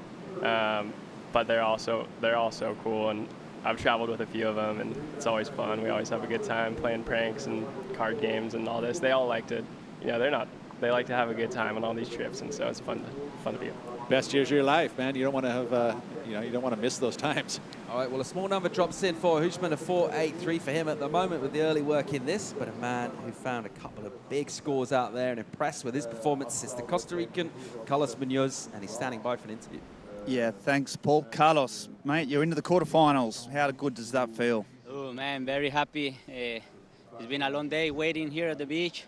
I'm super stoked to make it through. I know it was going to be a hard hit. The waves look very, max out. So, yeah, I switched my board. I surfed with the 6.0 in this hit, and then it paid off good. I think I choose the first wave, and that made the difference at the very end. And you've been chasing this CT dream for probably a long time. You're a bit of a veteran almost now. So this little condensed Challenger Series, there's a big prize there. Are you thinking about that? Yes, of course. That's one of my dreams since I'm a little kid. Through surfing, I've been, cherrying moments all over the world. So, yeah, to have the chance to focus on home 2 years with my family, with my 2 little kids, it's been great. And, yeah, I'm more mature. So, yeah, a lot of mistakes in the past, and now I try to fix it and enjoy surfing a lot. And I think after that break, it's epic to be back in this form. Yeah, great to have you back, mate. You're on fire. You always make this these competition zones a better place to be. So good luck tomorrow, and hopefully we can go all the way. Thank you, man. Pura vida. Back to you guys. Pura vida. It's a strong look in those glasses too, man. It is cool in those. It's not Pretty many sharp. people could carry them off, but I think he's pulling it. Yeah, he is. I mean, and it's funny because Joanna took notice. It's like, next interview, I'm bringing him back. So he put himself in that position where he's going to get that next interview, and he's rocking the shades. Good stuff. I wanted to ask you, in regards to the Challenger Series, Nat, you know, the new format, what's your thoughts on it? Are you happy with it? I like the schedule of it for sure. The way it's broken up into the different seasons as far as the CT goes. Those guys know whether they need to do the QS or not. If they don't want to, they can have some time off. And same for the QS guys as well. So I think that is really good, and it'll just make the year for everyone a little like you get some time at home, time to enjoy time with family and stuff like that.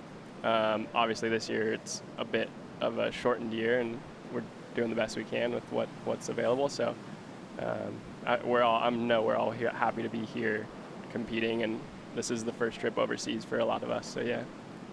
And you coming off of the beginning of 2020, you were able to win in Morocco, which is, you're going to be able to carry that result over here, right? Is that how it's working, right? Yeah, everyone's carrying their best result from the year that they left off. So quite a few guys have pretty good results they're carrying into this year. So top 3 results counting, the best from 2020, plus 4 events this year. Had the US Open wrapped up, 2 here in Europe before we go to the North Shore of Oahu. I mean, you'd say that a quarterfinal in this Challenger Series event is kind of a keeper, but I would imagine you probably want to solidify. Yeah, I mean, I don't know what's a keeper and what's not, especially with this shortened year, but I do know the more heats you can make, the better that is. So keeping it simple, right? Win heats. Yeah, and the bonus is you get to surf these waves. This is probably one of the funner. Well, I mean, it's big, but it's pretty fun out there. So I get to surf another heat out there, which will be fun. Solid set stacking up here. Jackson Baker in the blue with priority, doesn't want it. Neither does Cole Hushman. And similar to the last one, not a whole lot of action in this in terms of the frequency of waves. Just that one ridden in the first 10 minutes by the American Hushman. Baker having to be patient with that priority. Well, just as I say there, will take an opportunity here. A nice entry into a section. It has a good bowl, but it does have plenty of water going up the face. Deals with it pretty well. Just keeping that body quiet. Just kind of grab that rail.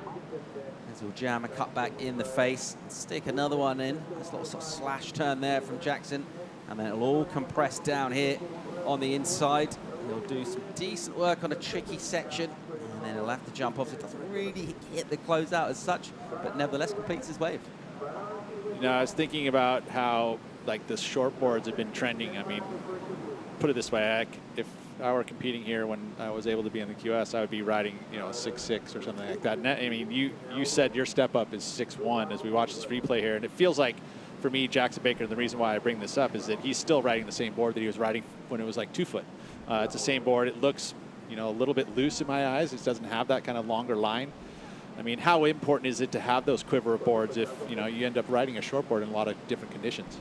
Yeah, it's very important to have, the option to go shorter or longer depending on what the waves are. This wave's tricky for sure. I've always had a hard time with my boards out here. It's like, it's a pretty flat wave, so like you don't want too much rocky. You want something that carries down the line pretty well, but today there's so much chops coming out of the channel that you need something that you can just like trust and that is gonna hold like as you come off the bottom. And I was pretty close to riding a shortboard, I'm not gonna lie. Like, I have a good shortboard, and I was just like, well, if I've been making heats on it, I don't really want to change up, but it looked like it got so much bigger out there. I was like, I gotta ride something I will else. say though, I think that your choice of waves changed when you knew you had the 6'1", right? You ended up feeling like it was because you were on big waves. I mean, compared to anyone else we saw today, I mean, his waves were bigger. That was probably like my approach into that heat was that I wanted to ride bigger waves. I figured the judges, the waves are big. They always are going to score the big waves. Earlier in the contest, the smaller ones were running the reef a bit better, but today I think the bigger ones are are better, especially with how high the tide is now. So. And I'd asked you that question, the first question I asked you in regards to what this panel has been kind of vibing on. And I've got my own analysis here, but I mean, did you notice and watch heats and, what did you notice about this panel? Because it seemed like watching in your heat, you did what you needed to do to impress this panel. I think just this wave calls for, big high impact turns, because you can get away from the top to the end and do 20 turns if you want. But I think those big high impact turns are what stick out. And especially on a day like today, the serve's definitely unruly. So if you can show that you got control on some of those bigger ones, I think they'd like that. A bomb shaping out the back. Hushman in position, and he'll go on the backhand attack from him. Just kind of muscles through a bottom turn, clips one off the heels, a ton of spray off the rail. That's just because of the speed he's traveling. And he'll plant a nice turn again on the face, just a little next to the section rather than kind of through it, as he just set up through here. He's doing some great backhand whips on this inside section. How's he going to go today? He'll hit it once, and then just trying to ride out that, get around those rocks is the first order of business, which he does well, and a good way for Cole. Both these two guys have been some of the informed surfers of this event. I feel like they've both been posting pretty high scores in every heat they've been surfing. Cole on the backhand and Jacko on the forehand. While we wait for that number to come in, we're going to go down and hear from Derek O'Neill, who's running Vissla over here in Europe. It's our sponsor of the MEO Vissla Pro Ericeira, and he's standing by for a chat with Ben Mundy. Yeah, thanks, Paul. As you said, Derek O'Neill, the founding partner of Vissla. You've come on board for this event, mate. How's it feel so far? Well, I mean, you just have to look at the waves today. It's just a first major event we've done in Europe. Our company's only a bit over 6 years old, so to step it up and have a day like today, with probably the best waves for a QS in the last 2 or 3 years, it's an amazing feeling, and we're pretty stoked. Yeah, and 6 years isn't a long time in the surf industry. You've been involved in a lot longer, obviously, but yeah, how's Vissla going? Where you're at and where you're headed? Yeah, I mean, we're a growing brand. We're all about surf. A lot of brands are, skate, music, everything. I mean, we just love surfing, and that's what we do. And so, whether it's clothing, wetsuits, anything like that, what we're thinking about is, what's a surfer interested in. And so, yeah, we're trying to have fun. It's so far so good. We'll wait and see.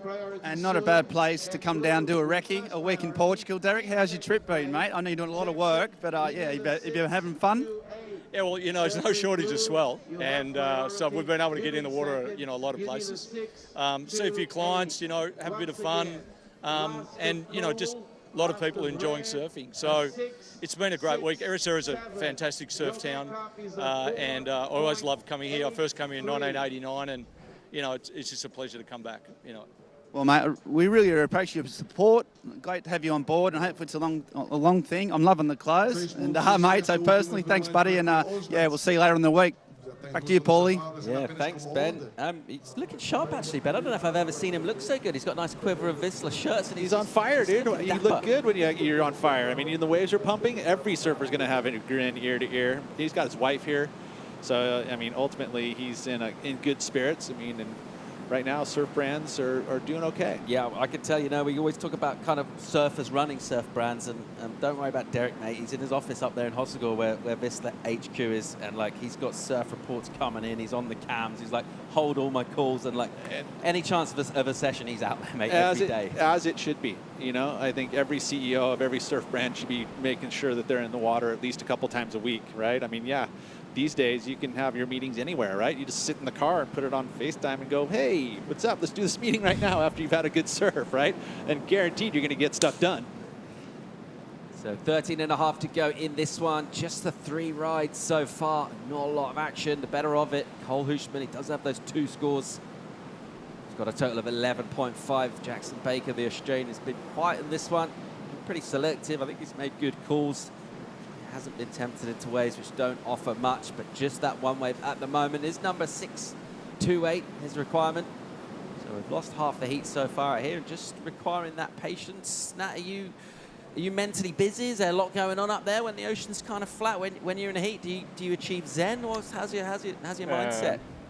I have been working pretty hard at trying to mellow those thoughts out a lot, and at the moment, I feel pretty calm and not too much unnecessary thoughts are kind of going through my head. But I struggled with that a lot, and that's the worst when you just, you can't focus on what's just right in front of you. And so that's definitely something that I've practiced a lot lately and trained that side of my approach. What does that training look like? Most likely, we'll get back to that, but I mean, think about that. I mean, it's a tough one for a lot of surfers. Here's Jackson Baker pulling the trigger here. He'll slash one off the top on a big kind of slopey wave initially. Now it gets super steep. That's a really nice turn from Jackson using the rail. And you just see those lumps. There's kind of like sort of 4 foot sort of less going through the wave. And that one just grabs his fin there, and he'll be annoyed that that happened to him. Not much you can do about that, right? Those were 2 big turns for sure before that. So he was finishing that wave. That was a big score right there. But those are the chops coming out of the channel for sure. And if you're on a board with a bit more foam, it can cut through those a little easier. I don't know what he's riding, but shortboard is just hard to come off the bottom out there. Saw Hiroto O'Hara in the previous heat really struggle with that. All of his waves, he got bombs, absolute bombs, but he just kept getting undone by that big wobble coming through. Let's get another look at this wave here from Jackson. I really like what he did on this first section here. I mean, there sets it up, but it's a nice turn, and then this one, he just straight into a big car right in the steep part of the section. That's what the judges have been rewarding. And then, of course, you laying your rail over, hoping to finish up this wave, and big chop comes off the board, loses control. You have those shortboards have a little wider tail, so it's going to feel those bumps. It's not going to feel as positive. It'll release easier. I mean, your shortboards are actually are rounded pintails, or the ones you have that look like you're riding out here today. I know you have other ones in your quiver, but you've been pretty much focusing on the round tail, at least in this event. His next heat getting ready. Dylan Moffat, he's been ripping this week. He'll be coming up in the next heat against Samuel Pupo. We're going to get a quick commercial break. Join us for more real soon.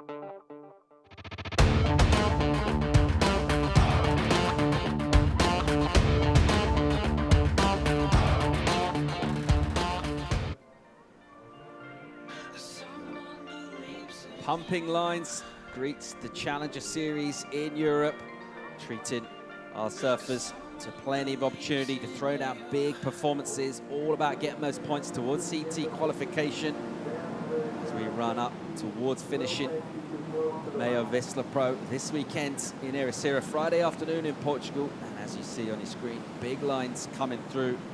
Cole Hushman, the American, with the better so far in this one over the Aussie Jackson Baker. We'll see an opportunity come through here.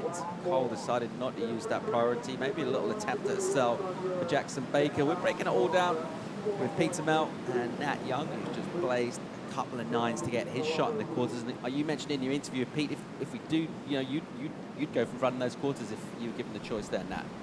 It's pumping, right? You just want to keep surfing. Yeah, I'd be down to run the quarters for sure. I mean, like a day like today, like I think back at all the contests we've had, and they've been like really pretty small, like maybe 2 foot. So it's really cool to have a contest with some waves. I feel like it's been a long time since I've surfed one with waves. So yeah, I'd be down to maximize this day, and even tomorrow looks good. So whatever they do is, I think we'll end with some good waves. Before we went to break, you had mentioned that you've been working on some of the, quieting the noise. What are some of the tools of the trade that Nat uses for quieting the mind? I started meditating every day. That was like, I kind of was like, oh, I don't need to do that. Like, I thought I was good, but it's just helped me like focus on kind of what's going on in front of me and just kind of like quiet the noise in my head and just be present with what I'm doing at the moment. So that's something that's been real helpful for me. Here goes Cole on a pretty good looking wave right here. Live action from Hushman, up and swinging. Nice big clip, just uses that frame, just to squeeze that rail and he'll bash it. Nicely done there, vicious as he recovers well, straight into the bottom turn. He'll throw up a hack and he'll also lose the fins. Comes out of nowhere. I mean, it did look like everything was right. Turn was in the right spot. And all of a sudden, it just ripped out from under your feet. We've seen that happen throughout the afternoon in here. High tide, you've got all that water on the reef. Got to go somewhere, right? We've got cliffs up there. We've got that rip swelling around, sets are pumping in. And the energy is trying to make its way back out, up the wave. Well, we saw Griffin Colapinto literally doing meditation at the U.S. Open on the beach, which is pretty wild to see that. I mean, he's trying. I mean, that if you're going to challenge yourself with the meditation, doing it on the beach at the U.S. Open is pretty. I mean, I get it in the morning, you know, when you have some time, like you know, but he was going for it, and somehow, I mean, the funny thing about where he was doing it, it was kind of in a quiet spot. We'll get back to that with this replay here. What happened with Cole? I mean, these first couple turns are pretty nice for sure. It still could be a pretty decent score right here. This is a nice turn. He hits it pretty good. There, drops it. And then I think as this wave gets into that channel, those chops just come, I think maybe some backwash off the beach. And it's hard to serve for sure. I feel like you got to like really slow things down in there and not try to fit too many turns in, just kind of finish the wave. Like, and most of the work's done out the back, I feel like. Motoring back towards the peak. He definitely won't be sitting back with this total that he currently has. He'd know about the quality of Jackson Baker. The requirement is a 7.23. It's a big wave for the Aussie. What's he got? He'll set up at a sort of lateral opening turn, and then he'll come into the bowl with a ton of speed. Get a sort of an abbreviated clip off the top. So he'll jam onto the rail. This is all kind of set-up work. What's he got on the inside? He'll take on the lip and just throw it up. And the Aussies, they needed something to get behind. They're fired up. So great support from the Aussie crew down there. And some added energy and impetus from Jackson Baker. He's just sort of struggled a little bit up until now. That'll feel a lot better, right? For sure. You know, and again, that was a good-sized set wave. That high-impact finish is always good for these judges. They love seeing you nail it. I mean, this is a double overhead wave.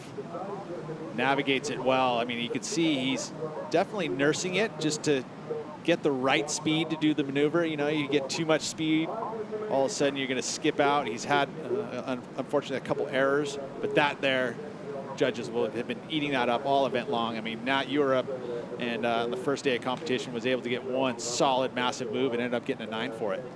I think just completing a wave out here, especially with how this heat has gone so far, these guys have had a couple falls like midway through the wave, so I think for him completing this wave is a big part of the heat, and he'll be able to get back out there. That's going to be his best wave for sure, and then he'll have 5 minutes left to try to back that up.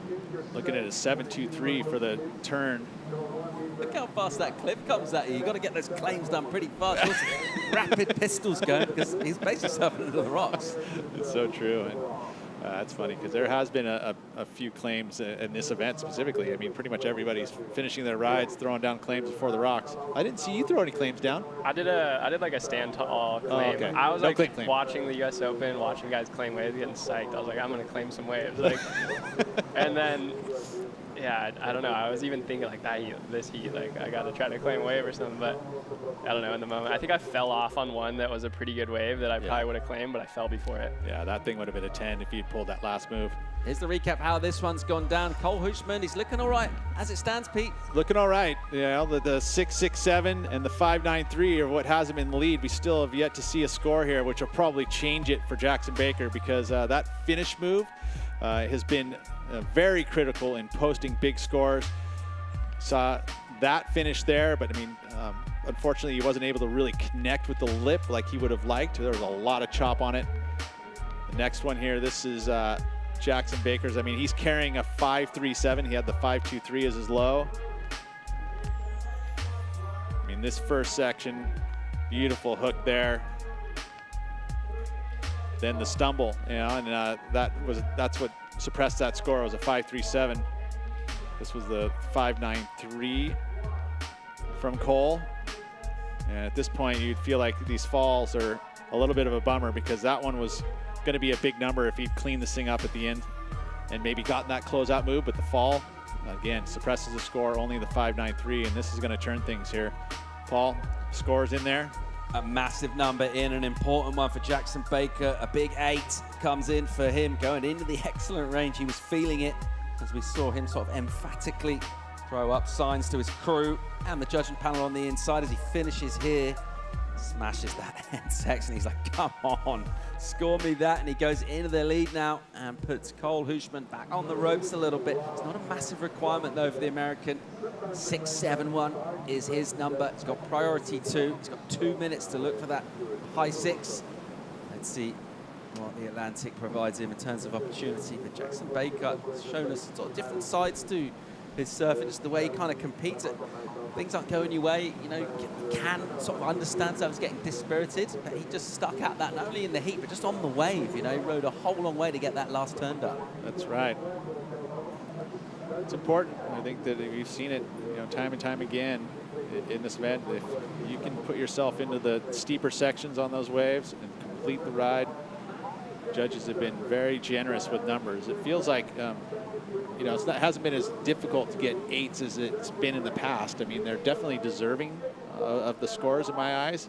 But I mean, there was a time there it was very difficult to get an 8. Yeah, for sure. I mean, there's been a lot of big scores today. I mean, the waves are hard to surf. It's definitely not easy once you're out there to put yourself on that wave and complete the ride. So, but yeah, I agree for sure. It seems like higher scores are being thrown out a bit more frequently right now. And it's not a, I think it's awesome. I think it's a good thing. I mean, if it's an excellent style or an excellent turn, then it should be rewarded with excellent scores. Down to the final 45 seconds now. Jackson Baker with that lead by virtue of the 8-point ride. He just threw down Cole Hushman. He's been leading this one throughout until that number comes in. That is his requirement. It's not a huge number. Waves could be the problem. He's sort of meerkatting there on the board, having a little look, see if he can find any kind of opportunity. Jackson Baker will be keeping him fairly close company. Just watching him prowl around the peak here. Might have another shot at this. Nervous faces from the Americans, but they've seen something. They're shouting some encouragement. So he'll be hoping a wave can get into him as we'll count this is down. A countdown. This is going to be close here. Is he going to get up? First of all, is he going to catch this wave? Not getting on, so close, unable to get on. If he had, I think he would have just been before the horn, but it's all academic and elementary, it won't matter.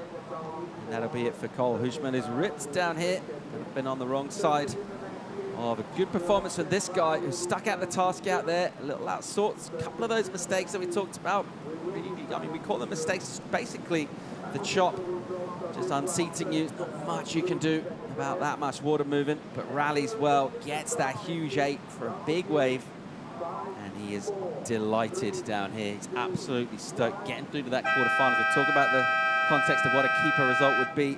Jackson Baker would be pretty happy. Nat, mate, really want to thank you for coming in the studio.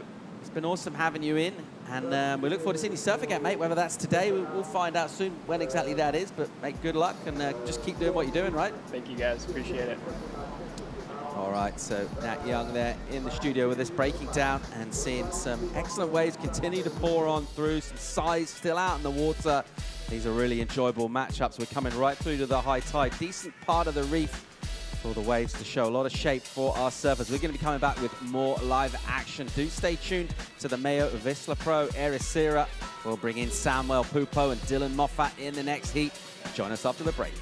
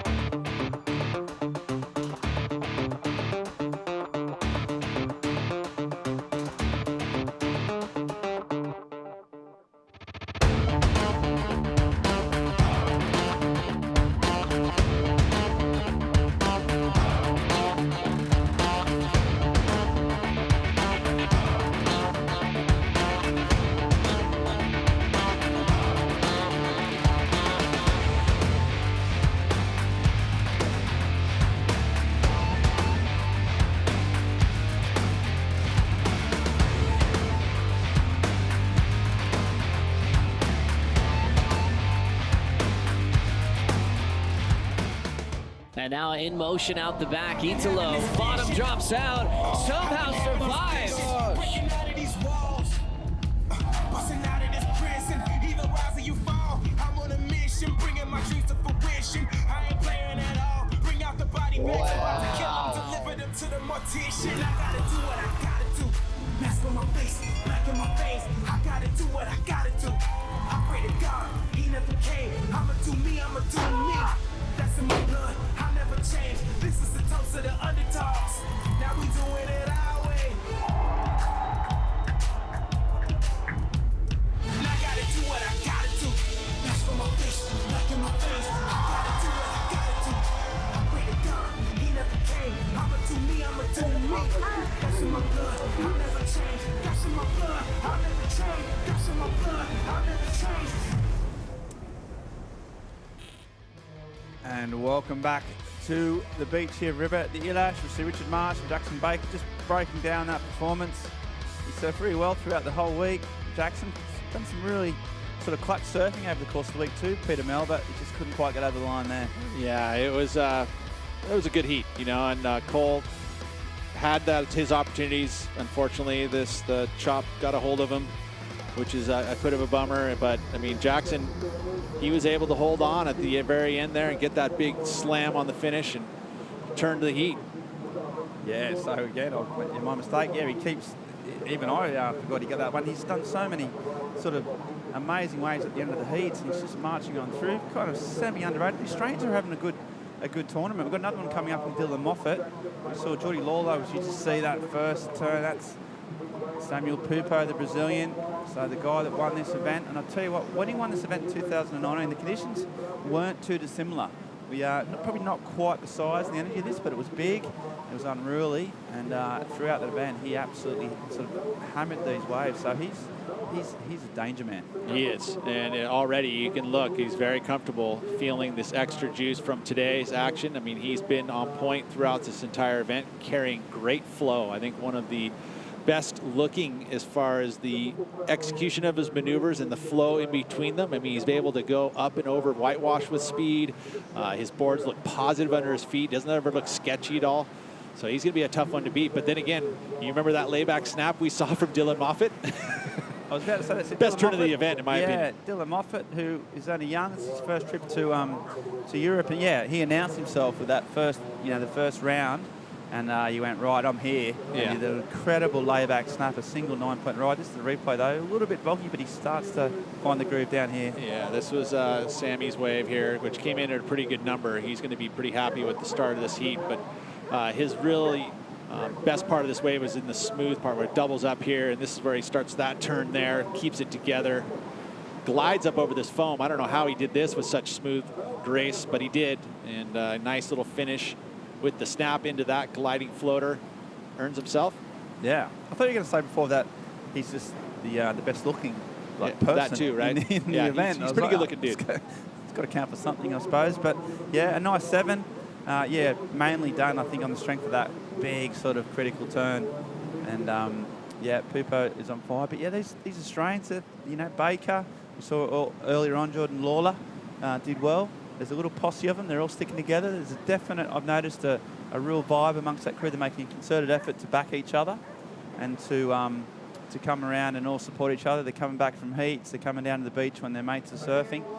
And so far, they've had some success. We'll see if the young Moffat can continue that along. Staying patient out there. This swell is still just building, or not even building, it's just been really consistent, staying the same size. High tide is allowing it to break on the right part of the reef. So I've had some massive scores today, Pete. I mean, I know we've had some big numbers dropping all throughout the week, but this morning, as Nat Young, our co-commentator, just logged a few big ones, and Nat Man on the beach logged a few big scores. Jackson Baker down there with Joanne Garnell. Thanks, Ben. That's right. It was hard stuff out there. That was a really slow heat. Some kind of low scores, but you got your rhythm. Yeah, it was very, very tricky. I mean, with the fog all day, like, it's like I had the heat I had the other day. It's like a whole day heat. Like, you're preparing and then trying to rest and conserve your energy. So, yeah, I guess that worked out. Had a good plan with my trainer, Adam Tripaz, at home, just to keep my energy up, because that 30 minutes you exert a lot of energy. So, yeah, to come in with the win, I'm over the moon. And yeah, I mean, I keep claiming. I actually said at the start of the trip to the boys that I wasn't going to claim, but I guess that was my funniest joke of the trip. I just keep claiming. But I mean, when it's contests like this and it means so much to you, the emotions just come out, and I just like to show who I am. That was a well-deserved claim, I guess. And you didn't switch up your equipment. You stuck with what you're used to. It's the same model as what I've been riding the last few days, just an inch longer, so only a 511. I had a 6.0 in the car, but I hadn't ridden it, and I didn't want to change too much. And my coach dog, Richard Dog Master, said, stick with what you're used to and make it work. And so, yeah, we stuck to it. And then he actually said to me after, he's like, you probably should have rode a bigger board, but got the job done in the end. And tomorrow looks a little bit smaller, so I can probably hop back on the 510 Magic. And I really want to hear about your experience on the first time on the jet ski. Yeah, I haven't had too many heats with two-man priority and jet ski assist. So when we got the lift out, I was kind of just feeling it out and feeling what felt good when he sat on the skis, so I could jump off. And get that little extra paddle into the lineup, because there's a lot of water moving out there. I thought it was similar to my local break at home, Merriweather, but that's got a whole lot more water, especially as that tide's coming in and the swell's building. It's tricky. Do the face as we send it back to the booth. Look this. That's it. Classic. Jackson Baker. He's such a breath of fresh air. You know, he said, I wasn't going to claim. Well, mate, it's so good. He said, I want to show myself, and that's who he is. You know, if you travel with him, and that's why he's such an integral part of that Australian crew. He keeps everyone's spirits up. And he's got the funny face. He's the funny face. He's the class clown, yeah, right? He is, but I will say that about the hard-working class clown. Yeah, well, particularly in the last few years, I think probably a few years ago, that class clown or that fun guy was probably a bit too much in terms of his career, but he talked about training with Adam back there in Merriweather. He's really committed now. He's got as fit as he's ever been in his life. And he's thinking about it the whole time. So. Right, yeah, and I think there's this thing where you're all of a sudden, you're like a sense of understanding that you are the guy that can do it, right? So all of a sudden at that point, you're like, okay, wait, I think I can do this. I've made a few heats. I beat a few of these guys. I feel like I'm a part of it. Maybe let's focus that extra level, that extra training going in there, getting a coach, working with Doug Marsh, having all of the opportunity to get better, right? Yep. And that's part of it. Yeah, but don't lose the fun. We're all doing this it's a good time, right? Yeah, he's got that balance spot on. As we see, Dylan Moffat trying to find that balance. He's got a bit of a wobbly, bigger wave at the back. He's trying to get some nice turns. He's a little bit sluggish at the moment, but now he starts to get the skates on. It's a big lip here, and you always sense that he was going to be too late to that, because it was just a massive, I mean, look at that foam. And Jackson talked about, he's from Merriweather. And that gets big, and on its day, it can be, a really solid sort of right-hand point. But he was even saying like it's a whole new ball game here with the period, isn't it, and the energy. That's what it is. I mean, you think about the east coast of anywhere on the planet, right? You're generally going to be dealing with, the storms move a certain way across the globe. They always do it. So the west coast of most areas are going to have the most energy. And that's just the truth of it all. The east coast, you're going to generally a 14-second interval as we watch this replay here. Is not, that's a long period, a very long period for an east coast of anywhere, right? So, understanding that and realizing, there's going to be a lot more energy in these, west-facing beaches of the globe. You've got the storms moving directly at it, so they're going to have more energy. It just comes down to it. Yeah, they could be the same size when you look at it, right? You look at it like, it's a 6-foot wave, right? But there's a 6-foot wave on the west coast or in Hawaii when you don't have a continental shelf, and you're just getting all of the energy, whereas here we have a little bit of a continental shelf, right? So that'll slow down a wave slightly. It'll deplete some of its energy. But the most powerful places in the world, you got places like the west coast of Tahiti, right? I mean, you've got just the roaring 40s coming straight at it, pushing that swell directly at it. That energy is so much higher than anywhere else on the planet. Same thing with the southern hemisphere swells that come from the very bottom of the earth and go towards Puerto Escondido or come up to the west coast of California. That energy, 20 to 25 seconds long, you feel it. Even though it's a 2-foot wave, it's still going to have a lot more push to it. And we're facing due west, as you can see by that sun where it's dipping. And this swell is just marching and pretty much following that sun track really. It's not sort of sweeping down the coast and getting bent as much as it would by the reef and refracting. It's just hitting it square on, right? And so you're going to feel that extra energy. I mean, every surfer that I've talked to, and I haven't put in enough time out here during this last swell to understand that there's it's really difficult. That's what they're saying. It's been very challenging. Nat didn't really make it look very difficult. He was able to harness that energy pretty well. But I mean, there has been some errors, and a lot of it's got to do with the extra energy and the extra bounce more than anything. Yeah, and Dylan here, so this is under priority. He's got a frothy one. He's going to try and nurse this round. He didn't get a good score in his first wave, so he's trying to make amends here. You can see the bump. So he's getting up there. He's doing well, just lacking a bit of the flow. Same at this stage. And again, it's another late one if he can finish it off, and he does. So that's a lot better. So even though he was late, he still connected and came out clean. So that'll get him right back in the heat. And he's been able to pick up waves here back to back. You know, Sammy is being a bit more selective here, and that's been letting Dylan kind of get back into this heat here, especially with that last wave. That's definitely going to help. If you take a look here, Sammy deciding, nope, he's far outside, which is what he would probably think is the great strategy to do. You know, you're not going to go in here and start grabbing little inside waves. But for Dylan, it's no harm, no foul. He's going to pick up some numbers here. And this wave actually ended up being a pretty good line. You know, that cut back there, really putting himself into position for this final section, which he goes straight up into it. So he gets himself the finish as well. That was late, climbs up and over it. That was right in front of the judging tower too, so they'll be pretty happy about that. This is going to put him right back in this heat. Yeah, there's nothing safe about that. You know, he couldn't go absolutely down just because there was too much lump and bump and too much energy. But every turn, you know, he was in the right in the section where you needed to be, and it's going to be a solid score and put him right back, probably on even Stevens. Well, it's actually put him just a little bit ahead in terms of that top wave, a 7.4. So, you know, it's pretty clear both these guys have got they got bigger scores in them because those two waves, you know, they just didn't really allow them their full potential. So they both got a high number, and yeah, I think we might see a few bigger numbers drop once they get the opportunity.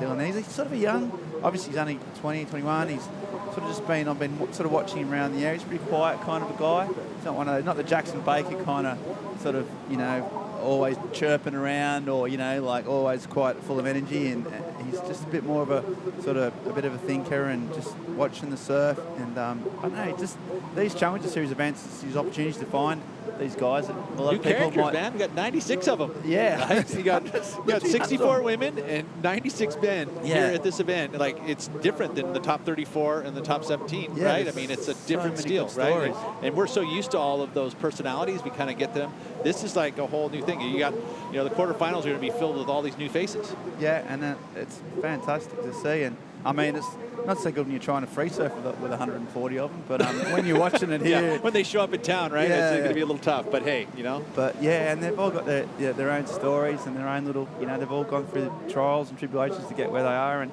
yeah, you just learn about them. I mean, you sort of really like their surfing, and then you really like the human. That's why you become a surf fan, isn't it? Because you get frothed on it. And I've been an advocate of the Challenger Series, and that's why I've been showing up at the very end of the season, right? With those last two events of the Triple Crown, you got, you know, Sunset Beach and Haleiwa, where all of a sudden you're going to see the pressure mount. You've got these faces that you don't really get to see all year round. They're making it on the tour. The stories are. I mean, remember Jaddy Andre getting back on tour? I mean, how fun was that story at the end of the season? Amazing, yeah. And I remember like way back when Sebastian Zietz, or back in the day when he came from nowhere, and then just blew up, and then all of a sudden he was just part of the CT, you know, part of the fabric of surfing. And it came out of just 2 months of Hawaii, and he became this. I mean, and I think that's the attachment I have to the Challenger Series, is that you get to see these dreams be fulfilled. Yeah, and I think also that, you know, you can't fake it. You can't get through these 2 or 3 events. You can't pose your way through it. You just can't. You know, you can't get lucky. You can't get lucky in 30 heats. You know, you've got to earn it. So if you're getting those results over the 3 or 4 events, you've got the talent, you know, to make it. And that's what these guys are doing right now, though. Well, there's a little bit of a break. These 2 guys are eyeing up the conditions. We're going to go for a short commercial break and come back with more live action. See Dylan off it there, up against Samuel Pupo. We are in Heat 6 of the round of 16, and we'll be right back after this short commercial break.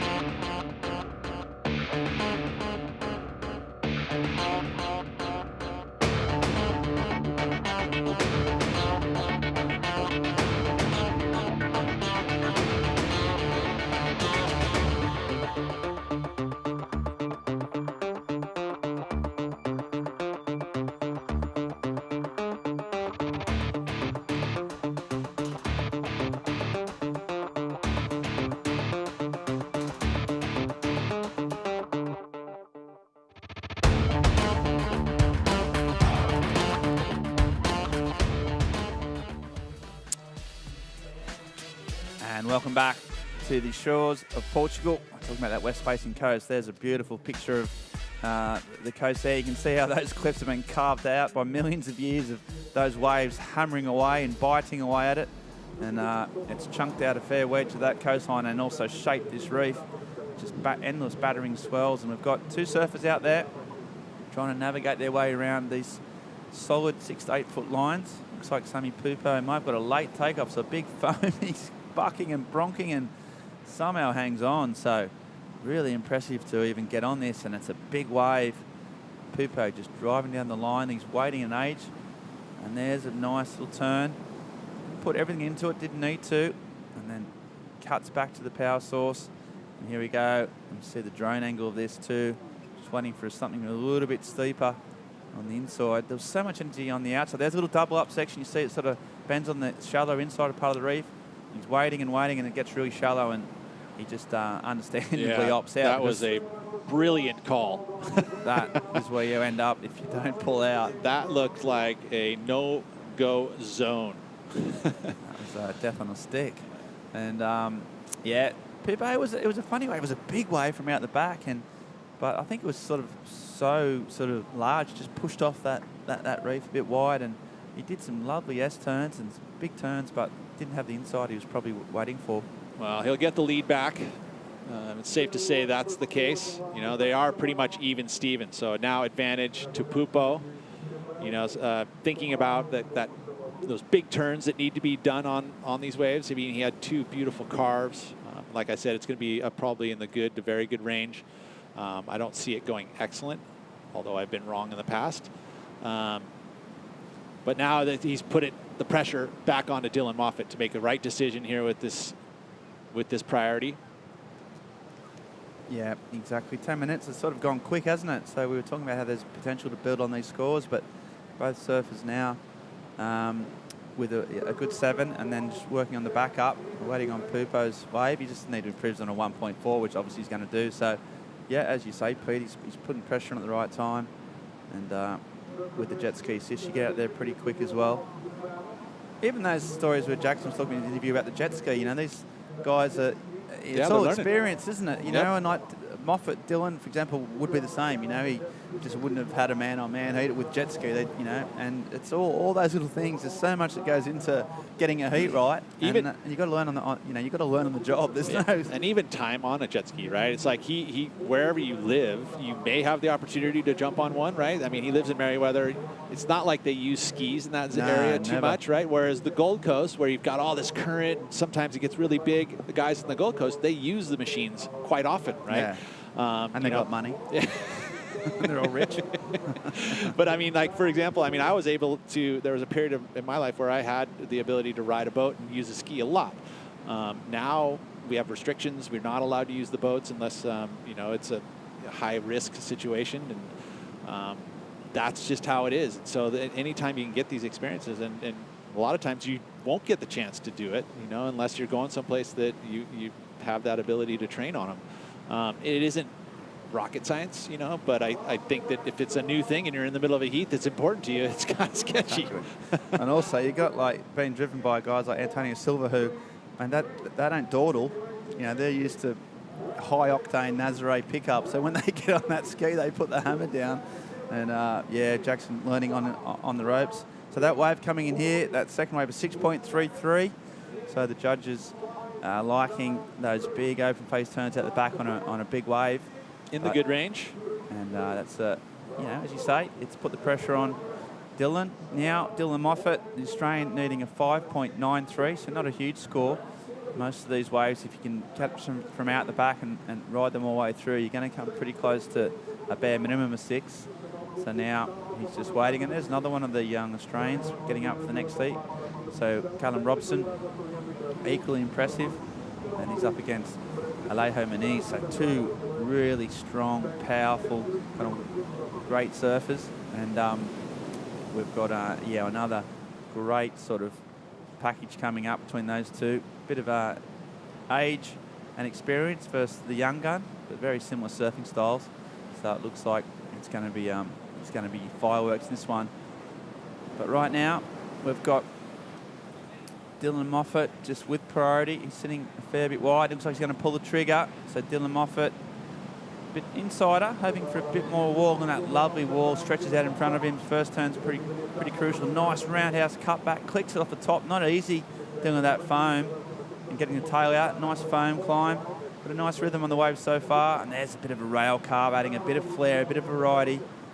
And there's a strong turn in the pocket. So far he's rinsed every section he's had. A little wheelie on the way through and another one just to show. Oh, and he's still going. And that's where those rocks are. Oh, no. D, get out of there, brother. And he finished it out. So he wanted a closeout move there so bad because he had the carves, but unfortunately it wasn't there. There was no way he could have had a real turn at the end. He's hoping that that's enough. I mean, it's a 5.93. Yeah, well, exactly. It's kind of similar. That's what he needs. Similar to Pupo's wave in that he had that big outside section. Sammy's wave was a bit bigger, but I thought Dylan sort of got more turns in this wave. It was really well served. Yeah, I mean, you think about that roundhouse cutback. We haven't seen that where he hit the lip on the way back. So that was important. The big rail grab carve there too, right? Another snap. So it's going to be close. Yeah, I think he's going to get that 5.93. I think he surfed that wave really well, and just got through that chop at the bottom. You'll see here the rocks, and that's why you kick out. So near the jet ski, another angle. I mean, that is really technical. Did it well. You know, you could have nursed that section. You could have sort of just banked around it without the foam climb. Just a little bit lateral and not in the pocket. This one's a nice one. You can see the fins a little bit there. So interesting where they're going to go with this. But Dylan. Well, they've got a great comparison. The 6.33 of Sammy Pupo. Is this better than the Sammy Pupos, or is it, you know, just under? So that's the question that they're asking right now. Yeah, I don't think they're really similar. Yeah, that's the... Well, I mean, I'm just saying in comparison, like, what is better, exactly. right? Yeah. And they weren't really similar, but whatever you feel is a better wave is what the judges are going to have to look at as far as comparisons. Exactly. And, you know, that's why this wave is so good. You get direct comparison, sort of wave to wave. One surfer just sort of going at it. And Moffat, he hasn't heard the scorers yet. They're taking their time, which is always an indication just how serious they're looking at it and how sort of close, you know, in comparison those waves can be. Dylan goes back out. You won't know what he needs yet.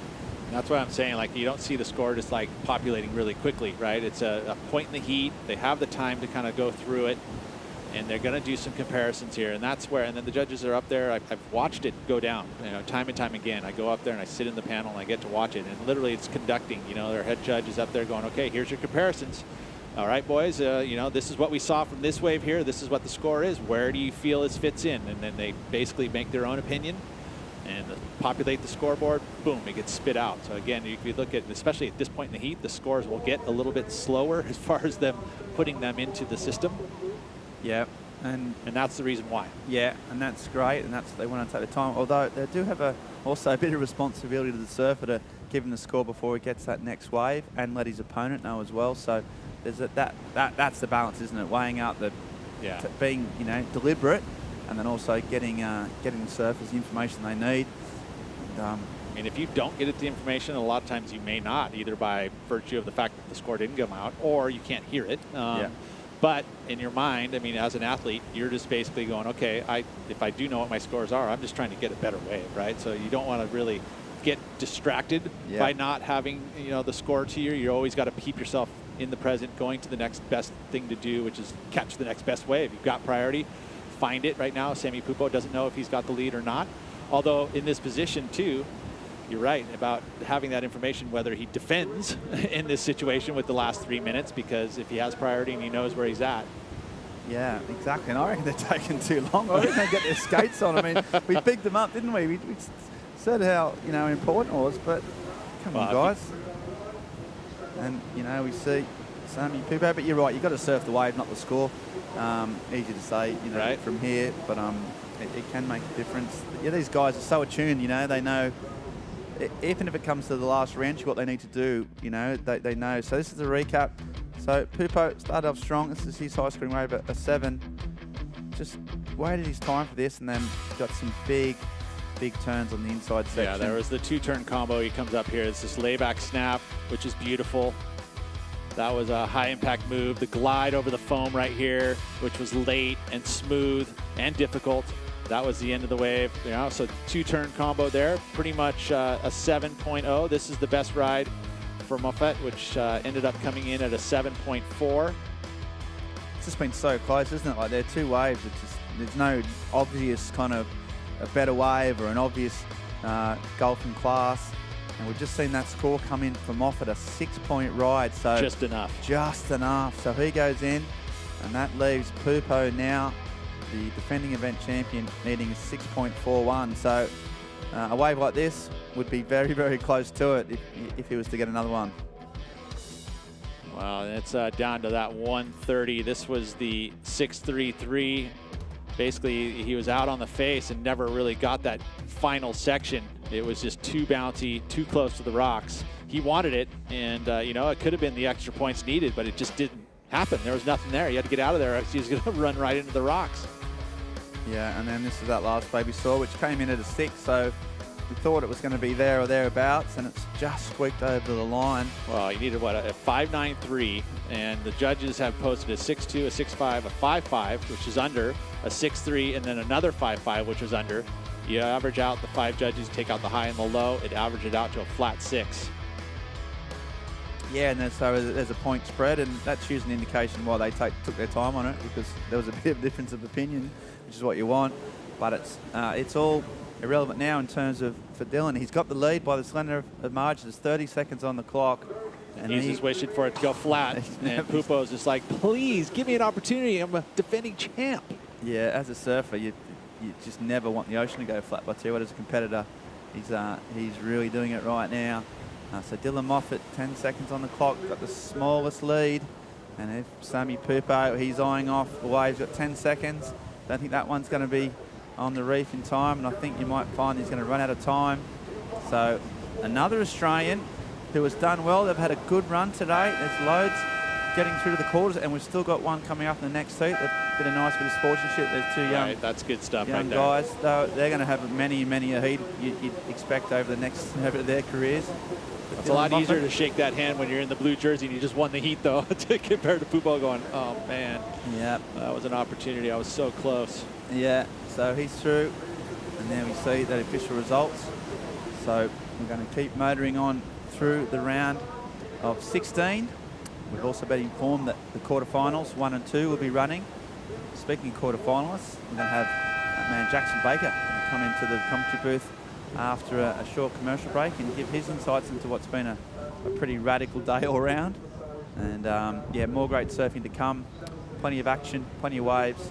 And we're going through to late here on Portuguese time. I think it's a good call. I think that, you know, Travi's making a good call there. The quarterfinalists, it's okay sometimes to split up around, especially when you're trying to maximize surf. You know, for that extra hour there, it's going to help for the next day tomorrow. So, you know, good call. Yeah, make hay while the sun shines. And there's plenty of sun down here in Portugal.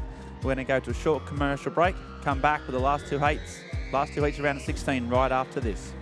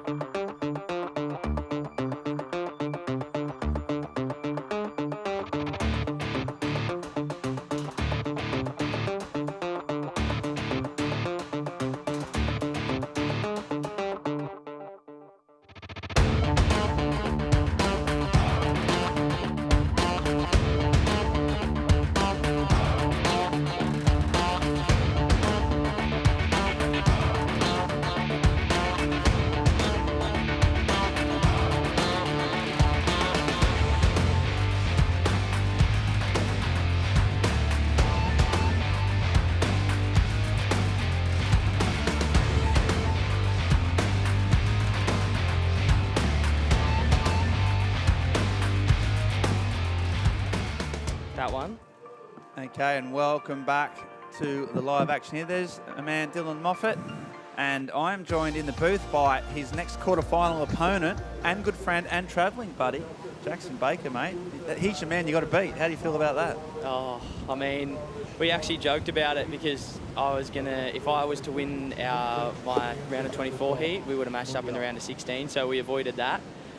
So he said if we both match up in the quarters, it's probably not a bad thing, and we're guaranteed someone in the semis. So may the best man win, and yeah, I mean that's competitive surfing, and to be surfing against one of your best buddies is dream come true. Hey, what type of guy is he? We haven't seen much of Dylan. He's sort of only young, obviously bursting on the scene, but this is I was saying to Pete Mel how great this series is. We get to find people like yourself, like even Callum Robertson this heat, and also Dylan. You know, these new faces, new stories. But yeah, what's the dirt on Dylan? What do you got for us, mate? I don't have any dirt on him, but mate, he's been flaring in Oz for a fair few years now, and when the primes and the 6 stars were, you had to generate points through the rankings and the 1 star, and he's just been. We had a couple smaller events and the regional qualifiers. He was just ripping. So me and him were kind of fighting for a spot, and then we both got results in the last event. So I mean, we're both here now, and to surf a heat against each other. Like I said before, we'll be kind of shaking hands on the beach, but yeah, wanted to take each other's heads off out there. What a huge result! Even though the quarterfinals is basically the minimum. If you want to qualify, which everyone does, to the CT, like that's straight. But yeah, quarterfinal results, it's a banker, right? Yeah, for sure. I mean, this is my best result to date in any QS event. I've had a 5th in a 5 star, but to make the quarters here, I mean, you always got smaller goals, and I think like a 9th was kind of my smaller goal for here, and then your big goals to win. So me and Dog are keeping it pretty simple and just heat by heat, and yeah, we'll see how tomorrow plays out. But to be in finals day in a 10,000, I'm stoked. Oh, you should be, mate. And yeah, with Richard, I mean, I'm a good mate of Dog Marsh. He's such a good guy to hang around, but you haven't worked with him lots of times. It's relatively new sort of thing. Yeah, this is the first event I've worked with him. Yeah, so. And just having someone of that experience in your quarter must be, especially who knows this location, Europe, so well. Oh, for sure. I mean, Ryan Callanan, local MEO, the hero, won the other year, and Fred's got results here every year. I think Leo's also performed, so most of his athletes always perform here, so it's good to keep that run going for him, but we're just keeping it super, super simple, and it seems to be working. Yeah, it is. You've done well. Alejo Moniz, he's been on fire as well, real powerful surfer, a bit like Callum Robson. They both got that sort of really big rail games, isn't it? They're all about the juice, but yeah, Callum's been another one that's been so impressive just in terms of the way he's gone about his business and just the sheer kind of willpower and determination. Oh, for sure. Cal's an amazing surfer. Here's the replay of Alejo. Yeah, so Alejo just pretty soupy, but he stands up here. He loads the juice as well. He's not afraid of a power carp. Many years on the CT. That's this end section. And the end section.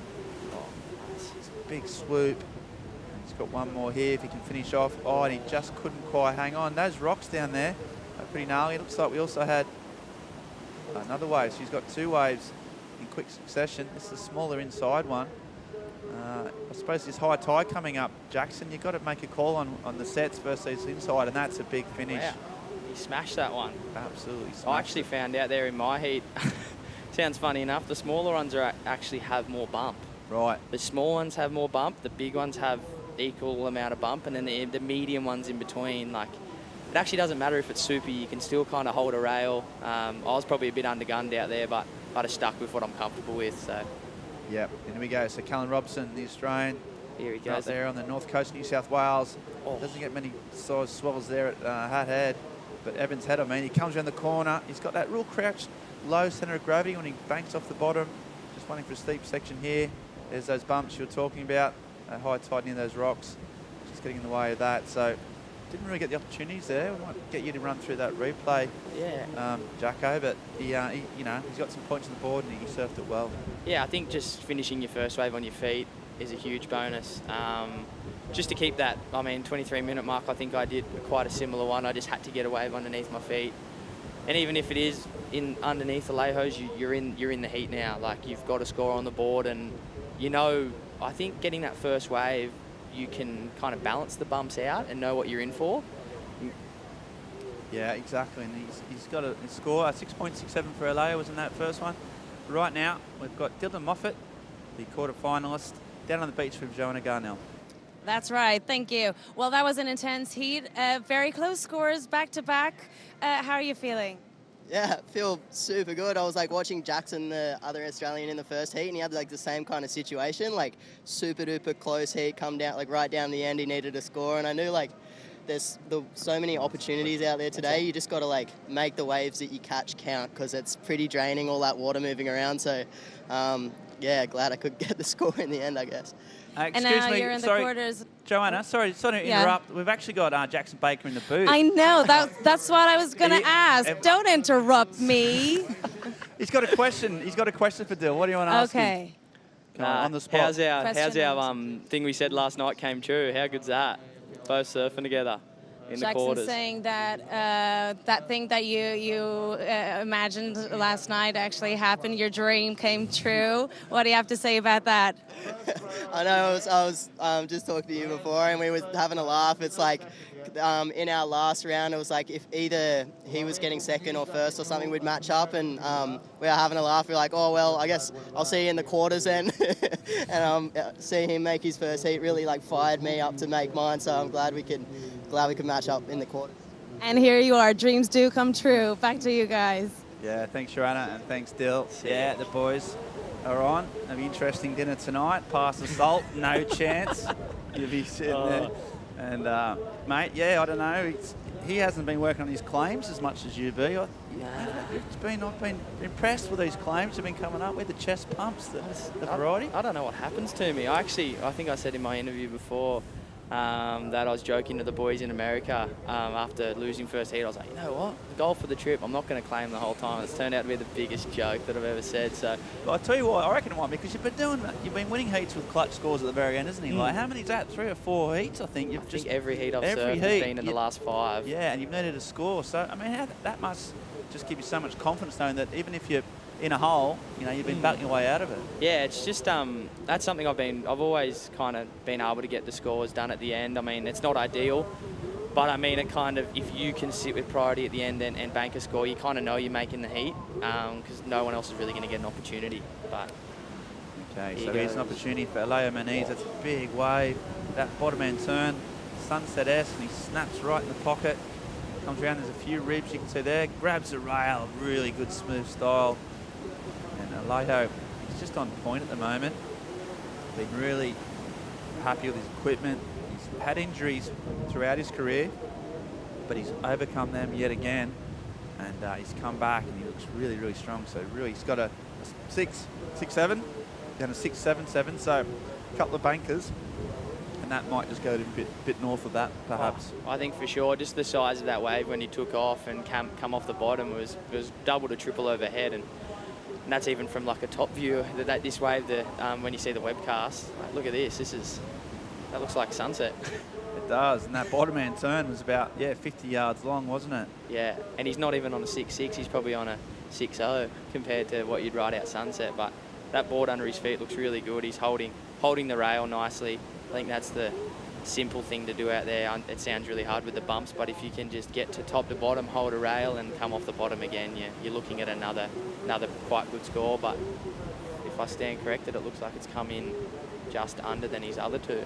Yeah, so there you go. That's his third wave. Shows you how much we know. But yeah, I mean, you always joke about people in the booth not knowing, or even people on the beach. Like even a couple Aussie heats we've watched, like we've like undercooked the boys, and then they get like 8s. We're like, oh, that's perfect. Yeah. It's a good feeling when you, not really, but leave it to the experts. Yeah, leave it off. They're in there for a reason. Yeah, exactly. And what about the crew back home? You're obviously Merriweather boy. I'm from Redhead. I'm a Nova Castro myself. Yeah. So I mean, we'll just park our differences for the next 20 minutes. I actually live a bit more down that way now. I live out at Valentine with my girlfriend and her family, and kind of half at my dad's as well. So kind of the best of both worlds. Kind of get to scoot down to Catho and Redhead and stuff like that. But I mean, this is kind of a spitting image of like a building southerly swell Merriweather. So I did feel quite comfortable with that. So. Yeah, I bet we talked a bit about that. You mentioned in your interview that it's just like Merriweather, but just a bit more water. And we just don't get, on the east coast of Australia, we just don't get sort of 18-second periods, do we, or this amount of power. 18-second periods in a 3-metre tide. Yeah, so you do the math. Yeah. And there we go. So Callum Robson up and riding on a smooth face. there's a big get up section there. here, Oh. and he clicks it, and if he can hang on, and he does, and the judges will like that because there hasn't been many sort of big two-turn combos or close-out re-entries, that's not easy, right? Nah, that was a big section, and I think Nat got a 9.6 earlier. I think that wave was a lot bigger, but I mean, connecting it with the lip out there at any point on any wave, as we get the replay here, it's a pretty solid one. Gets the nice first turn set up for this section, but wow, that was a big section. And almost he looked like he nearly got the windscreen wipers then. He was definitely winding up the windows. But he's a chunky fella. He trains hard, so that's the stuff you train for coming down from big sections like that. So it's good to see him stay on his feet. Yeah, I was having a bit of a chat to Liam O'Brien. I think they've been travelling together on this trip, and Liam was saying how much effort and time he puts into his surfing, Callum. He's just a machine, right? Oh, in Huntington, I mean, most of us Aussie boys, we were all staying together, 6 people in a house, and funny enough, the 2 boys that were staying on Blow Up Matty's got the best results, Liam and Cal. But no, just his routine with preparation to warm-ups to the way he eats, it's quite inspiring. I mean, when you do these events, it's quite hard on the road to keep that healthy diet, and mate, he does a good job. So it's nice staying with someone like that, and we all kind of stuck to that and feed it into here. Everyone seems to be doing the same thing, and just treating your body well. I mean, that lets you perform when the time comes. Yeah, I would have no idea what you're talking about, but it does sound like the way to do surfing. But also, the beers taste good too. I don't. But not yet. Not yet, mate. You're preaching to the converter there, but also to have that sort of mindset at such a young age, often people, a lot of the, even the best surfers, even from the Fannings and the Parkers, some of those guys took 5 years to get to that thing, but to start off at that age and have that in your, just as part of your kind of DNA, it must be a great thing. Yeah, for sure. And his last score, 6.77, so he's on par with Alejo with the highest single wave of the heat now. So 6.68 requiring with 15 to go. This heat's looking pretty good. It's pretty tight, isn't it? Really close. So just that battle of the backups. So he's just a point off that 5.67, wanting to remove that, which you get every opportunity with 15 minutes to go. You get enough time now with the jet ski assist. Before in the earlier heats, Jackson, when you took off on a wave, it was a 5-minute chunk of your heat, wasn't it? Yeah. That was it, you knew. But now, by the time you get a wave and you sort of buzz back out within, 2 minutes, I suppose? Yeah, I 3 think minutes? it's about 2 to 3 minutes from probably takeoff to finish and get back around. It was actually funny. It was the first time I've had jet ski assist in the heat, so I was kind of figuring out how to sit on the thing and still jump off. So here he goes on the inside. This thing's got another big section here. What's he got? Oh, so yeah, he sort of teed it up. It was just, even from that top angle, it sort of loses just how big and chunky that section is. And how much warbles in that. Like, especially once you get in front of those rocks, it's not just the point of the of how bumpy it is. It's also, you've got rocks in front of you, so you've actually got to time your turn enough to hit it, come out, be able to pin drop, and not end up on the rocks, like as we saw yesterday, which was quite a interesting experience for Teresa, which caught up with her last night. She said she was all good, and for her just to paddle back out, that was incredible. That was gutsy, wasn't she? And I spoke to the boys, and they said she was really calm. She made the good decisions under immense pressure. Yeah, for sure. And then it just went straight out. So what a spectacle. But it showed you though. You don't want to get caught in there. Nah, that's what I like. Seeing that yesterday kind of didn't scare me today, but I was like, all right, I need to get to that end section early, but and get out and be able to pin drop and penetrate the water and be underwater, not in that push of the whitewash. But I think with that tide being high now, you're actually more finishing it in front of the little beachy down the beach a little bit more. So yeah, you feel a bit more safe down there. Okay, so there's M.I. DeVault. He's been one of the form surfers of the event. He's coming up in the very next heat. Right now, though, we're going to do a short commercial break and come back with more live action from Ericeira.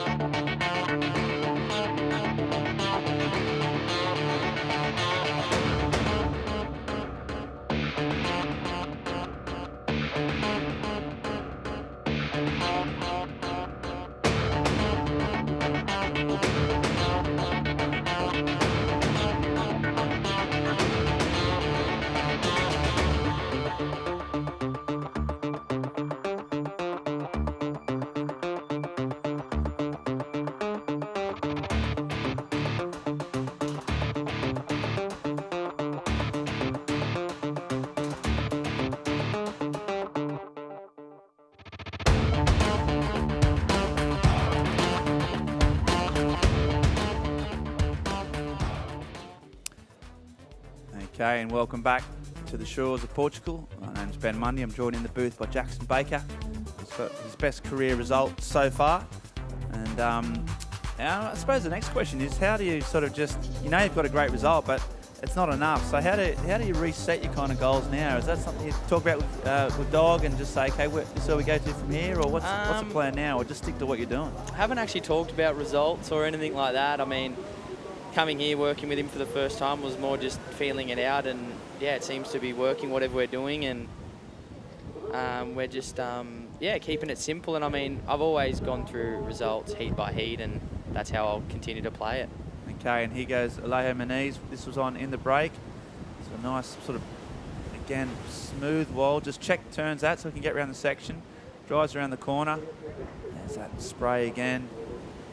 And he's just looking for a little inside, another cutback. He's got that trademark kind of swooping cutback where he draws, puts his left hand down and draws around the right there. You see it there, real wide arms, real signature kind of move of Alejo. And he's not making any mistakes, is he? He's just surfing really, really consistent. Nah, for sure. I mean, when you surf a heat and you've got a 6.67, a 6.77, just under a 6, a 5.77 and a 6, consistency's there. He's staying on his feet well, but I think there's just that missing major manoeuvre. That was my next question. What's he missing now? How did he get from those 6s up to those 8s? Which can get you into the finals? I think that last one he got, he might have left a little bit of meat on the bone, especially that second turn. I mean, it is hard. It is a big, chunky wall, but he probably could have wrapped it down, and kind of the judges really like seeing you go top to bottom and lay that rail, or maybe lip. I mean, the lip line's pretty hard out there, but if you do it and it pays off, you kind of need to show that risk now. You have that 13 points. I mean, I think me and Dill might have had 13 points in our past 2 heats, but I mean, when you're getting in these rounds, you're wanting 15 points and above to really just put it out of doubt and put that pressure on that, like on Cal. But for me, watching this heat, to see Cal and then in a 6.68, well, mate, the door's open with 10 minutes to go. So yeah, some sets approaching. Cal Robson with the priority as well, so he won't be daunted by trying to get a 7 out here on a day like today. It's the sort of place that suits his style of surfing, and he seems pretty calm and composed, so you would think nerves are going to play their part, even though it's a big big heat for him. See, just let that one go through. Sort of, have you worked out, Jackson, or it depends on, I suppose, where the heat is, but the first wave of the set or the second wave of the set, is there any kind of, are they any different, do you think? I've been told a couple things, kind of just off some people. My good friend Miguel Blanco, who lives here, actually the heat the other afternoon when I got the 8 at the end right on the buzzer, and I did that really silly claim, but emotions get you. But nah, yeah, he actually was like second wave of the set, and you know what I did? I took the first one, but there was nothing behind, so. Yep. But I mean, my thing out here is if I see a wall and it allows a major first turn, if you're getting a major first turn, you're getting minimum of 6 if you stay on your feet till the end. And if you can get 2 majors, and yeah, as we saw yesterday with Josh and Emo, they were both getting multiple majors. And that's just how you got to play your heats. If you can get big turns on big sections and keep it pretty simple, I guess that's how everyone's been doing it. So yeah, it works. Yeah, those claims, mate. I think we've really enjoyed seeing you show what you're about. I think it's a fine line, isn't it, between sort of showing your emotion and showing who you are, and then being the sort of serious compet. And if you go one way, then you can lose that. If you go the other, you lose it. So yeah, just having that balance and having fun is so important, right? Yeah, for sure. Like my biggest thing is, I won't claim a 5. Like I won't claim something low, and they've all been quite big scores. You got some standards, I've got Jacko. some standards, but I mean, when it comes to that heat of the moment, end of the heat, I mean, yeah, I'm not going to hold back from who I am. I've got emotions, and you work so hard behind the scenes, so when it does mean a lot, I mean, that extra claim could push the score over the line. You never know. That body language showing the judges that you're backing yourself and you believe that you got it, rather than standing there and putting that doubt in their minds, for sure. But just to show that Aussie pride that we all have, and I mean, this is probably the best Aussie contingent we've had at a couple of QSs, and the boys are making heat, so I kind of think that fires you up as well. And yeah, I mean, probably from losing my mum a couple of years ago, there's that inner emotion, and I just want to do her proud and my family and the local community proud, so I wear their heart on my shoulders as well. Yeah, well, mate, it's great to see you got a moustache, not afraid to use it. But, you know, and that thing, we've actually seen a few people with that go through that grieving process. Obviously, Ryan lost his parents, and I know Nate Young's been going through it. So it's one of those things you have to deal with that and then try and use it, right? It's not. It's a difficult conversation, but it's something that you know, it can make you, can't it? Yeah, I mean, for the first couple of years there, yeah, definitely won't lie. I definitely struggled with it. I think I kind of expected things just to work out for me with having that loss. But I mean, as life goes on, it does. People think it gets easier, but it actually gets harder. But you just learn to cope with it better, and you use that energy in a positive way, not a negative way. So I've been lucky enough that being a striving professional surfer and wanting to qualify, I'm using that energy in the gym and surfing, and just having that. I feel like some of those waves I've been sent have actually been from my mum. Like Yeah, well, that's great to hear, mate. It's working out, and should be proud of you. Don't worry about that. As we see, these recap, Ali Manisi started off. He's just been banking loads of these similar waves, haven't he? He's had 4, pretty much around, you know, between 6.67 and 5.77 and 4 of them. So just hasn't been able to, you know, he surfed really well. This is a big section here. If he'd managed to get that, that might have been one up there. That might have been the risk that we're talking about. I think that was his first wave too. Yeah. So if he started with that was a heat changer. But just the consistency, even just from both surfers, they've kind of finished on their feet on both their scores. So I mean, coming into what we got 6 minutes to go. See, that was if we did want to turn like that more out the back on a wave. Yeah, things could be a bit different here for Cal. But I mean, when you're supporting the Aussies, I don't really mind. But here's Cal's one with the big end turn there. See, there's a lot of, that's a big section. Gets bigger every time we watch it almost. Doesn't it? It was late, and I thought it could have, I mean, that was a 6.77 effective for that one turn. So pretty much the first turn before is kind of just putting it there. If he'd got a major carve down into that, then we're looking at your 8s and your 9s kind of thing. So yeah, the judge is rewarding that risk, and he's still sitting there though. He's having to be patient. He's probably had priority now for a good 11 minutes, 12 minutes, and he's got 5 minutes to go. There's nothing he can do. He's just going to wait. He's pretty sure he's on the right sort of spot of the reef. He knows his markers, and he'll just have to wait. Just pray that he gets an opportunity for sure to unleash. You'd think so. It's been pretty consistent in the high tides. It's been really consistent. I think once you get to this 5 minute mark, you've really got to examine what's coming through, and I mean, if there's not anything coming out, it now looks quite flat, so it looks like he's probably going to get an opportunity around that 2 minute mark. Well, I hope. But they're the ones, that's where you'll see him hopefully clutch up and show what he's made of. And I mean, I'd love to see him claim one. That'd be pretty cool. Show the emotion and get the boys amongst it. But I mean, 4 minutes 30 to go. It doesn't sound like a lot of time. And on his watch, it would be ticking over quite fast. And on a lay hose, it'd be feeling like an eternity. But yeah, 4 minutes 30 out Ribeira.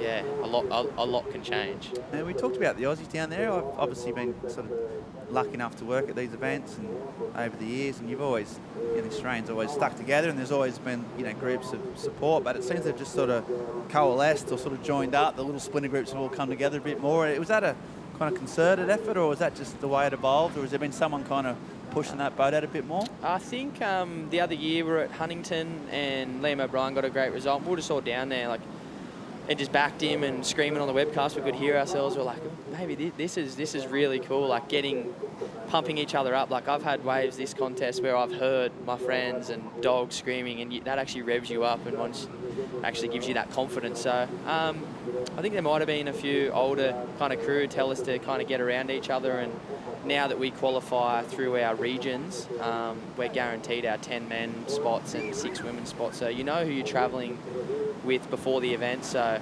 I mean, yeah, everyone just gets down there. I mean, it's hard because sometimes you're the heat before or heat after, so you've kind of got to be selfish and think about your heats. But if you can be down there, get down there, and hopefully we'll bring the Aussie flag down tomorrow. I've got an NRL ball down there, so we've been passing that around. So just keeping that Aussie vibe, and yeah, it seems to be working for all of us. It worked at Huntington, and it seems to be working here. So yeah, if it ain't broke, don't fix it. And the Aussies done well. But this man here, the Australian, still needing a score. He needs a 6.68. There's a big wave coming out the back. You see Jackson Baker's audible intake of breath as he sees his set. Callum looks like he's in the spot. Is he going to be 2 inside? He's got to go. He's going to go here, and he's going to pull the trigger on what looks like a big wave. So Callum Robson drives down the line. Just the first turn, just has to pump just to see it. Clicks back into the power zone, drives around again. This wave's just a little bit sort of fat at this stage. You'd be hoping for a bit more on the inside. If he gets a big finish, it's still in here. Yeah, he needs a section here. There's a section. There it is. Tags one, and he's not going to get another one, unfortunately. So be surprised if that was better than his sort of one big turn combination. You saw him look a little bit dejected. I'm not sure if that's going to be enough. It just didn't really have that steepness of the wall, did it, Jackson? Nah, it kind of felt like he was in the right area from what we can see on our screen of the bank. But I mean, it's so hard out there. You've got to take your chance. I mean, if he sits there for another 2 minutes, potentially another wave doesn't break. I mean, yeah, there's no way he could not take it. No, you have to take it, and you have to take the risk. And I mean, he's going to get the ski back out here, so he's still got a minute 40 on the clock. Aleo's got priority. This will probably take him, I don't know, 20 seconds. So he's going to get another opportunity, hopefully, if we see a pulse. But I mean, with that high tide, it is kind of slowing up, and those walls are getting a lot like fatter and chubbier. They're really hard to lay a rail. And yeah, there's just less of a. You might have a 25% chance of getting that end section to hit as well. It's that they're disappearing a bit. So yeah, we'll see though. Yeah, 4.33 as predicted just wasn't enough. So give the opportunity, but a minute on the clock. He did the work. He just needed that major first turn, because I mean, I don't think like that wave before. There's not going to be a major end turn out there now. But here's a set, and as I said, he'll get out there with a minute to go. A minute to go. There's a 3 waves, 3-4 waves set on the horizon. So some decisions to be made by all the surfers here. It's going to be tricky here for Aleo to block him as well, sitting quite under him as well. Yeah, it's pretty under. It's hard to. You've kind of just got to go in these instances. But this set almost looks like it's kind of it's swinging into the area of where you need it to be. Yeah, exactly. It's pretty hard to block someone in a 10-foot westerly swell rifling through from out the back. But that first one just didn't. So you can see that tide coming in and kind of, And Leo's on him now, isn't he? Look, he's not going to let him breathe. He's going to sit right on him. I've had a couple of heats against Leo, and once he's ahead, he's not going to let you have an inch. So he's gnarly, and he's doing what he has to do. And it looks like, unfortunately for the strain, that's the end of that. So you've lost one man down, but Jackson Baker, you've definitely got a semi-finals. Yeah, we're guaranteed one of them, so that's pretty cool. But yeah, hats off to Cal. He's started this Challenger Series in a huge way, a 5th and then into a 9th. I mean, he's put himself in a great position on the rankings. And yeah, young Evans head surfer coming out of a small town and putting himself in a good spot to qualify. Not many people would know him, but now they know him now. So yeah, you're going to hear about him, and he's got another opportunity up in France next week as well. It just keeps him rolling. So yeah, you expect to see more from Robson, but yeah, as you say, he's doing great on the rankings, and he's given him a real great shot of that qualification with 2 events on the Challenger Series remaining. But Aleo, he earned that. He got 4 or 5 waves, so it wasn't as he surfed them well. He committed his turns and he didn't make any mistakes. So hats off to the Brazilian. Yeah, for sure. I mean, would love to see the Aussie make it. He put on a good performance, but yeah, the Brazilian gets the better there. But good on both of them, and yeah. Okay, mate. Well, thanks again for your time. Thanks for coming in after your heat. I expect you to go home and get that soap out on old Moffat's boards there. A little bit of Lux on the back pad there or something like that. We'll just leave it be. 2 Aussies, let the pride be, and yeah. May the best man win. Well, thanks again, mate. Good luck tomorrow. Thank you see very you. much. Hope we go all the way. We're going to go to a short commercial break and come back with more live action right after this.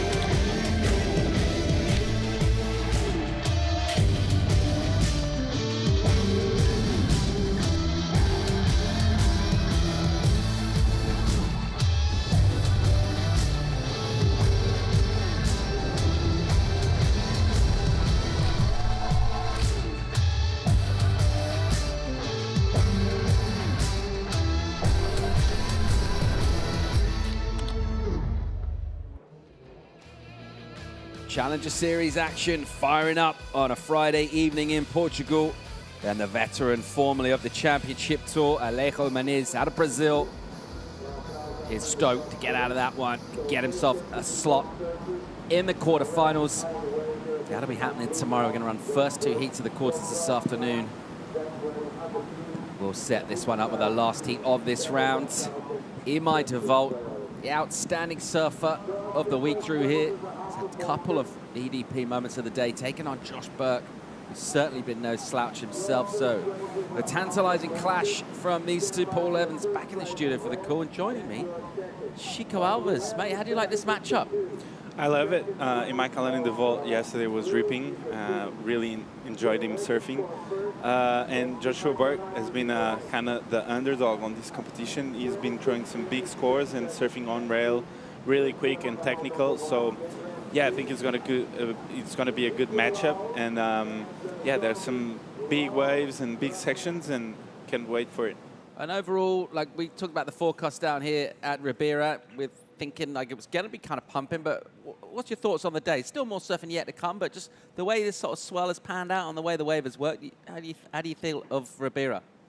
Yeah, the whole week has been really good. We had fun waves all week, some good size, and actually not much wind, which is weird for Portugal. But nonetheless, I think everyone is happy, and they had we have seen a lot of great waves. Big day of competition. The waves delivering out of the North Atlantic for our Challenger Series surfers. And we're whittling them down. Who's going to be our 8th quarter finalist for the men? One of these two, the Hawaiian de Volt, taking on the Bayesian Josh Burke in the blue. As we see, a little bit of that wind, but relatively speaking, these are very moderate sort of breezes for a hot day at this time of year. That wind can whip up pretty strong. The advantages of this venue does real well with that kind of cross onshore wind, cleans up the face as we bend round into the bay here. And the swell is still pumping, mate. There's still plenty of big ones out in the water. Yeah, from what I was seeing there, I was watching the comp with Jesse Mendes and William Cardoso, and looks kind of hard to, as they were saying, to really find the steep section to attack. And once you have it, the score kind of goes up because they want to see critical maneuvers in critical sections, as we see in Piranha now. Burke with a nice rail turn, so clean, and he almost loses it on the bottom turn, and then he does actually lose it. So he looked to be off on a tear on that wave, drove through a beautiful arcing turn.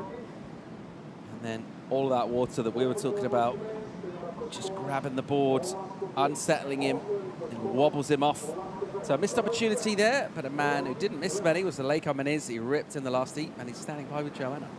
Yeah, Paul, and you're the last Brazilian standing. The pressure is on. How hard was it out there? Yeah, it wasn't easy. You know, we have a lot of waves, and it's really hard to choose which one you want to get. But with the jet ski assist, I just put myself in every wave that I thought it was going to be a good one. After watching all these heats with huge scores, I thought we were gonna have a heat like that, but it didn't. I'm just glad that I was on those first waves and managed to make it through. And your competitor for the quarterfinals is in the water at the moment. Who you're hoping it's gonna be? I don't know. Either one will be a tough heat. You know, Imai Kalani got a 10 and a 9 on the last heat. I surfed against Josh on my last heat, and we had a good battle. So I would just focus on myself and try to do my best. And you're certainly glad we're not going on your heat today. Yeah, I'm ready. If they wanted to do it, I was going to be ready. But I think tomorrow we're going to have easier conditions, and I think I will have more opportunities to show my surf. Go on and say a few words in Portuguese for us. Yeah. Obrigado a todos que estão na torcida. Estou muito feliz de estar nas quartas de final e a gente se vê amanhã. So Alejo is just happy that he's in the quarterfinals and thanking all his buddies and supporters. Awesome, great stuff, Alejo. Thanks, Joanna. Wants to come back tomorrow. I reckon conditions going to be better. Chico, you're local in Portugal. What do you think about tomorrow? You feeling good? Yeah, I'm feeling good. I think it's going to be... if you're happy, mate, I'm happy, you know, so... Yeah, I know, Paul. I can feel that, actually. But, yeah, Tomorrow is a touch smaller, so I think we won't be seeing those big sets kind of like destroying the lineup, and I think it's going to be cleaner. Yeah. As we see here, the replay of red, I think this was a 4.83 in my ear with a little cutback there, ear quick, kind of like tail slide there, and here's the fall. So we can see it's really hard to serve right now. A lot of bumps on the face of the wave, and yeah, Imai is showing that it's not that easy to serve right now. Both surfers going down on that last exchange. Imai Devault, that's better stuff from him. Nice and crisp in the pocket, so sharp on that rail. See how quick he gets that turn done. Burying the board into this thick face is another massive turn for Imai. And you saw from the drone there, he wanted one more, the board speed. You saw the chatter. So hard to control that board. He'll go down before getting the last turn, but I reckon it's going to be a meaty score anyway. Yeah, he attacked it so well. That wave looked really good from the drone view. I would like to see from the front view because he really attacked that section. Let's see what he did. He did a quick layback there. He comes off the bottom, and he does quite a good carve there. Here the wave gets bigger, and he attacks it. One big snap there, and then he slipped off. So, yeah, but that snap, that layback set up the wave. Then he got this carve in. He kind of digged the rail there, but this turn looked really good. Heavy section, and he did super well to make that. And unfortunately, he slipped off afterwards. It's hitting the speed wobbles like downhilling on a skateboard. Going down hard on the inside, but great work done before that. Score will come in shortly for him, and it put him in a real good position in this heat. He's already got that 4.83. Will improve on that. Well, he might. Saw him get a perfect 10 yesterday at a 9 as well. He's looked so good. It's important to carry that through, though. We've seen people come out in events, blaze in the early rounds, and then all go a bit quiet. So important to sort of time that, and he looks so far to be carrying that form over. He's on fire. Yeah, for sure. He's been throwing like 8s and 9s since round 1.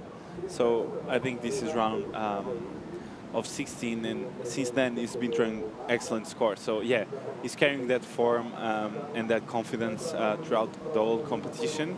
And I think as we saw on this wave, it comes in as a 8.17. So another excellent number for Imai Devault. It's been the story of his event thus far, posting an excellent score in every heat, posting a perfect 10 yesterday on the Challenger Series. And he's got a decent total now. Backup was just a 4.83, so he'll certainly look to work on that. Josh Burke with a little to do now. Just over 19 minutes remaining. Plenty of time for him to get a couple of ways. Just some throwaways so far. Surfer from Barbados. But I think today certainly talks about how big it's been. Talk about how challenging this wave is. But we've seen the last few heats, quite a lot of surfers fall. Quite often on the bottom turns where they're going down. It's not so much when they're putting it up in the lip. It's actually recovering out of that turn. Why is it so hard to do that bottom turn? Is it just your legs giving way? Is it the amount of chop on the face? Well, I think it's the chop on the face and the power of the wave. Ribeira Dias with this size is a chunky wave. Like there's a lot of water moving, and once you get those steep sections, it kind of gets hard to like connect the dots of the wave. And like a little step up and bigger fins, for sure, will help with that. And it's normal, like into this level, when you want to get excellent scores, you need to put yourself into the steepest sections, and it's normal to see our surfers fall. First heat for the quarters. We'll see that man there, Jordy Lawler from Australia, take on Zeke Lau. That's going to be a clash. Goofy going up against powerful regular foot out of Hawaii. Can't wait to see how that goes down. Before we get to that, we've got plenty of this one left. This is heat number 8 of our round of 16. The MEO Vissla Pro Ericeira and the early running. Once again, I mean, how many times have we said that this week? Imai Devault going in the excellent range. He even had a fall and missed the end section, so you can only kind of imagine where that score could have potentially gone. But like you called on the replay, that last turn, so critical, Chico. Yeah, I think the 8.17, a lot comes from that huge turn he did on that meaty section. It was a really hard section to do a turn in, and he did it really well. He did it with speed, and yeah, unfortunately he fell. But as you said, Paul, like if he had another turn or two, that we were looking for 9s for sure. 17 minutes and 15 seconds remaining in this heat. There's the man on the right of your shot there in the red single at the moment, making the better of this. A lot of time for Josh Burke, surfer out of Barbados, which hasn't been somewhere that's thrown up loads of contenders in the Challenger Series on the high end of qualification. What a story that would be. We have, of course, already had Chelsea Twack on the Championship Tour a few years back out of Barbados, but on the men's side. That would be cool. Let's see if he can get going in the seat. At the moment, he's on the wrong side of a bit of a charge from MEO Vissla. We're going to get a quick commercial break. Join us for more live action from beautiful Portugal real soon.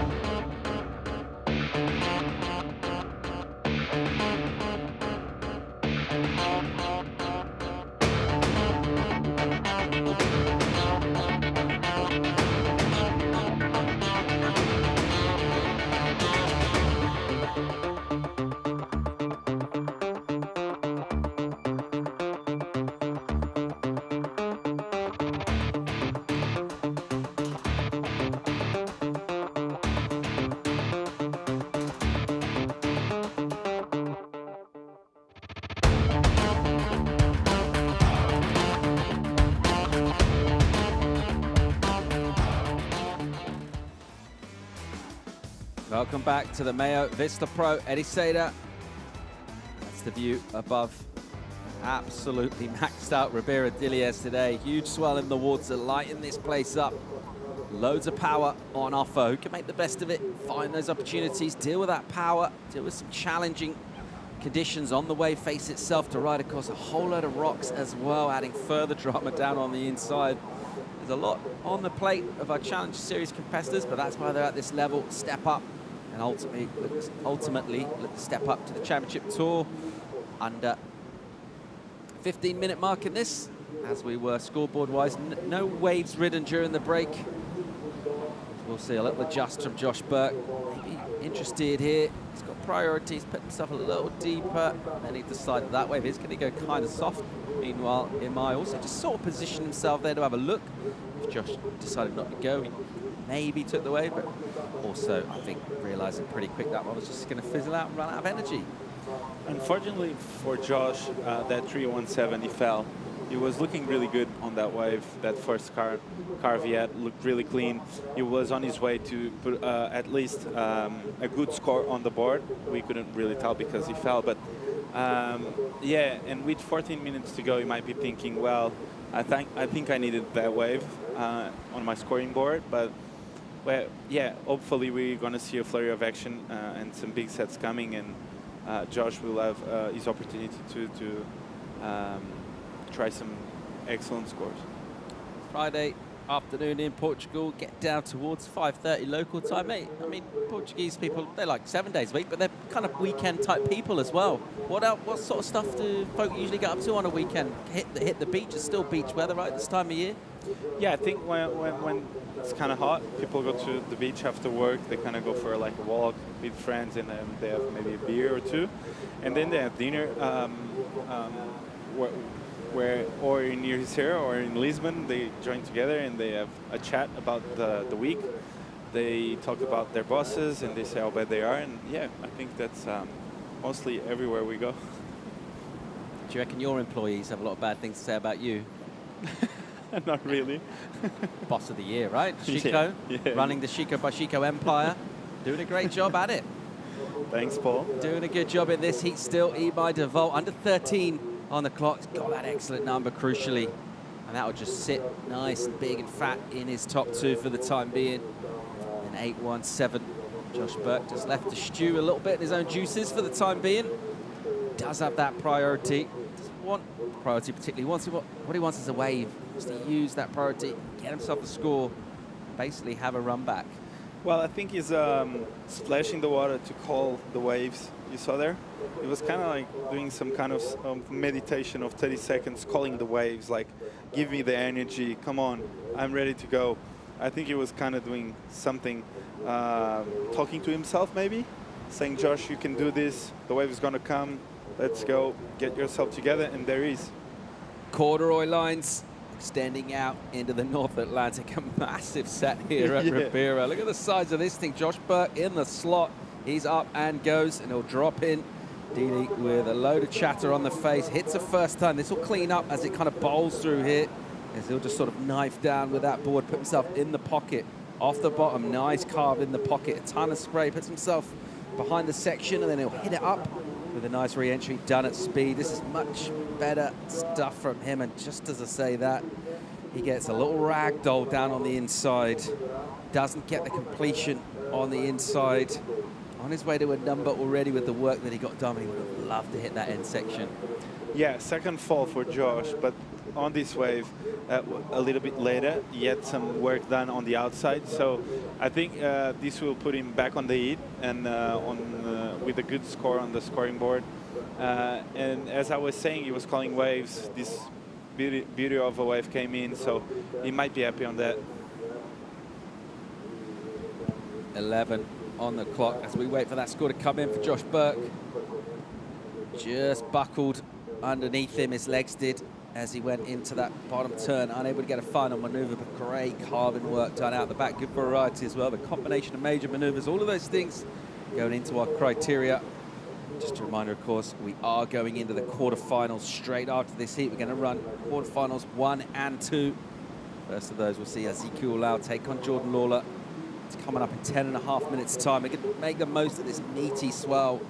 And it's all setting up sweetly to come back tomorrow. Finals day, a little smaller, more in that ideal size range, Chico, which we're saying, what's maybe 5, 6 foot ideal size for Ribeira? Something like that, 4 to 6 foot? Yeah, I think so. I think it hugs the rocks a little bit better, and the wave gets a little bit more steep. Not as many sets as we saw today. Those big ones that kind of like, they wash through and they kind of like get the waves a little bit froth. Interesting to see the board there, that way to Coro of Zeke Lau, but a nice pulled in tail. And that'll just allow him that rounded pin just to give extra control and bite. Certainly something our surfers do need down here. There's a lot of power out in the water. I have one interesting stat. We only have 2 goofies in the quarterfinals. So, yeah, we have Jordan Lawler and Nat Yan. They are the 2 goofies representing the goofy world in this Challenger series. It'll be interesting to see how that goes down. I guess numerically it'll be a point of difference for the judges, just showing a different line. We've seen some great backhand turns going down throughout the week here.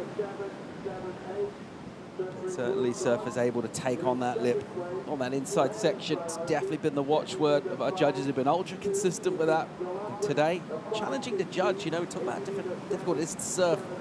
Also really challenging to judge, particularly on a wave that's quite slopey like Ribeira. It's not always super obvious how critical the section is. That's why we've got so many good angles on this, giving us a really good read on the wave. Slow heat. Time trickling away for Josh Burke. His numbers in 5.23 for his last effort. And again, a mistake from him. Wonder if that'll prove costly.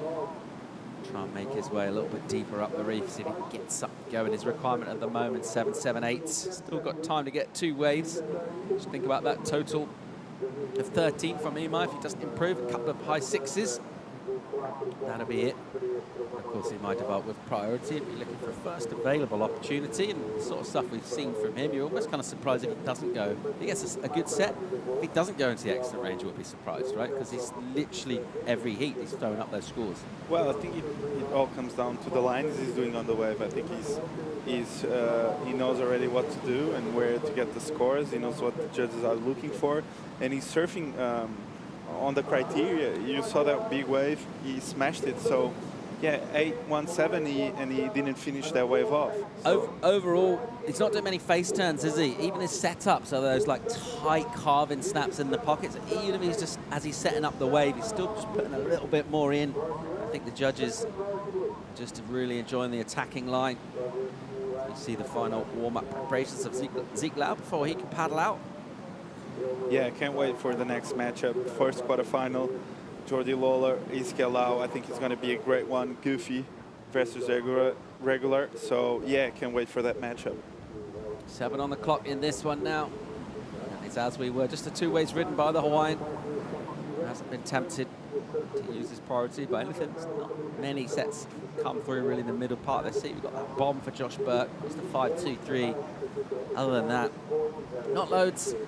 You see a little adjust through here again. Surfers just put themselves in the right positions. Very easy to do out here. And there's just 2 of you, so you don't have kind of a crowd to line it up.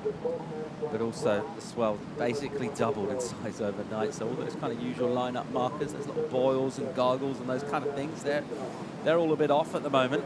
It's basically boils everywhere out in the ocean. Yeah, as we see here, kind of a lull. Like they've been waiting for a long time now. I think he's sitting for 10 minutes now, waiting for a wave to come. And I think he's doing well because he has an 8 and a 4, and he knows Josh needs almost an 8. So he might be looking to change that 4. As we see here, the heat recap. Imai starting off with that 4. Great snap there. Winding up this section, he gets that fin release there, really stylish, and here he ends up falling. So yeah, kind of a mistake there to start, but then he answered well to himself. So a good layback there. Comes off the bottom again. Quick carve there. I think he kind of digged the rail there a little bit, but this is the big turn. I think that's where all the aid comes from. Yeah, wow, watching that again, it just gets more impressive, doesn't it? Yeah, here Josh trying to answer. He had a clean wave. I think the judges rewarded a 5 because in terms of turns was more quantity turns. He had more turns in than Imai, but the quality of the sections weren't that steep, and that's why the score came a little bit under the excellent range. See that wave finish up right before those rocks. We also see the encouraging sight of a stacked set coming in at Ribera Dilias. Plenty of juice on this swell. These 2 will just try and figure out exactly where they want to be on the reef for this takeoff portion of the wave. Imai Devolt looking to defend and extend. That's his job. Work on his backup, which is just a 4.83. Burke, meanwhile, he's deeper, and he's going to paddle hard onto this. He's got an opportunity here. 7.78, his requirement to go to first right now. We'll get a first big snap with a ton of speed. There's some wobbles through here, and he'll take on a massive section and really pushing it. You've got to admire the fact, the aggression. There's no sort of safety surfing at all. And again, he'll go down, and that's another mistake. That's not going to be the number. Yeah, I think if we had made that last turn, we could be looking at that score. That was really risky and a really big section. And as we've seen the judges awarding big points for like 1 turn throughout this day. So yeah, I think Josh did a really good job taking that wave under Imai's priority and putting everything on the line. I think was a really smart decision by Josh. Doesn't get the completion on that last turn. That's going to cost him once again. We said that a couple of times this heat. And his number comes in as a 2.77. It doesn't go in his top 2. His requirement remains the same. Any significant differences, just 3.5 on the clock remaining. There's the scorecard of Imai. He's just ridden 2 waves. He's not been lured into anything while he's had priority for a little while now, 8 or 9 minutes. He's kind of just waited patiently, kept his powder dry. There is that requirement of Burke, 7.78.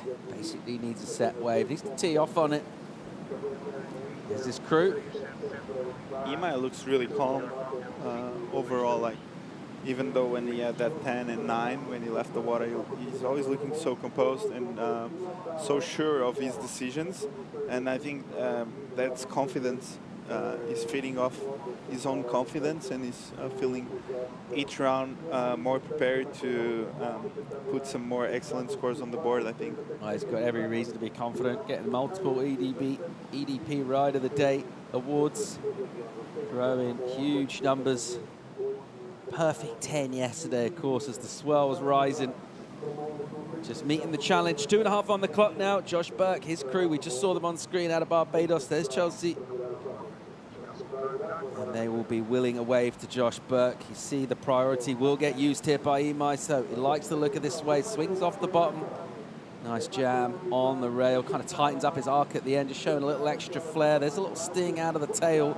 He'll just kind of stomp on the tail as he went down the way. That's a beautiful turn. Just hooking it in the pocket.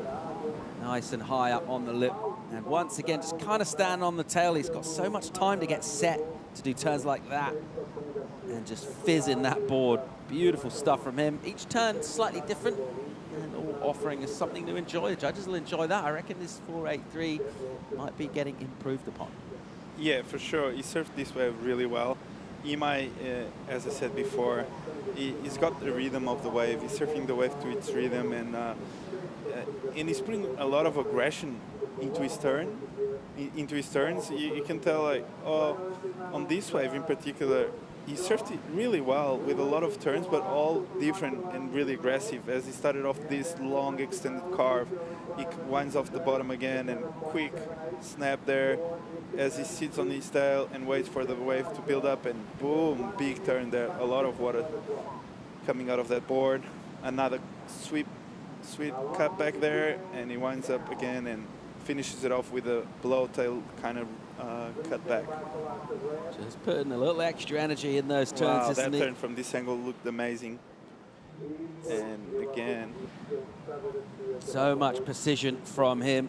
Just finding the parts of the wave that just offer up the critical sections, and the judges rewarding that. The numbers in 8 points for Imai. Once again, he's got a heat with 2 perfect scores in. 16-1-7. He's comboed Josh Burke as we go into the final 30 seconds of this. And Josh Burke really has had a little shocker out here, had a couple of falls, but at the same time, even if he had surfed well, he has come up against a man who's been on an absolute tear. There's a spread from the panel. Comes in as a flat 8. It's good enough to go towards his total of 16.17. We're going to tick down here. And Josh Burke, who's ripped throughout this event, just got unlucky out here. And that's the way that one will go down. That's our last quarter-finalist decided. His name's Imai DeVolt. Josh Burke will just bring this one in, even if it was before the horn. He can only possibly get a maximum of 10 points. He needs 16. Wow, and he'll hit a big section there. Just try and kind of wash that off. Taking on a meaty section. Josh Burke, well, he's absolutely not shamed himself here in Portugal. He's given an epic performance throughout the week. He'll be initially disappointed, I think, but he's given a very good account of himself, and I look forward to seeing him up in France next week, because he's certainly one of those names in contention to go into the deeper part of events. There's the scoreboard. Looks kind of like one-way traffic, just looking at the numbers. Imai DeVolt just blasted his way with another excellent heat.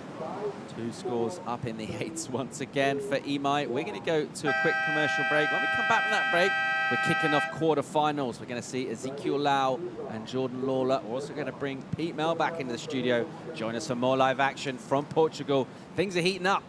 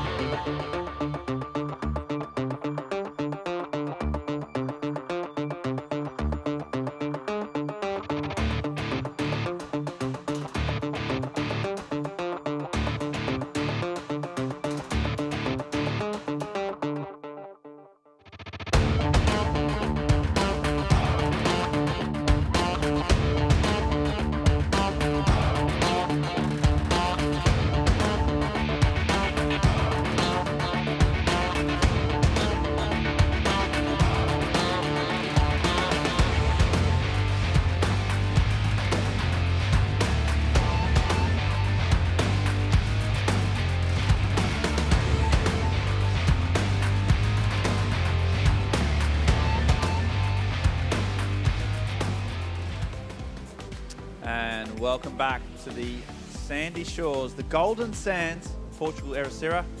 My name is Ben Mundy and I'm joined in the booth by Peter Mel, and that sun is shining, the waves are pouring in. We're going through the quarterfinals, Pete, and I'm pretty happy about that. You? I am too. Good afternoon, Ben. And quarterfinals starting here. This is a big 2 heats that we'll see here in the top half. If you congratulate Imai for keeping that roll alive. You could not. He's, in my eyes, I think he's the unpackable favourite. I haven't seen a surfer dominate a contest like this in a long time. I think he's been out far and above the best surfer in the field by some distance. The problem is, has he peaked too soon? I keep saying that, but he just keeps logging 18-point, 19-point heat totals. He's just been he's blown my mind, actually. I've had to readjust.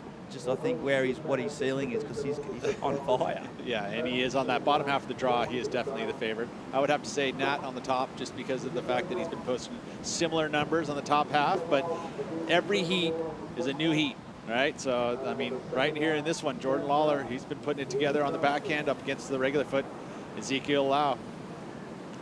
Yeah, these two, and interestingly enough, like these two guys surfed this morning. Zeke in the very first heat at 8:05, we kicked off. And then Jordan had the second heat, which was actually stopped due to the fog. So, I mean, if you think about their day, they would have been down the beach here at 6, 7 in the morning. They surfed at 8 to 10 foot low tide, and now they're out here in the, 10 hours later in totally different conditions. So it's been a pretty, for these two guys, it's been an intense day of competition. It's just back with a lot of waiting. Into Gromithood, right? When you used to just be at the beach from dawn till dusk, all day long in your wetsuit. Yeah, I saw Zeke walking around in 12 o'clock, eating his lunch in his wetsuit. Yeah, like, right? That's his commitment. Yeah, no, you're right. It's proper full-on great Gromithood. stuff. Back when you're 9, 10 years old, doing this all for the love. And we still are, but now there's some money in it.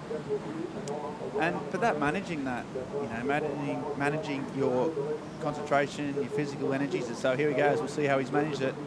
He's just looked really relaxed on all his waves, his downtime. Oh, so he just goes for it there. He realised he only had one section, so he didn't mind just absolutely going to town on that first section. So gives up priority, checks his board, makes that's all okay. But he's had some clutch heats.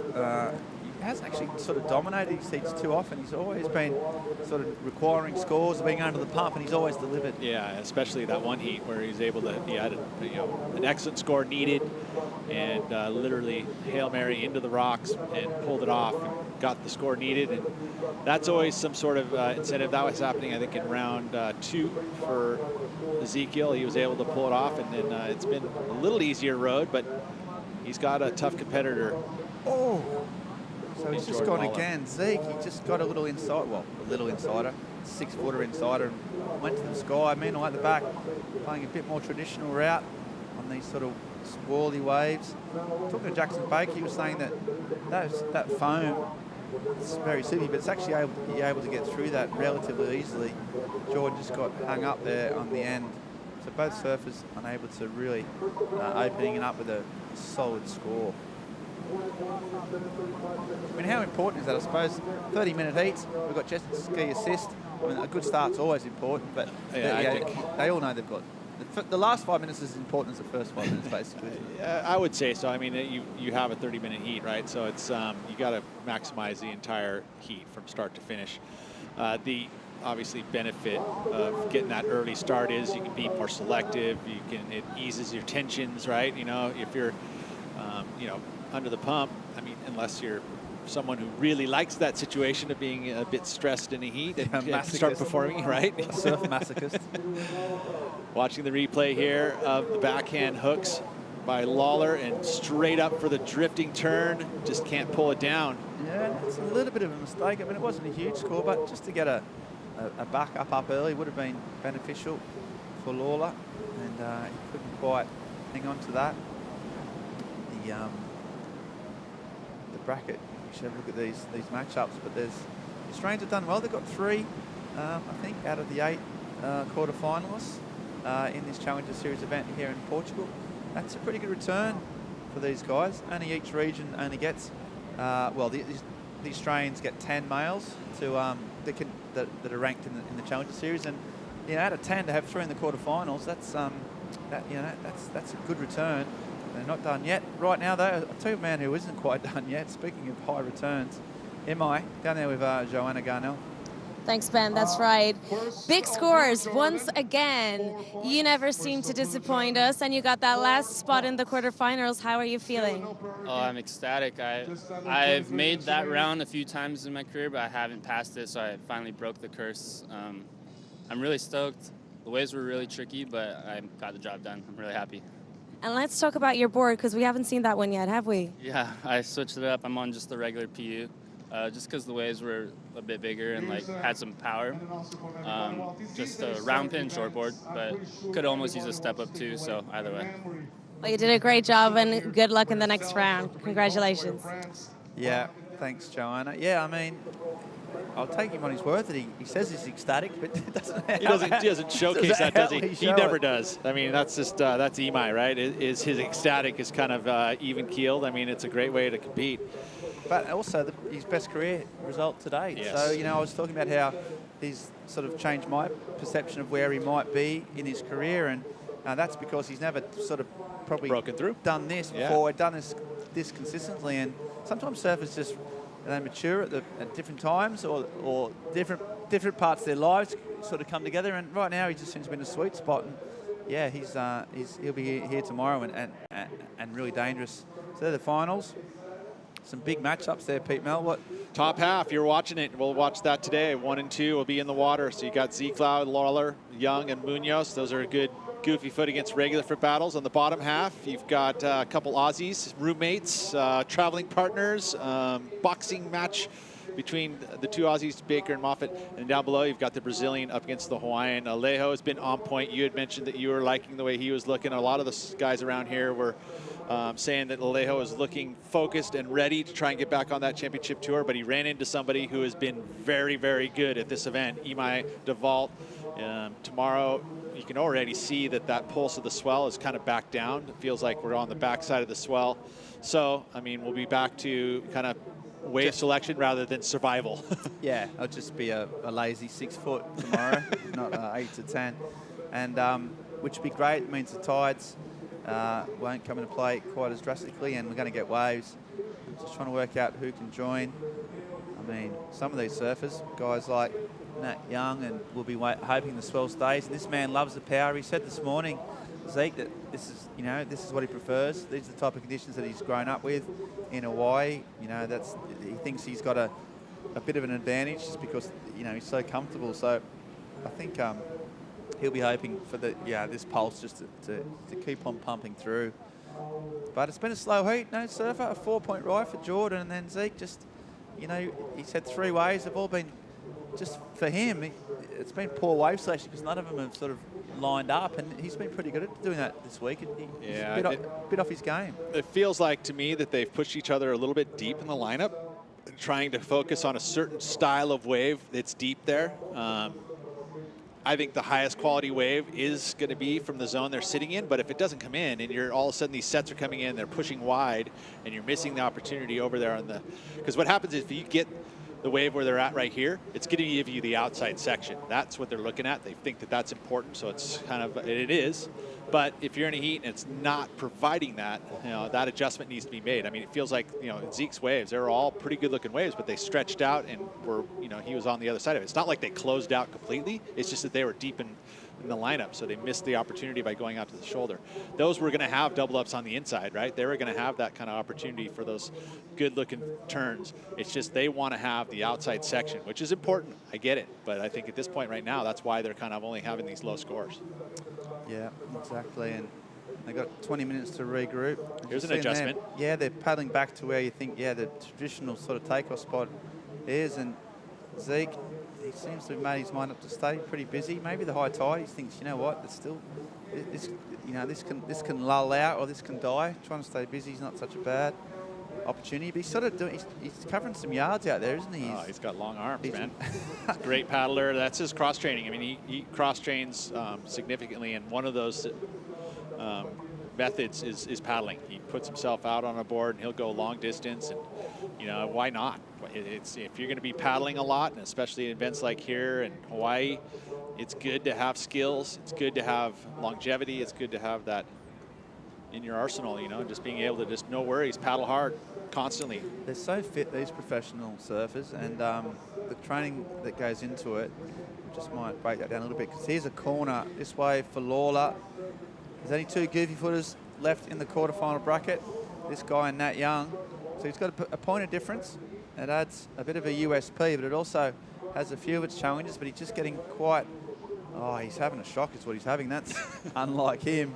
Never really. It's a long day, right? To stay hyper-focused, it can be challenging. Let's see what Zeke's got for us. So Zeke finally got a bit of a section to work with. That's a trademark Zeke Lau swoop, one of the best in the business. Even with that sort of light, and that's a great turn.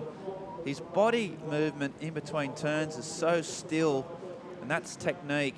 You know, if you're, and he finishes off down there. Pete, I just think, you know, if you're not jittering, if your upper body's still, you're in control, and that's what Zeke looks like to me. Yeah, I would agree totally. You know, and quiet upper body, got a nice, and even just the shock absorbers, right? You could just glide over the bumps, and Zeke's able to do that, picking his points and where he wants to go above the lip. I mean, this is going to be a big score. You know, big carving snap, sits off the bottom, and then just goes up and over a meaty section, tags it. Like, that was not tentative at all. And he's going to get the layback snap, so 3 variety of turns and a finish right on the shorey. This is a gigantic number. That's huge. That's incredible surfing from Zeke. Yeah, that fitness we're talking about, as we see the replay of Jordan, his wave just didn't quite sort of roll down the reef. It was a little bit fat and bumpy, and then just like the last wave, he got caught up in the top there. That's just a mistake. There's no other word for it. Well, I think most than anything, it was the choice of wave that, you know, the first wave of the set, you could see even when he's paddling for it, it had a lot of active water, right? It was bumpy and lumpy, so it never was going to have that smooth face, whereas Ezekiel Lau's wave, it smoothed out. The velvet had been cleaned. The wave smoothed the intersection of that wave, the wave that actually Jordan was riding, helped out Ezekiel Lau's wave and made it much easier to surf. Yeah, exactly. And you know, as we're talking about the training that these guys do and the work they put in, as we see Nat Young just getting all his boards ready. Looks like he's staying with the board. He's contemplating. I mean, that's the 6-1 he rode earlier, so he's feeling pretty good about that. It's a CI Proton. He's been working with Channel Islands for so long. Yeah, well, he's been mixing it up a little bit, but he's lately, it's been, you know, he moved around slightly. He was using some sharp eyes. He has some in his quiver, but he's been solely on CIs for this event, and it's been positive and solid for him. Yeah, and a bit, you know, I don't mind that bit of extra size. I know it's you know, maybe at home you think, what's the difference between a 6'1" and a 6 foot is not much, but there is a big difference. And for guys like Nat, who can, you know, just power his way through, you know, like up to a 6'1", and I just think a bit of length, you know, in these sort of heavy conditions, I think it's a good move. I would agree, you know, and I kind of chuckle at the fact that, oh yeah, 1 inch, you know, like 1 inch is a whole lot different these days than when it was in our days. I mean, you know, it's like when we jumped to a step up, it was 2 to 3 inches. Yeah. So there's been a significant change in the way things are, and I think what happens is that your step ups can be, you know, given a big board feel by template, changing template a little bit, changing rocker a little bit, you know, volumes through the front are going to be wider. I mean, the perfect example of that is John, what he was able to do at Margaret River, right? I mean, Margaret River, some of those waves that you're riding, you know, 7.0 was like a standard board. Now he's able to ride a 6.0, and the way that the board is designed, it has like this big board tail, right? But then the front end has got all this curve, so he's able to feel like a short board, but it's still positive enough to do just, I mean, and I think the level that John showcased 3 years ago at the Margaret River event, when he was in this position where he was doing what Imai was doing, he was posting 8s and 9s every heat. He was unstoppable. It was just looking at it going, there's nobody who can beat him. And nobody ended up beating him. It was like literally he went through the draw like no worries, 17-point heats every single time. And, you know, throughout the course of surfing, there was always, it's been a bit of a constant thing saying, you know, if only you could surf big waves like you do small waves. That was always a bit of the goal. And then we've just seen the progression of that. As you say, John, obviously the toe boards have added that factor in giant waves. But Kelly's a big part of that. Kelly absolutely drove that home. And to the point now where, yeah, like those guys at Pipe riding, you know, 6.2's a big board. And that just means that they're getting more high performance and they're doing incredible shortboard turns on massive waves. But that man there will be trying to do that in the next heat on the Timmy Patterson, little 6-footer there. So we're going to go for a short commercial break. Come back with more live action right after this.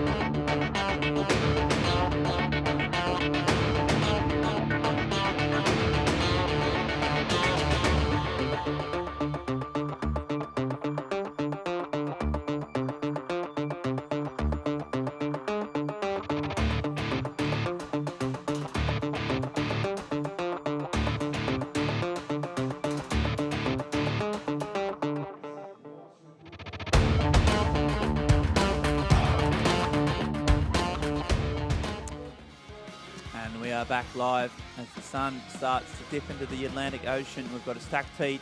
Ezekiel Loud, Hawaiian, versus Jordan Lawler, the Australian. We're in the quarterfinals of the MEO Vissla Pro Ericeira. These surfers aiming to get through the final stage tomorrow, and a massive result in the Challenger Series. And Zeke Lau with that 8.93 Peter Mel.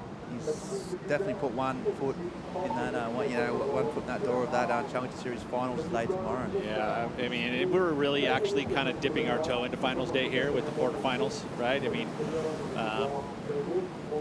we are making sure that we are going to have a little bit of playing time within the last part of this swell. So it was important for Travis to get this extra hour, which is going to help us finish out before too much of the tide tomorrow. And there's a lot of things. I mean, if we end up finishing tomorrow, we still have Sunday to look at too.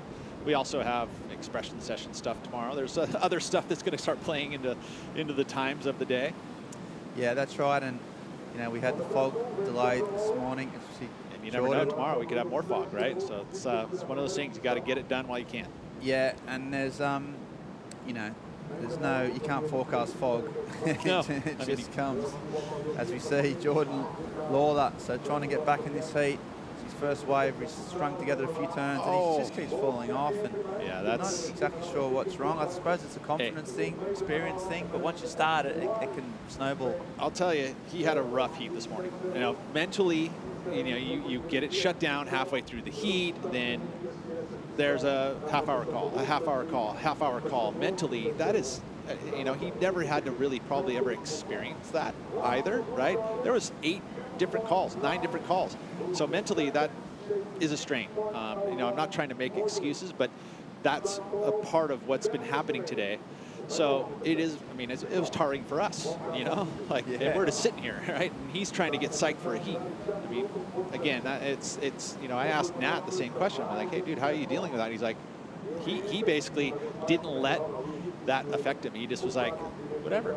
Yeah, it's another call. Cool, and whereas if you're psyching for a heat, it can feel. Yeah, well, there's so much on the line. You want to get your preparation just right. Here's a man who's getting his preparation right. Massive layback snap and just gets decapitated on the inside. But he'd done some work out the back. And this is going to be another good score to back up an 8.93. Yeah. And for Zeke, if he was to get through this, how much an advantage do you think, Pete, knowing that tomorrow you'll only surf twice, whereas the other quarterfinalists potentially would have to surf 3 times? Yeah. And that's a big thing. It can be an advantage, for sure it can be. And that's why I think, you have to weigh the considerations as, Travis Logie had to have done. It's like why you split up a round, right? Because you want it to be a tire round so that you can set that up.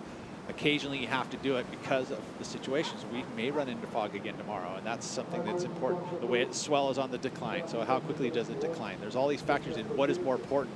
Right now, it's important to get that extra time so we have that tomorrow so we can maximize the swell if we do run into fog. And so, yeah, it can be a bit of an advantage. Again, you talked about how fit these surfers are. Yes, it is, something that if you've been doing the extra training, it isn't a big deal. If you haven't, that could factor in. I suppose it's just marginal gains, isn't it? But I think it was interesting with the fitness of the surfers and the work they do now. That with the Olympics we came in, and a lot of the Olympic athletes all around the world have the ability and the opportunity to start training with some of the elite coaches. The Australian Institute of Sport, for example, the Americans under Brett Simpson, and by all accounts, all the beep tests, all the measurements, surfers are right at those levels of some of the sprinters and the swimmers. So it's never really been quantified how fit these surfers are. We know they're young and they surf all the time, but the training they're doing now, so they really are elite level, or most of them. And we see. It'd be funny if you took a sprinter, and put them out in the surf world, how tired they are after a 2-hour surf session to learn it, right? You pretty much come out of there going, I can't even breathe. How do you do this? Exactly. I put him on those rocks on the inside, like Teresa Bombla, see how they go. Add a bit of jeopardy to things.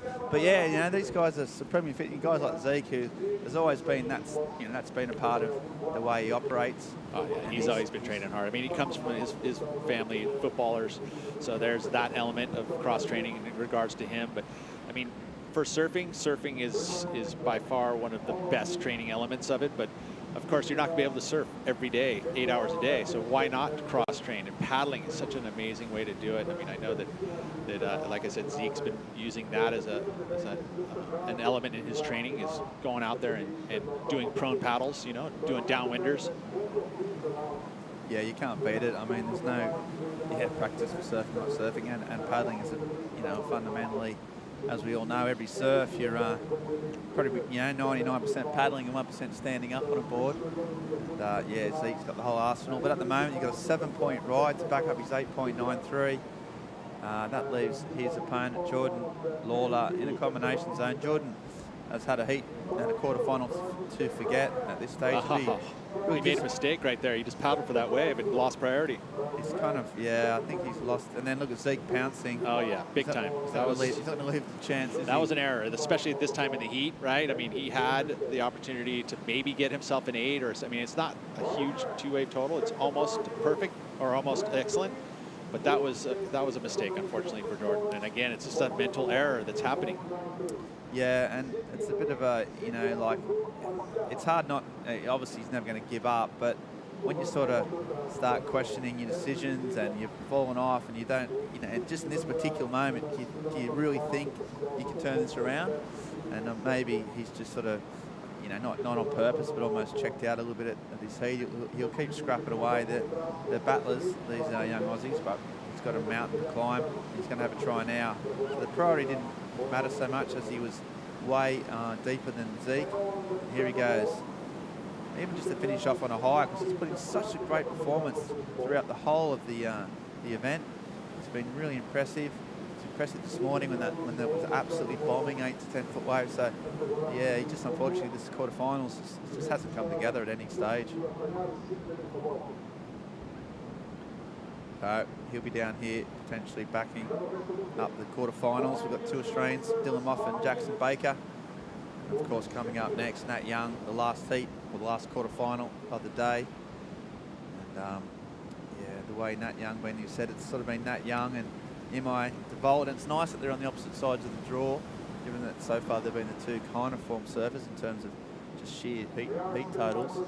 So I mean, the only heat that Nat didn't post super high scores was the Italo heat, but it was probably the toughest heat he had in the draw, and Italo kind of just ended up giving it to him.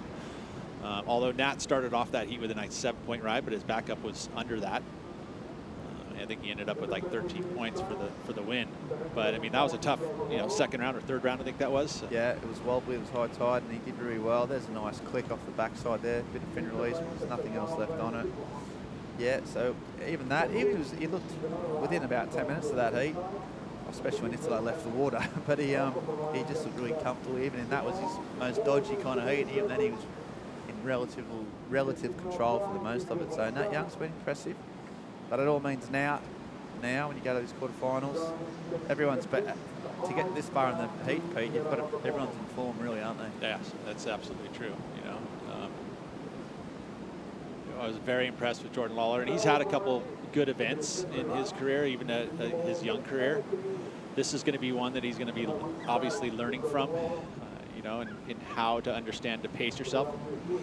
Sometimes leaving the beach is good, but you could leave the beach. And so there's those times like, hey, every half-hour call. I mean, we went from 9 o'clock, there was, you know, consecutive half-hour calls until noon. And then we actually had a pretty good gap of an hour. I think they pushed it back through fog delay. But the whole time you're trying to psych yourself up to compete, and he was in that next heat too. It wasn't like Nat could actually have a time where he was able to like at least know that there was a 30-minute heat before you, so that, you know, it kind of helps a little bit. You have that prep time where you don't have the prep time necessarily. Mentally draining, you know, just being switched on for that whole time. So Jordan's out to get out the back, but I mean, he's got 5,000 points in his locker, which the other, you know, what, 90. Or 108 surfers can't say.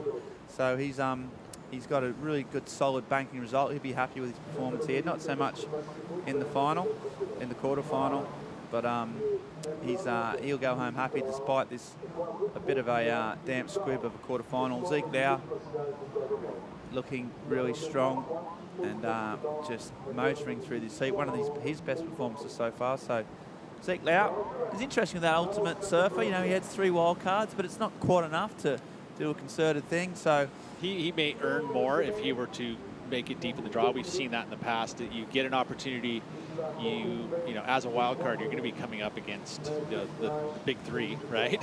Yeah. Which, and actually we'll say the big 4, which, you know, John will be back, and you know, and he'll be back at 100%. So it's actually going to be kind of cool. I don't know where he'll be seated in that, but when he left, he was in the top 5. He ended up, you know, as an injury, and I know that as the tours and competitions will actually look at that and where you left in the rankings with your injury, and you'll get seated back up in there. That's a possibility. I don't know where he'll be seated, but ultimately you have to think about that. So he'll be up in that top echelon. You come up against a John. You're going to come up against an Italo. You're going to come up against a Gabriel. Felipe. So it's going to be not an easy road. So if you beat those heavy guys, generally they're going to go, okay, you've earned this spot. We'll give you another one, right? Yeah. And we'll give you another one. So with the 3 chances that he may get, and we don't know exactly what events he'll get those spots into. Yeah, and that's why he's putting, you know, he's 100% into on this because, you know, he's got a start, which is great, and he's very thankful for it, for the whole experience. But this is where you get your legit. You lock in your years done from pipeline to the end, to potentially the finals, which he'll be aiming for, because, you know, he believes in himself to that degree. So, and he's got a massive way to that now, like a semi-final, potentially even a final. So 10,000 points and 8,000, 6,000. He's got some huge. He's banked some big numbers here, and he'll be over the moon. 18 seconds though.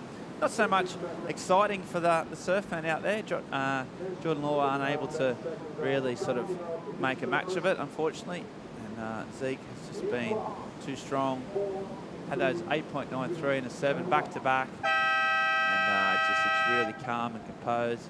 His technique is incredible. He's fit, as we mentioned.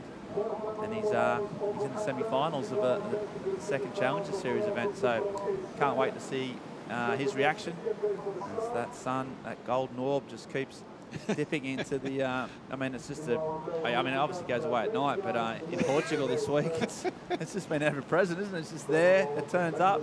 It's bathes this beautiful coastline in just a lovely warm heat. There's a bit of a breeze from the north wind, and life is good. We've got one more heat to come, the second quarter final, before we're going to wrap it up with the post show. Nat Young versus Carlos Muniz. So 2 veterans going hammer and tong, 2 different kinds of styles, 2 different surfers, both with their own interesting stories, how they're just trying to get back on the CT. Nat Young's done some time there. Carlos has been battling away for almost a decade to get there. So don't go anywhere, folks. There's plenty of good stories, there's plenty of good waves, there's plenty of good surfing coming your way right after this short commercial break.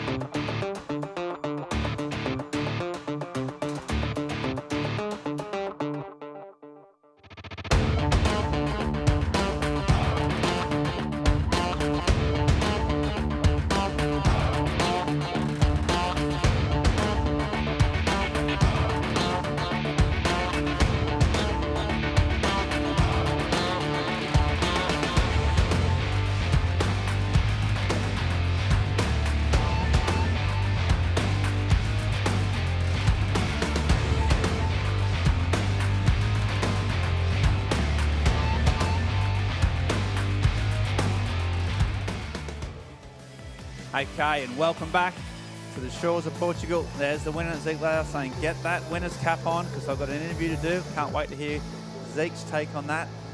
Really impressive performance, dominating performance in the quarterfinal. There's the setup here down in Ribeira de Ilash. My name's Ben Mundy. I'm joined in the booth by Peter Mel, and we've got your Santa Cruz boy in here, Pete Mel. He's been talking up Nat Young with very good reason from the start.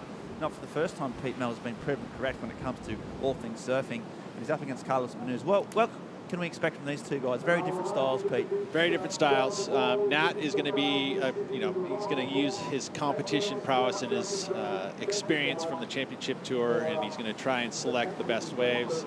And he's going to hammer the lip. That's one thing that I feel like that's what he's seen. That's what he's been doing all event long. You kind of have to take the present moments that, or not present moments, the recent past. How's that? Of what's been happening. He has just been. I mean, that heat before was the best performance of all of those big rounds. I mean, he put up 2 huge 9-point rides and looked very comfortable. It is different than what it was earlier. I mean, that was pulsing, massive. It is definitely on the other side of the swell now. I mean, it looks like almost a different day.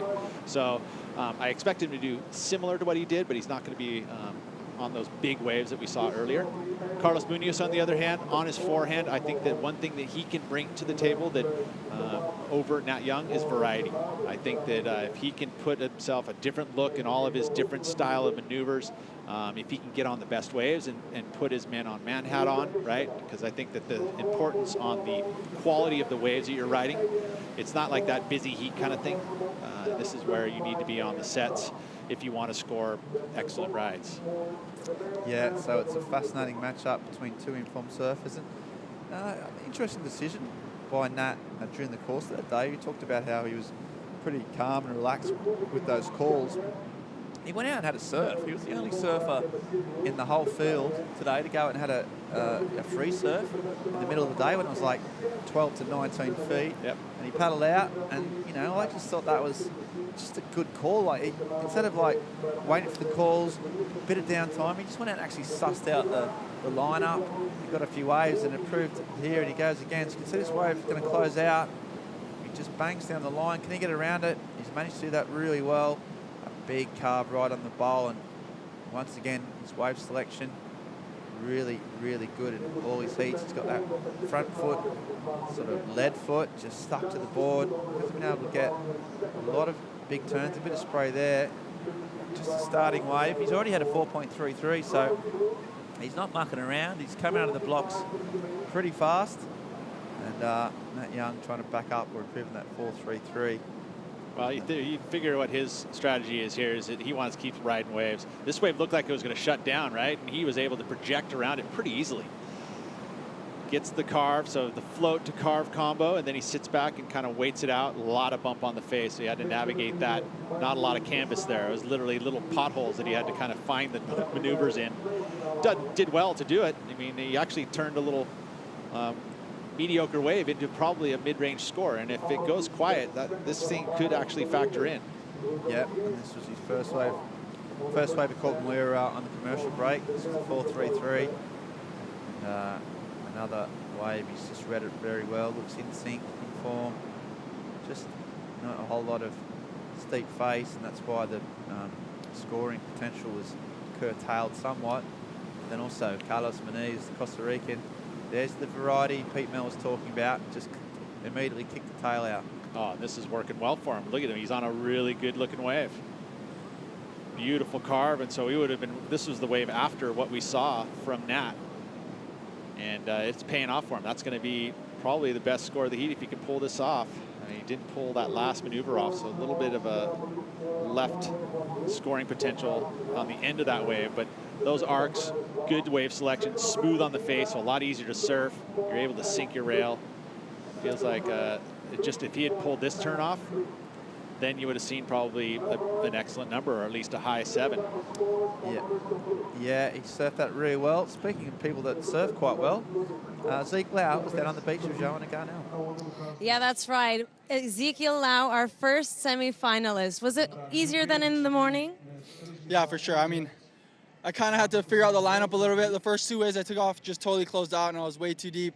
And then I figured, like, okay, since I don't have priority, I'll just hang on the inside a little wide and that ended up paying off, and I got my 2 scores right there on that wide corner. And yeah, I'm stoked. I'm a little bummed that I didn't land the last turn on my 7. I should have had 2 8s, but we'll save it for tomorrow, I guess. Yeah, for sure. And it was a long hold in the morning. You surfed very early. How do you recompose yourself? How do you get that focus back? Yeah, well, I was super stoked. I wasn't the one waiting to run the quarter, so I was kind of relaxed. I kind of just went to go eat breakfast, rested at home a little bit, and came back down for the call. But, that's just how Europe is. I feel like we're always in those situations where we're on hold all day, and then they run later in the afternoon. But I think it paid off. The waves were really good this afternoon. And how are you going to prepare for tomorrow? I'm going to go to sleep tonight, wake up, and just do the same thing, just recover and repeat. Well, you do keep doing that thing, and we'll back to the booth. Yeah, recover and repeat. That's been working for Zeke Lau. Pretty interesting little insight into the way he's thinking there. He was pretty bummed with that second wave. He didn't finish it off. That indicates to me, Pete, that he's he's pretty focused right now. Wash, rinse, repeat. Yeah. Let's keep it simple, man. Yeah. I like it. He seems focused. He seems calm. Not getting away with himself, and he's one of the first of 4 surfers to get through to the semi-finals. Well, look, there's an excellent number. Yeah, Bang. a massive 8.33 for Carlos Muniz. So that's what you want to start off with, a huge score. That's going to put a lot of pressure on Nat Young. He's going to need, well, at least an 8-point ride in his Now locker. it changes his wave selection. He was trying to stay the busy route, and Munoz just said, I'm just going to chill out here and wait for that second wave of the set. And boom, it worked out great for him. I mean, that number with the pulled off last move, that's a lot of pressure. Yeah, exactly. He just clicked it off, but great surfing from Carlos. Really, really smart. Great surfing. Nat would have been in this situation though before, right? Where your competitor posts an 8 on you. Yeah, he's been there. He's been in the zone so many times and got himself out of it, especially with so much time on the clock. So yeah, he's doing well. What's your golf game like, Pete? It's just a bit of a random I actually question. have a really magnificent looking swing. Right. It just, when the ball gets hit, it doesn't go in the right places. Okay. Right. So yeah. I look like I can actually swing a golf club. Like, oh, whoa, look at you. You like you can swing, man. My ball literally goes right, goes left. It doesn't go very far. Well, it doesn't go in the hole. You still might be interested. It's got the Travis Matthew and the WSL Life on Tour Challenge coming up. It's on the WSL.com, worldsurfleague.com, the 18th at 3 p.m. It's a show worth looking at. Those guys not quite getting that wave. So it's a celebrity surfing and golf pro-am event. Well, I got to witness it, actually, some of it, at least. Yeah? How was it? Strider Wozniacki was there, Mick Fanning. Was Kelly Slater there? Kelly Slater. Of course, anytime golf's involved. Kelly's always there. Golf and celebrity, he's all over it. As we see Nat Young, so he's trying to get back in the game. So goes down the bottom here, comes around the corner, hits it hard, and then another one. This wave has got more steep face. Not quite as bowly as Carlos. Can he finish off? So unlike Carlos, he does finish off. So that's exactly the comeback he needed. He was put in a tight spot with a really strong opening wave by Carlos Muniz, and he's come back fighting as we knew he would, as you predicted, Pete. So yeah, really, really impressive stuff from Nat. We'll have to compare it with that 8.33 of the surfer blue from Costa Rica, Carlos Muniz. But yeah, we've got a game on here. It looks like we're back on. Let's watch the angle here. I mean, that drone angle really takes it away as far as like comparison-wise, right? So let's see. He gets around the corner here. There's the first carve. He does like to hook the board straight back into the pit. Good vertical tag there. Didn't get the spray that he probably would have liked, but that he did. And the finish tags it, drifts across the lip. Good variety for the backhand. Always tough to showcase variety. This is a matched score in my eyes, very much so. I could be biased. Yeah, maybe slightly. No, you're. Well, I mean, but it feels like it's in the same ballpark, right? I mean, yeah, I think Carlos was a lot more drivey and out on the face, showcased some variety, whereas Nat was more in the lip. I mean, and it felt like to me that that connection with the lip is what the judges have been scoring pretty much throughout this entire event. and he had that finish. It was a big finish too. It wasn't just a safe kind of closer entry. He actually went for There it it, is. drifted the fins, and got a 9-point ride because of it. So, wow, we just talked about this guy, and every time he's been asked a big question, he's answered it. He's like raising his hand. I got the answer. I got the answer right here. He's like, ask harder questions. Ask me again. Ask harder questions, because the questions you've been asking, I know the answer. This is easy. And really impressive. So really close fought battle. What we wanted to see, the first quarterfinal, a bit of a damp squib in terms of competitive sort of back and forth. Ezekiel dominated, but in this one. Let's see Munoz's answer. I think that Munoz has it in him. I do truly think that he feels like he can beat Nat, and he's going to do what he can to do it. You know, it just showed, at least from the demeanor that he was carrying in the very beginning of this heat. And then while you were kind of talking about the Travis Matthews golf pro-am charity tournament, which is coming up on, what is it, on WSL.com. WSL.com, yeah. October 13th, yep. And there was this moment when they're paddling for a wave that Carlos tried to sucker Nat into a wave, and you know, like he was playing the game. Yeah. And it was like he was selling it. He wanted to push Nat into it, and Nat didn't bite, and then ended up getting the 9-point ride. So again, just really good tactical one-on-one surfing here, and I love watching it.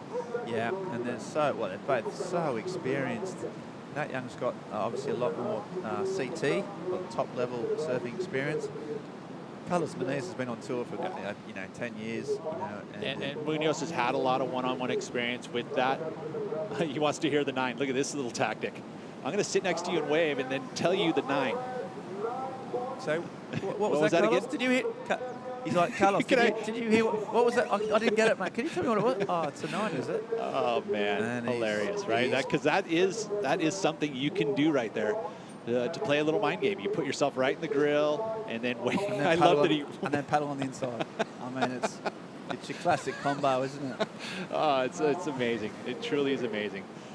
Then you'd ask Nat, hey Nat, were you doing that? What? I don't know what you're talking about. No. Not even. Yeah, so Nat Young, big scores. Got a backup too. It's only a 4.33, so obviously you'll need to replace that. But that's something in Carlos. He hasn't got a second wave, so he's been patient, and it's going to come down to that probably second wave, who does the best. And it's got to, for Carlos too, to post that massive score and you're on a bit of a high, think, okay, I've got maybe potential bit of breathing room, and then it suddenly just gets turned on its head. Well, this is where, okay, so you're literally going, okay, what do you got, right? You big haymaker, you take it, and then, the guy answers back, and now it's Carlos's turn, to lay into him right now. So, I mean, this is don't miss. Okay. I mean, I don't think Pete Mel's advocating them having a fist fight. No, I know. I know, metaphorically Come on, speaking. thank you. Don't put me in that situation. Metaphorically speaking. Well, it's got a big battle, a slugfest, and it's going to be on right after this break.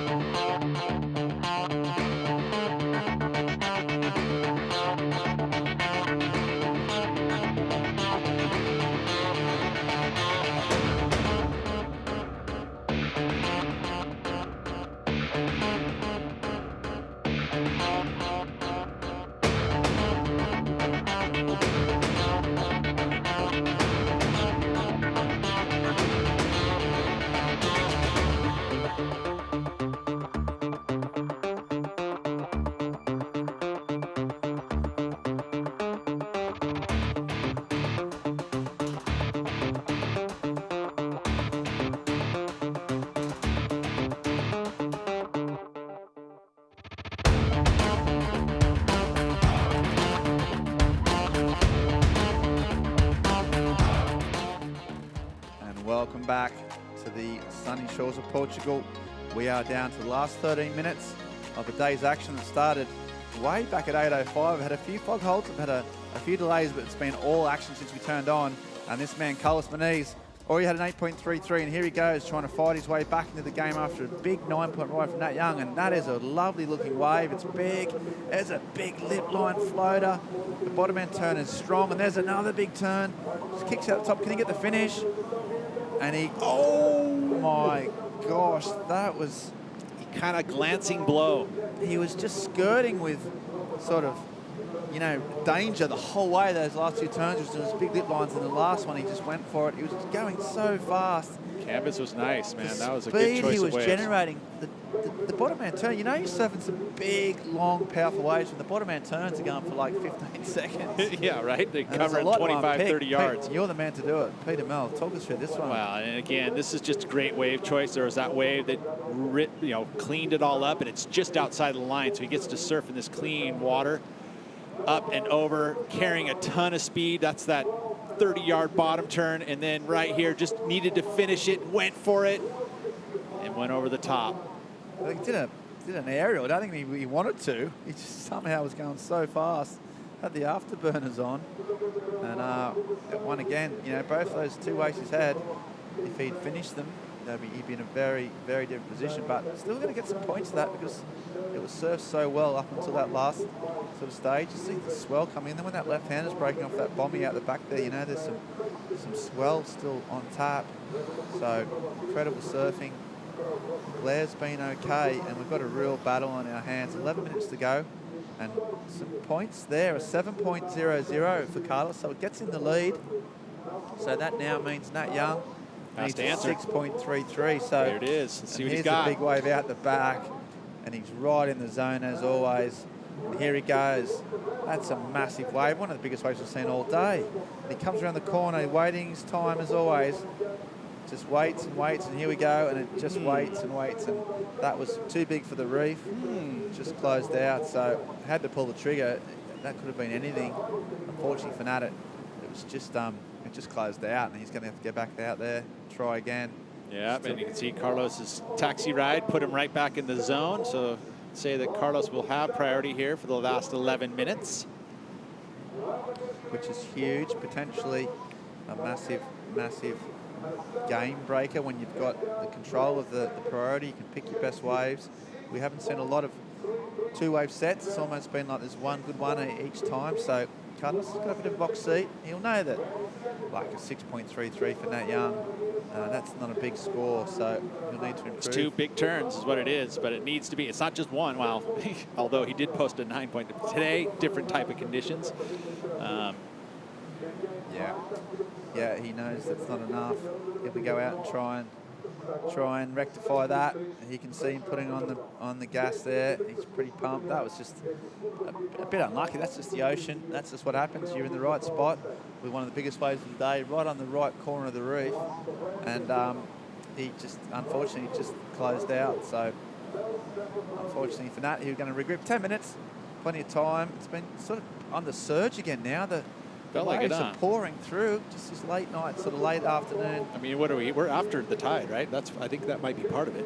Yeah, the low tide. Yeah, you're right. We're at 6:30 local time. I'll tell you what, that is impressive. Nat Young's just motored back out there, really on the pump paddling, and he's got up, he's got energy, he's got that fitness, and he's just gone stab. That's a little Nat Young trademark. This Gotta wave be something looks big nice. here, though. Oof. Big turn. This angle from the above just flattens out this wave. You can see the spray, and you can see him just about to try and finish. Finish move. Oh. And there's Nat Young at Yep, his best. And that's why he's been so dangerous all week, is that just when you think he's down out, he didn't have priority, he didn't have the lead, and then he's just managed to turn around a really big score potentially with 9 minutes on the go. Advantage Young. And your man from Santa Cruz, Pete, he's just been so impressive. It's been solid, yeah. I mean, he's always been that way. I mean, to get and figure out where this wave was in the lineup, it didn't look like much in the very beginning, and then all of a sudden it stood up very nice. Didn't see it happening until now. We got this hook, and then the finish move. Actually gets another snap and a finish move. Hook there. And if you're looking at comparisons to, wow, that is just committed up and over, no worries. I mean, in comparison to the 7 from Carlos Munoz, a lot of Munoz's work was done outside. This one done on the inside, although it hasn't really factored into the scores throughout this event. We've seen major. It's just about a critical section. It doesn't matter where it is on the wave. Yeah, exactly. And he's nailed that. And that was done after getting that big wave. Waited his time, got that huge wave that closed out, and then just motored straight back out. So every bit of that paddling that he got into position was important. Underneath the priority of Muniz was just a little bit insider. sometimes that's just the way things goes, you know. It's just the luck of the draw a little bit, luck of the ocean, and putting in the effort and the energy when it matters. You make your own luck in this sport. Right now, we're going to wait on that score, and it's a 9.23. So he's just 90's minimum. Yeah, right. He's just been logging 18-point totals, heat totals, all event, and these numbers are just incredible. And now Carlos needs a 9.9, effectively a 10-point ride to get out of the situation. He surfed really well, just hasn't been able to finish off his turns. But yeah, Nat Young on fire. Him versus Zeke Lau tomorrow in the first. Come on, we still have 7.5 minutes. Yeah, okay, yeah. No, just potentially, there's a potential for that to happen. Let's not do this yet. Yeah, okay, sorry to Carlos and his family and his fans. That's not cool. That's not cool at all, because he's still got a chance. Oh, totally. He needs a 10-point ride, or 2 better ways. Jet ski assist. It's entirely probable. Not probable, but possible. And he'll be out there. He won't be giving up, unlike me. He'll be absolutely trying his best with 7 minutes on the clock to get a really, really important semi-final finish in a Challenger Series event. But I'll tell you what, if he does, he's fair play. I'll give him. If Nat goes and paddles directly, shirt off my back.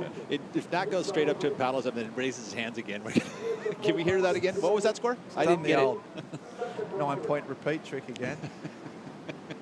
And he's looking really, really strong. 6.5 minutes on the clock. He would have known that was a huge score, even if he didn't hear it. He needed a 6.33, and there was enough done. Yeah, I love the way on those when he's really feeling it, his backhand, he just does those delayed bottom end turns, straightens out, which means he sort of almost fades left and then drives around the corner. Not many surfers have the technical ability and the power to do that on waves like this size. Well, just to be able to hold the speed, right? Because he sits back and he waits for the section to build up and get vertical, and then times it, just like slingshots into it. Okay, so here's a slingshot. So here goes Carlos, 5 minutes to the clock. There is plenty of time. There's a nice first turn. Really feeling that as well. Oh, there's another turn. And if you can get some end turns, he can't, unfortunately. So really feeling it. Really, really positive, powerful surfing. But feels like an improvement maybe on the 7, though. Yeah. I mean, anything above his 8.33 is going to be an improvement. I feel like that's a bit of a stretch, but those are 2 nice arcs. Yeah, I think so. I think it's potentially go north of 7 and make his life a little bit easier. Well, yeah, it has to be above the 8.33 in order to shorten the gap. So let's watch. I mean, first wave of the set, and then I like this turn. He sank the rail nicely. It wasn't just a tentative turn, and then that one was massive. I mean, that was a pretty mean turn, right? And this angle gives it justice, too. Yeah, and the judges have been paying critical maneuvers all event. It's not a new thing. So, the fact that there wasn't a lot of S-turns and downtime during the wave is potentially not a bad thing. No. So we'll see where it comes. Interesting decision they've got to make, because we haven't really seen that type of surfing, that type of wave. On the outside section, if that's any extra emphasis. I mean, like I said, I don't see it going quite up to 9, at least, trying to get in comparison to what's happened today. I mean, you don't always know exactly what the judges are thinking, but yeah, like I said, anything above the 8.33 will help his cause. It won't be a 9.9 needed, right? It'll be, mid-range 9. Yeah, exactly. So it's tight, and then we might hopefully have a grandstand finish. This Carlos, so from the get-go, he was zapping and releasing those fins. Just couldn't finish, Pete. Yeah, this was the 8.33. So I mean, there was the tap on the outside, the 2 carves. He did get the other carve here, and then there was the unfortunate fall. I mean, this goes 9 if he makes that turn. Yeah, and that fought back immediately. So straight after Carlos's 8, he just came back with his trademark 9, and just started absolutely connecting the lip. Right, so that gave you a good understanding of like the actual, and then the finish, right? He tags the lip again, and then anytime you're really making contact with that lip with high speed, that's when you see the 9s start to come. Yeah, and then Carlos, so this is this shorter wave here, and this is where he started. This is a weird wave. He came up here, then a high line. He hit it though. So much speed, and this one he hits again, and that was good. And then this one he kind of goes for it. He has to, and I'll tell you what, he pulls that off, right? We're talking about, I mean, so those 2 falls have really kind of cost Carlos in this heat. And then this is the one got under priority. And this was great surfing from Nat Young. He's just really feeling it. And here he goes. Look at the score. Yeah, so there's a huge score come in. A 9.23. 2 different things. Now it's a 9 needed. Okay, so that is lit the fire of this last 2.5 minutes. You can hear the crowd go wild. And this is the one, 9.23. They've been consistent, the judges. They've been paying these big 2-turn combos. Right. And that was, that was pretty darn sick. I didn't know it was going to go 9.23, but I did feel like it could have conceivably gone above the 8.33. Now 2.5 minutes to go. Nat better protect, because look who's going right now. Okay, so a 9-point ride needed. It's not going to be on that wave, fortunately. Yeah, so Nat having a huge totals all of a sudden, yet again, have to protect his lead. Carlos looking at the inside one. He's looking at it going, okay, has this got it? This got it? I mean, he can't pull the trigger unless it's guaranteed to have 2 big sections, right? I mean, that's where you're going to see the 9s. He knows what a 9 feels like. He just did it. So it needs to be an outside section. So there's paying off the outside section too, in comparison to what we saw from the inside of Nat.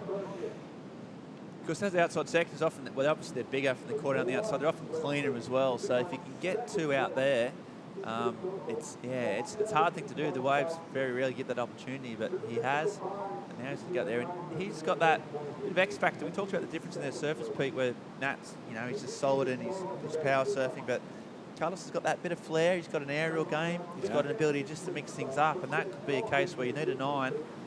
That could come into play if the wave isn't as good as he hopes. Like every surfer that we've chatted about in regards to doing airs out here, it is a challenge.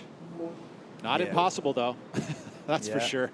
Not from out of his talents. You see that swell still pouring through here. Aim for an absolute cracker final day tomorrow if we can get through all. There's a set too. Quarterfinals. The sets are coming. So decision-making time right here. Going to come down to this last set wave. Nat Young with priority. He's got to make a call. Does he hold off Carlos? Does he try and sell him away, or does he just try and this one bet his own score? And it's coming. Oh, what's up? You can't let Carlos have this for 40 seconds. He's going to have to go just to hold off his opponent, and he has. So Nat Young, this is his last wave of the day, and he's just waiting for it again, like that wave he got before it.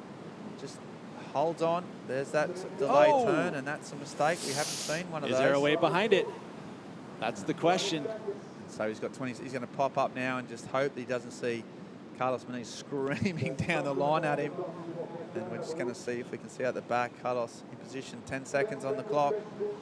Maybe is there anything? He might have got lucky here, Nat, in terms of the surfer not catching it. Mind seeing that, but I guess there's no wave. I can't. I'm going to have to take someone's word for it. So Carlos put up a great fight, a 9.23 and an 8.33, and still doesn't get through. That shows you the level. So another huge heat total from Nat Young. He's through to the semi-finals. He's getting closer and closer every heat, CT qualification, and he always takes his time now just to reflect on the day and where he's at. And he is going to go to sleep happy tonight. Guaranteed 6,500 points. Right now, what is the leader's at 10,400, I think, right? He's got a 5,000 in regards to his carryover score, so he's at 11,500. So at the moment, he's got enough numbers to be right there at the top. I mean, considering what everyone else in this draw still. Yeah, he's got a minimum 11,000. He's got 2 more events to come and a final day tomorrow. So yeah, he's exactly where he wants to be. What a day we've had! A beautiful day of waves, of sun. A bit of fog this morning, but once we turn that switch on about 2 o'clock this afternoon, it's been high octane, high performance surfing. We're gonna congratulations to Carlos. That was a fun heat, right? Yeah, that came down all the way to the end, and and gave a good run. He's going to be pretty happy with that quarterfinal results. We're heading to France, so good job, Carlos. Pura vida. Yeah, great surfing. So there's the bracket. We're going to go for a short commercial break. We're going to come back with the post show, all the highlights from today's action, the EDP rides of the day, and there's a lot to unpack, a lot to talk about. Paul Evans and Pete Mel to join us in the crew. It's been a long day, but we're hanging in there. Don't go anywhere, folks. The highlights are coming up. You're going to like it. They're going to be fun. They're going to be some amazing surfing and some big turns. We'll be right back right after this short commercial break.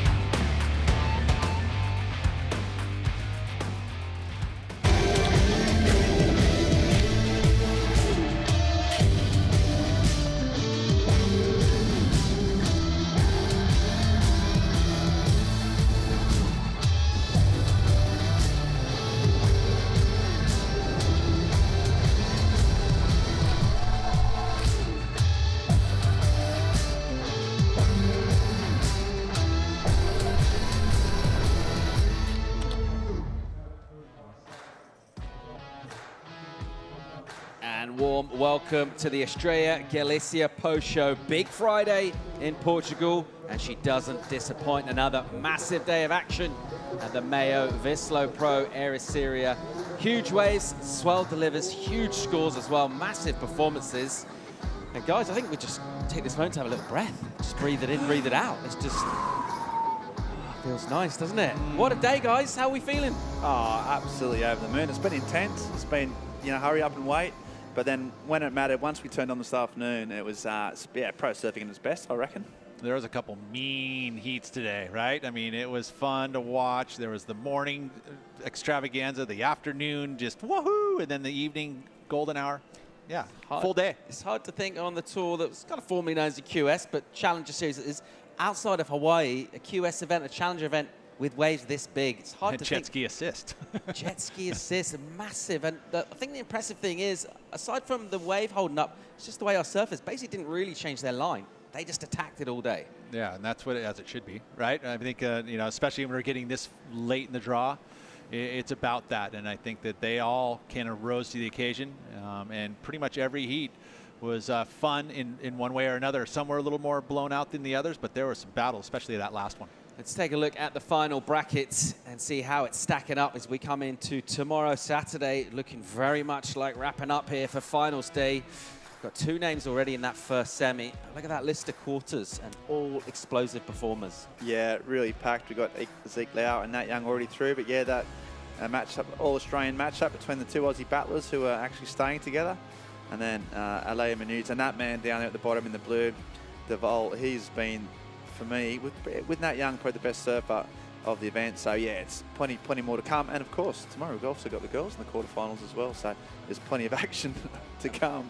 Amazing matchups there. You think about Imai and what he's been able to do yesterday with the 10 and the 9. Of course, Nat Young as well, getting 2 9s in that very last heat of the day. That's looking like an absolute... I think he had 2 9s in the heat before, too.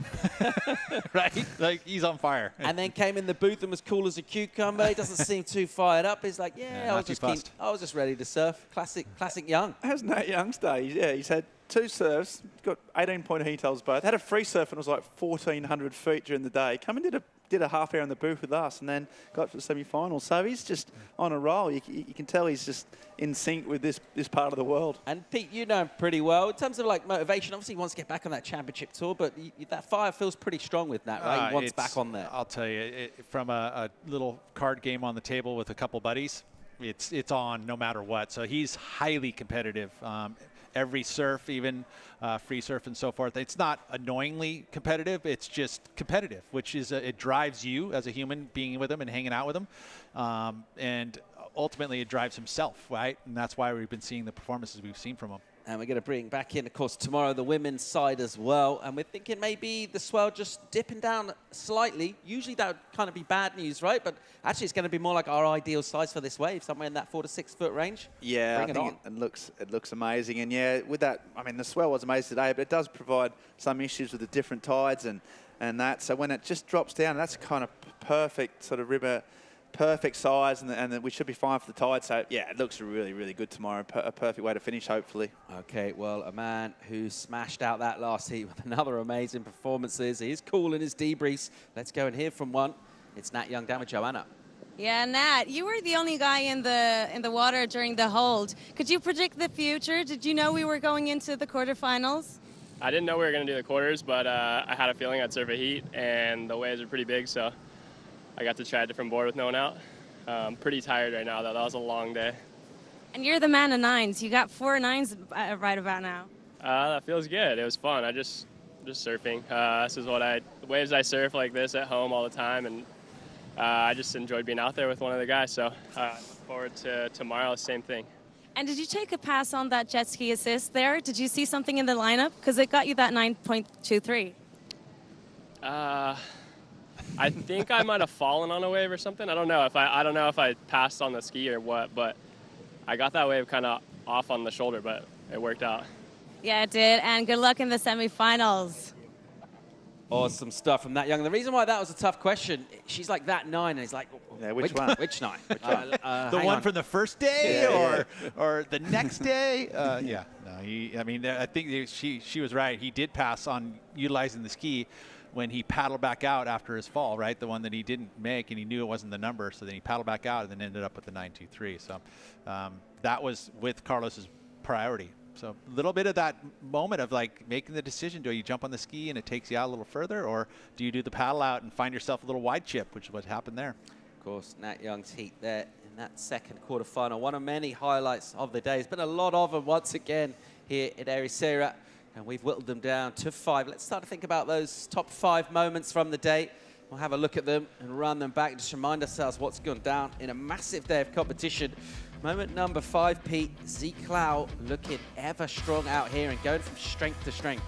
Yes, this is the round of 16. This was first heat. Ezekiel was able to post that 8.13 for the win, and he was not in the lead. It was something where he needed to get a score here, and he somehow finds it, and he was able to just literally nail this one, and it was important for him to be able to get through this heat. I think it was the only 8 we saw in this one, and this was a bit of challenging conditions. There were some adjustments that needed to be made. I mean, I remember the very beginning of this heat, Zeke was dealing with like, oh, I was a little bit too deep in the lineup, and he adjusted and then gets the win with this 8.13, and he knew it.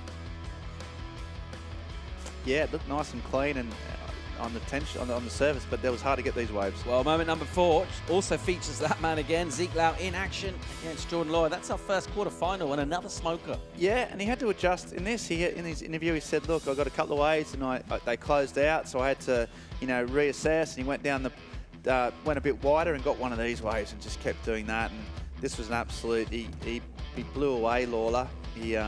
He's adaptable, he was flexible, and he was absolutely ripping. Number 3, we've just seen surprise, it. Surprise. We can't watch this enough. Young versus Munoz, and an absolute cracker of a heat on paper. Out in the water, even better. Yeah, and the first start of this heat, it came down with Munoz was able to get the first number. There was 2 kind of mid-range scores for Nat Young, and so the pressure was definitely applied by Munoz to Nat, but Nat answered in a big way, really. I mean, he ended up getting himself a 9, and that was putting it right back on Carlos. And Carlos, it took a little bit before he was able to find the next big number. Matter of fact, Nat got his next 9 after he moved to the wide part and got this this wave here, nailed it. Big parts of the scores for Nat Young was his finishes. I mean, I think truly his finishes were magnificent. He didn't fall, whereas Munoz could have been actually in this heat and maybe won it if he had not fallen on those final moves. Yeah, and this was what got him back in the game. This was a bit of a 2-turn combo. This second turn here was really, really big. This is where we'll talk about those finishes. He just couldn't quite hang on to this. I mean, he's going at Mach 14, and here is another mistake. He just couldn't finish it off. So unfortunately for Carlos, he goes down. I mean, that's a high 9. He pulls that off, right? And unfortunately, he didn't, and fortunate for Matt. Yeah, and all that, his 2 9s came when he was behind. You know, he didn't need a score, but so he wasn't if he was just out in front and posting big numbers. He was behind, and he just kept doing this, and he's got him the semi-final and the only goofy footer left in the event. Yeah, he did answer to the pressure, you know, in a huge way. You know, in the past, I think the year that he was falling off or fell off tour, literally falls cost him. He was falling a lot. Now, doesn't seem like he can even try to fall. And this second turn, this is the money one. Whoa, I mean, that's going to feel good. He's going to be upset with the loss, but posted a 17-point heat total and a great performance from Carlos. Moment number 2. It is heat number 2 of the round of 16. It saw Zhao Xianka take on this man, Jordan Lawyer. This one didn't disappoint either. Yeah, this is Jordan. He was surfed really well in this heat. He had to, you know, he was in the second heat of the day when the fog came in, so they had to restart. So he had a tough day. We think that actually might have sort of been a factor in his relatively poor performance in the quarterfinal. But at this stage, he was showing what he's got. And Xianka came back. It was a really close fought heat, this one. It was, you know, and I think, again, these guys were the ones who really had to deal with the fog delay more than anyone, because they were dealing with the next half-hour call, trying to get themselves primed for it. I mean, sitting in their wetsuits, you know, did they get cold? All these factors in, these mentally challenged. But the performance in this heat was fun to watch. I mean, unfortunately for Lawler, he ended up making this heat and winning this heat, but then in the quarterfinal, it looked like, you know, the fatigue had come a little bit, the mental fatigue, and just made some mental errors and had a couple falls. But great performance in this event. I mean, he'd be proud of how he surfed and, you know, made several heats to get into the quarters. Yeah, really good display. He's made the one final big event before, but this is a bit of a breakthrough. And Xianka, he always kept swinging. This is a young Brazilian with a really, really bright future. I'm really confident seeing him on the CT at some stage. And he kept battling away, but unfortunately just couldn't quite match those sort of vertical turns of Lawler. And there he goes. He liked it, but it wasn't enough. Which brings us on to moment number 1. It's that man again, Nat Young. We've seen a lot of him. Let's see a bit more. 2 9-point rides in heat number 3, round of 16. Well, this was actually his round of 16, right? So this was when it was the most macking part of the day. The tide had filled in, and this performance, in my eyes, was the best of the event, just because of how massive the waves were at this time. The amount of the turns he was doing. I mean, he was going for it and some big open face turns and tagging like that. And, you know, we hadn't seen that because we hadn't seen the size of the waves until today. And he just maximized it in a big way, and he's found himself into the semifinals, which is a great performance. Yeah, he's just been on fire. It's great surfing. Nat Young blazing all day here, and there's only really one man in contention for that EDP ride of the day. We've been talking about him throughout the Australia Galicia post-show. We had him up in the booth earlier as well. He's had a big day at the office. Just said in his interview then he was tired, as well he should be. He's put a lot into today, but EDP ride of the day, guys, it's got to be Nat Young. And it is going to be Nat Young, but what happens at this point? He's already got 1 foot. Does he put the other foot in the sand, like the EDP thing, so he has 2 feet in the sand? Because that's what he gets for as an award, right? Footprint in Portuguese sand. Beautiful. Yeah. Something to remember. Look back fondly on this. Yeah, he gets 2 now. I reckon he's got a 1 in each foot. He's got a footprint in that board, I reckon. It's like, it seems like it's just molded into it because he's been sticking to it. And he was just, as we just talked about, it still takes your breath away. We've seen it. It does, right? 4 or 5 times. We saw it live, and then we saw the replay. We seen it again, and he free fell out of the sky. Nat Young, what a day. He'll remember this day for a long time, and, you know, he's not done yet. But but as you say, Pete, if you could sort of concoct a wave and an environment for Nat Young to prosper, it's this wave here in Portugal, I mentioned isn't it from the very first day of this event that Santa Cruz guys have done well here. And a lot of it is the fact that the wave transition, the wave style, the wave temperature of the ocean, the people, the vibe at Ericeira, like it's just Santa Cruz to a T. I fell in love when I came here the very first time 20 years ago. Nat fell in love when he came here. He's won an event down in Caparica. So it's just like Santa Cruz guys, they like it. And the performances show there. I mean, Adam Replogle and Chris Gallagher are winners right here at Ribera. So, yeah, anyway. Sometimes in competition, you know, we look at the ocean, deliver the energy. Sometimes it's the performances. Today, I really feel like we kind of scored. We got both, right, Ben?